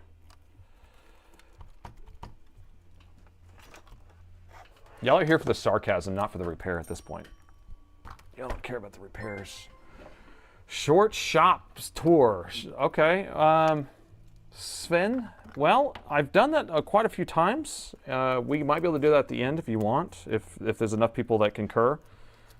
We can do a little walk around like we've done before in the past. Or at least, I mean, if you just want to see this area, we can do that. I've walked around the warehouse, walked around the store before, shown my museum off. I have a little museum of old laptops. But if you want like to see my more of equipments type of stuff, we can do that too. But I got 15 minutes before I go home. I do a 4-hour stream. That's it. It's Sunday. I got family. I got kids. That's a beefy heatsink. Yeah, and I'm going to end up rethermal pasting and doing all that. So all the repairs that come in, I always take apart the fans, clean them all out, rethermal paste, do the full job. So I just don't show that on these repairs in the lives. Live stream chair picking. That'd be pretty funny. I'll take my phone with me over to Four Hands and then start sitting in chairs and asking people's questions.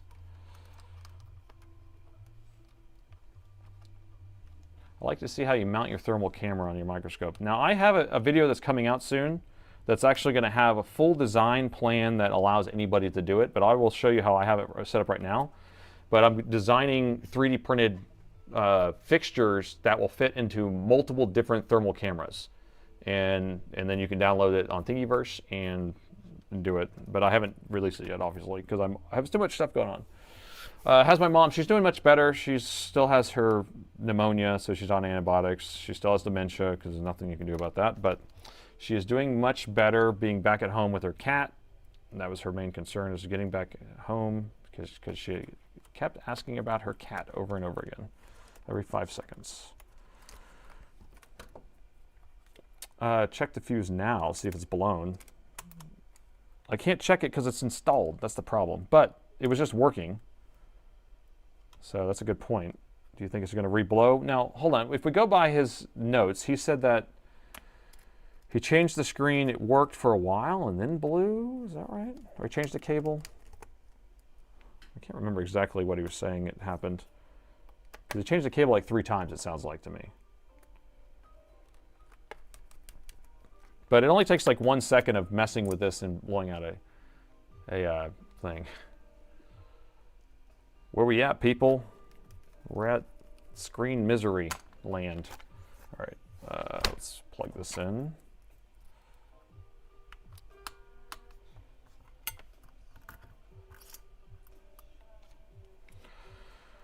Put a shop tour on the website. That might be a good idea. Or at least do a video of it. Circuit Fix. You deserve a good chair, so I'm adding to the chair fund. Put the contents as valuable, so I appreciate it. Hey, thank you so much. So hopefully you guys are learning something from me. Now, I'm just making it up as I go along, because I've only learned it by watching other people do stuff too. So, like Soren. I love Soren's videos. All right, got it plugged in. It's booting up. You can watch Spike. But thank you. Circuit Fix, $60. That's incredible. Thank you so much. I think that I'm getting close to being able to, well, if you're saying $1,000 to $1,500 for a chair, that's just, my brain is blown from that. But I will make sure to get something that's really good. Really good. Every donation helps a lot. Very nice donation. Almost 4 hours into the stream, the time flew by. Selfman. Hey, Selfman, you were the one that was on the stream with Soren earlier, right? Where he was talking about the inrush current? Yeah, I think it was you, because I saw you in there. I was watching that stream. I just didn't comment or anything. And so I'm thinking that what he was talking about on that stream was the same issue I'm having with this other laptop where the inrush. So I'm thinking I'm going to short out the current sense resistor on that machine to see if I can get it. You know that machine that powers on, but when you plug in, or it works on the battery, but right as you plug it in, the screen shuts off and the whole thing kind of goes crazy. So I'm thinking of shorting out the current sense resistor and seeing if it doesn't have an issue. I don't know. We'll see. I like the way Soren does stuff where it's not like, it's kind of like, I don't know, it's raw. It's raw because it's more logical. Electronic Repair School is who I'm talking about when I'm saying Soren. So $200 Costco. Why thinking money? So, and I have a Costco membership, so I'll go check that out too. What's that? That's nothing. I think we're okay with that. We're at 200 watts. We still don't have a screen though.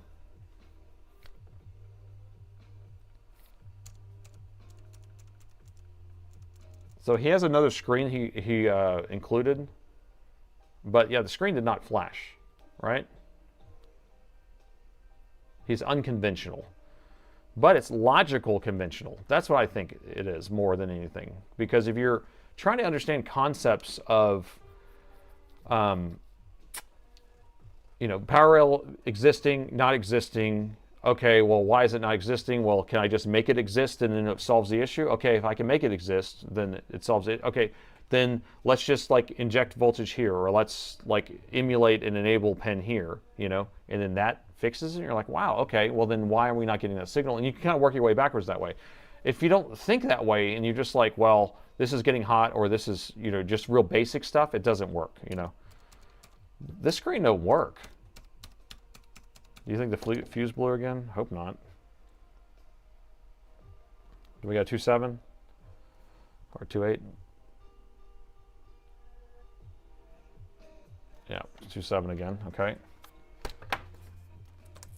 So let's plug our screen back in, and if it's blown again, then I'm going to call it because we just know that his cable's messed up or his screen's messed up. So that's fine with me, and I can just deal with this later.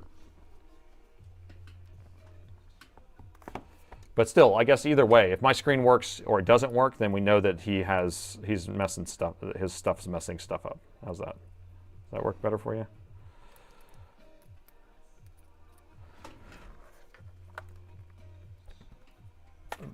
But for science, we're going to plug this back in. Okay. I hate these speakers flopping around everywhere.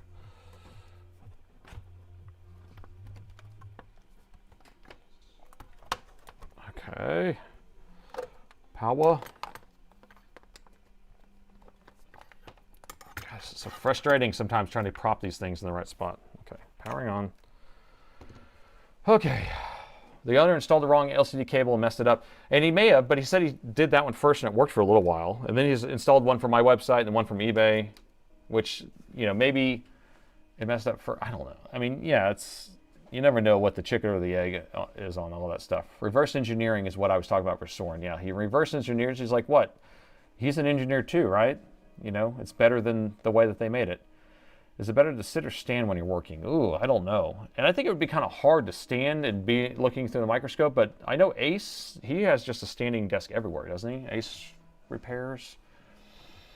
Big meow. All right, so wait for this to hit over 100 watts, and then we should get a screen flash, and then it should come on. I hate it when my speakers start flopping around. I'm telling you, every time I'm working on these Alienwares, the speakers are always just flopping around. I try to tape them in there, and it's just, it's something I just need to take it out.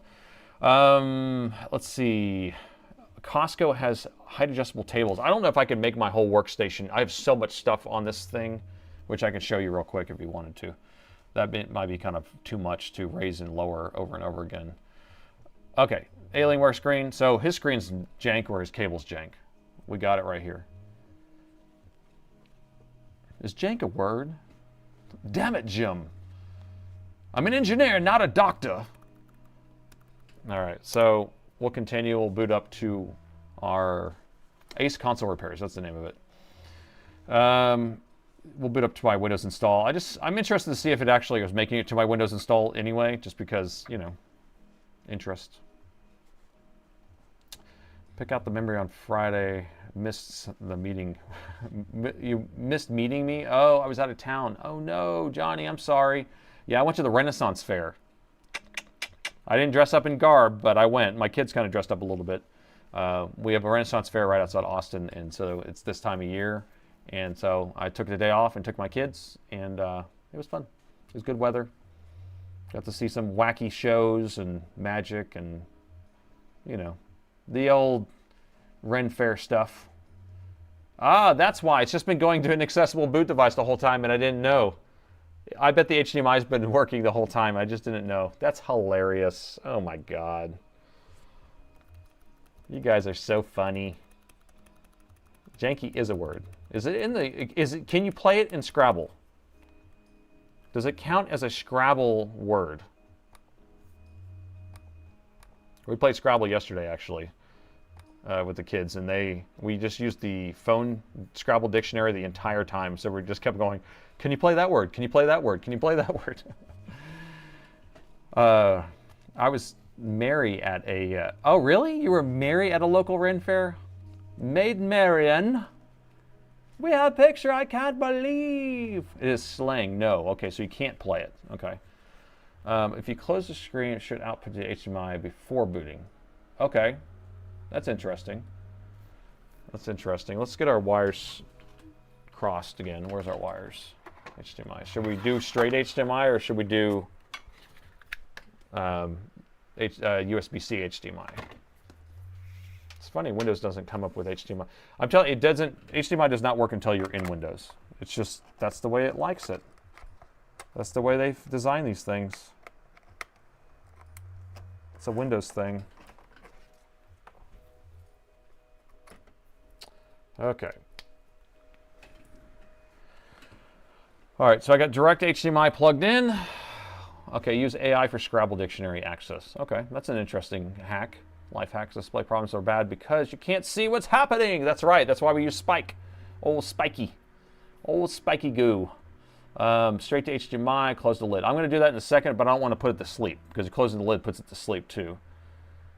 So, but let's see if we got no signal yet. It's setting up devices right now. Straight to HDMI is included in the Webster Scrabble dictionary. Has 5-letter word with 19 points. It's addictive meaning of very poor quality, reliable, unreliable, and not working well. So janky is perfect. Love it. Janky. It's a Scrabble word. Hey, you're 6,500, dude, bro. Here, I'm going to show this person off. He gets to get a shout out.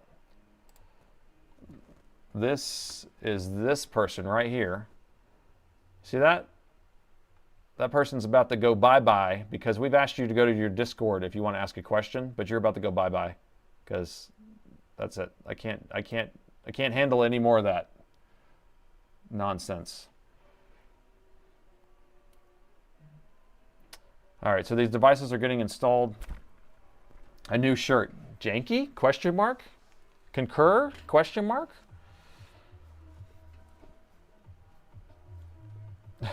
You fixed another laptop. Cool, I learned something new.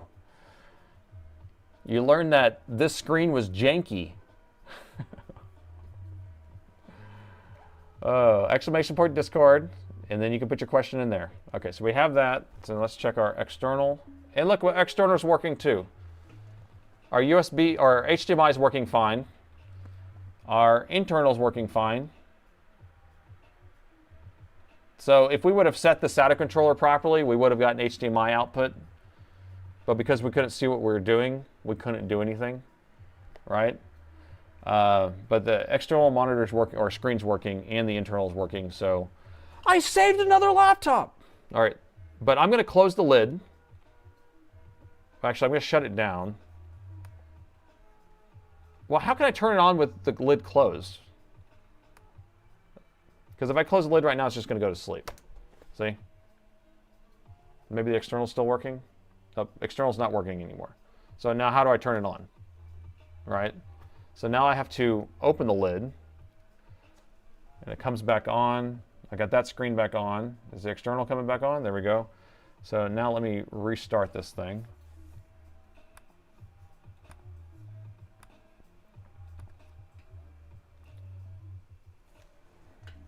So now I'm going to shut the lid.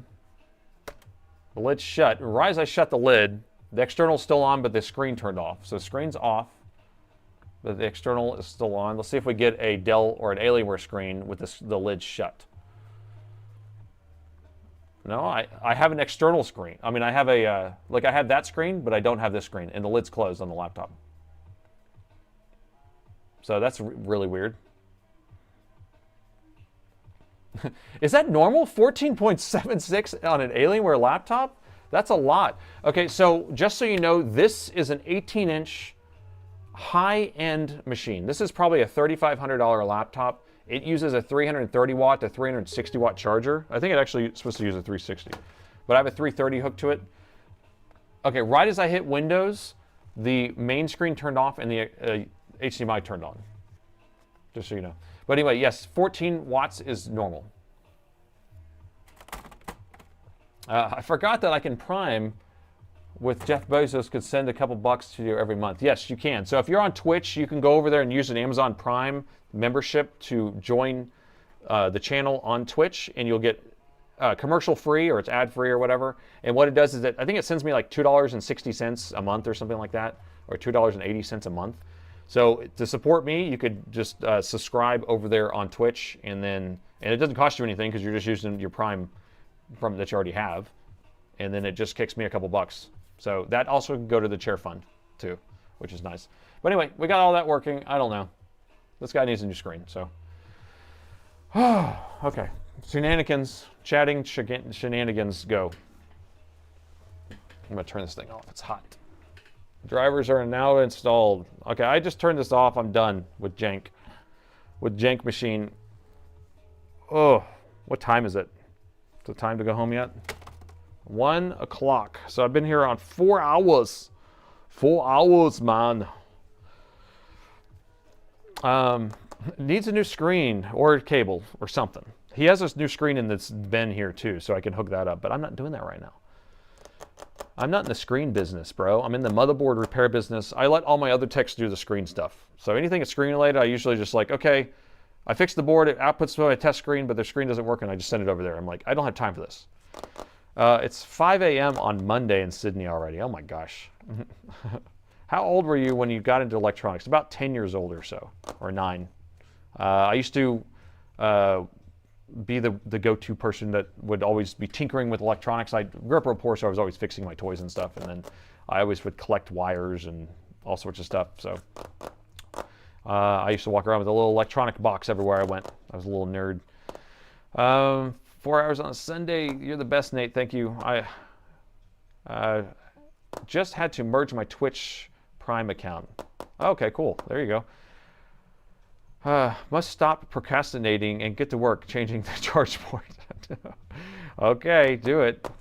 Replace the screen and cable at the same time. And that might be the quickest, easiest thing to do. Just go grab another one. But if he bought a cable from us, then his screen must be messed up. Or he might have bent something, because I've seen sometimes they bend the connection on the screen. It's 8 p.m. in Romania. It's 7 p.m. in Germany. Or it's bourbon o'clock. Ha ha ha ha. I got some flux, some Amtech 4300. Box it up, you can send it to you. Yeah, I've never tried that before. That might be kind of cool. Send it over to your address on the website. Yes, address on the website, and then just put my name on it, and it will get to me. 100 Stu, what'd you send me? Watch the TPM transplant. This shows that shows that you're the master. Crazy Nate. Thank you. I'm the mate. Crazy Nate, the mate. Thank you so much for that. Let's see. Oh, hey, I can read it up here, I think. Let's see. 12 p.m. in Canada. You have a question. Okay, you can ask questions right now because we're just doing some just chatting right now for a few minutes. Do you have a F551P? You can probe a few things for me. What board is that? So I can look at it real quick. Yeah, I can do that.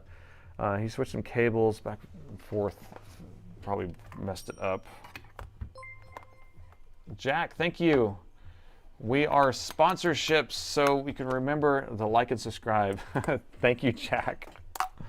You guys are so generous. Here, let me move this laptop out of the way. You guys are all supporting the channel and supporting my time and efforts, and I appreciate it. Take care, 8 p.m. Okay, let's see.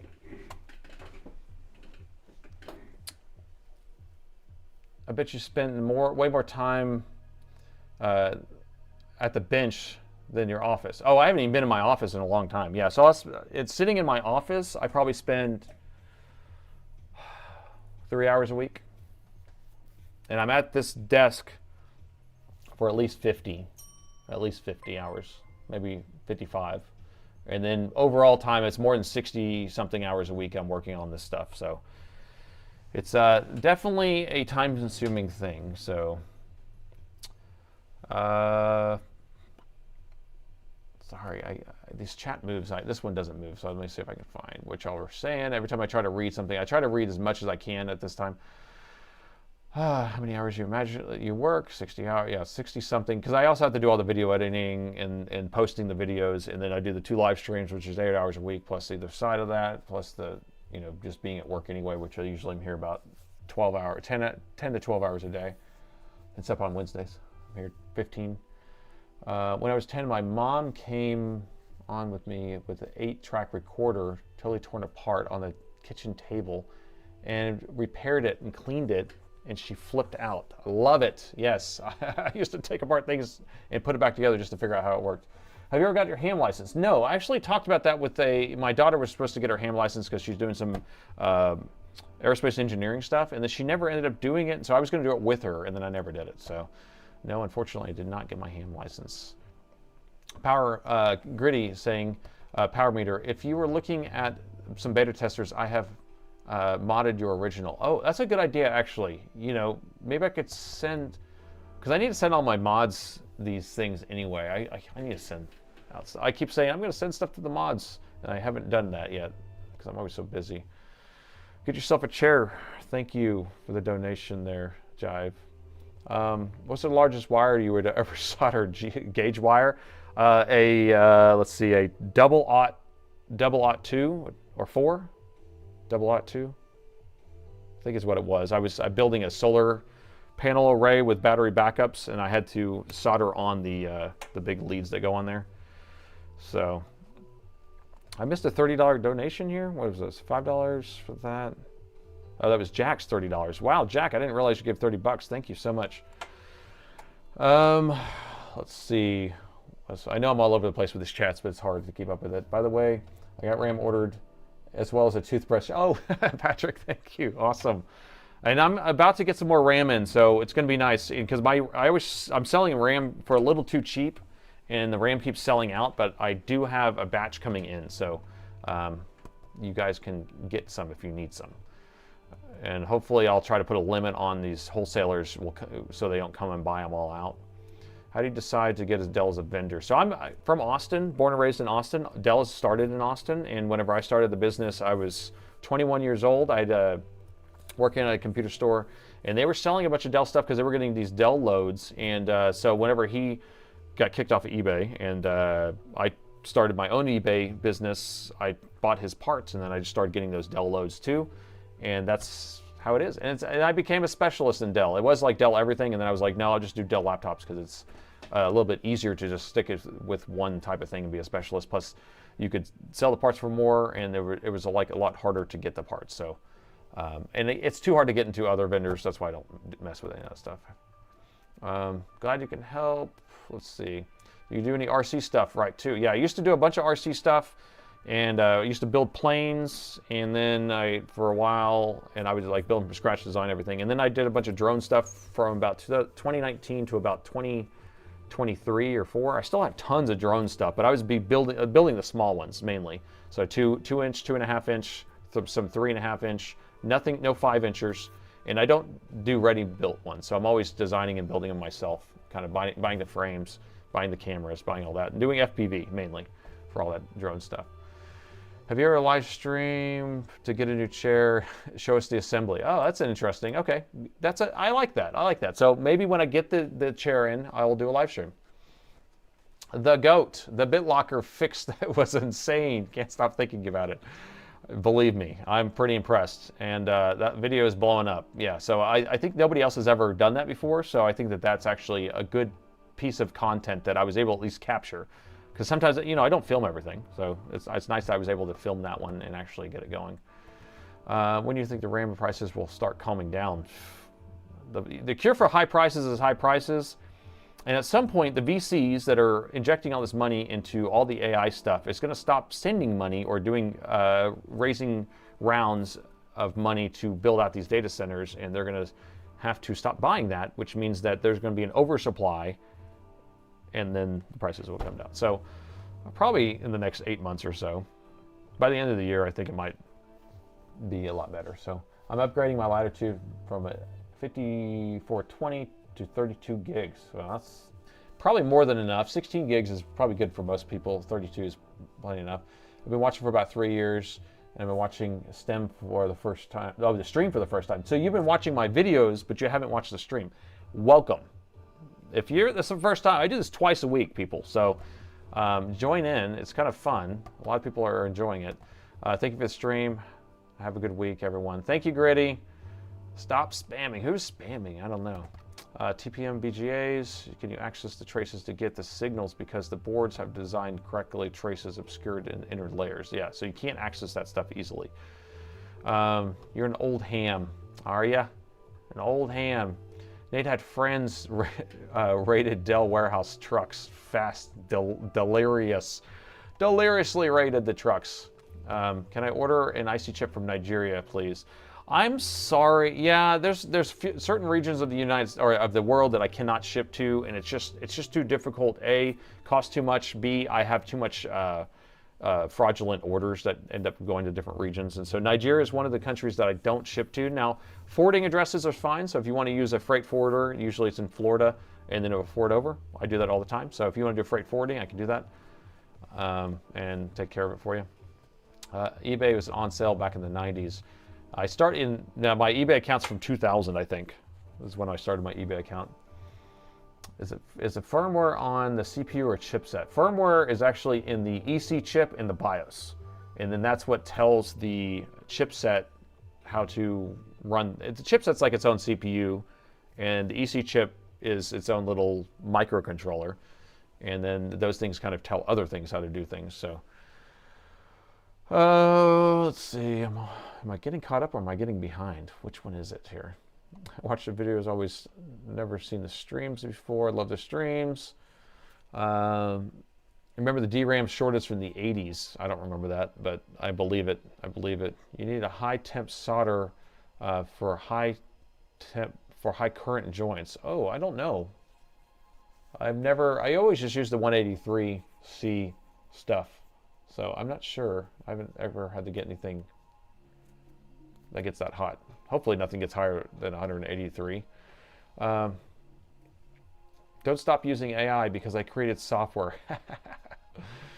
I'm still trying to use AI every single day for some sort of purpose, and I'm keeping track of useful and not useful. And I'm finding most creative things are trash, and then things that are garbage. So garbage in, garbage out is usually normal, and then if you have something good that's going in and they're just kind of doing some filtering or sorting, that's usually okay.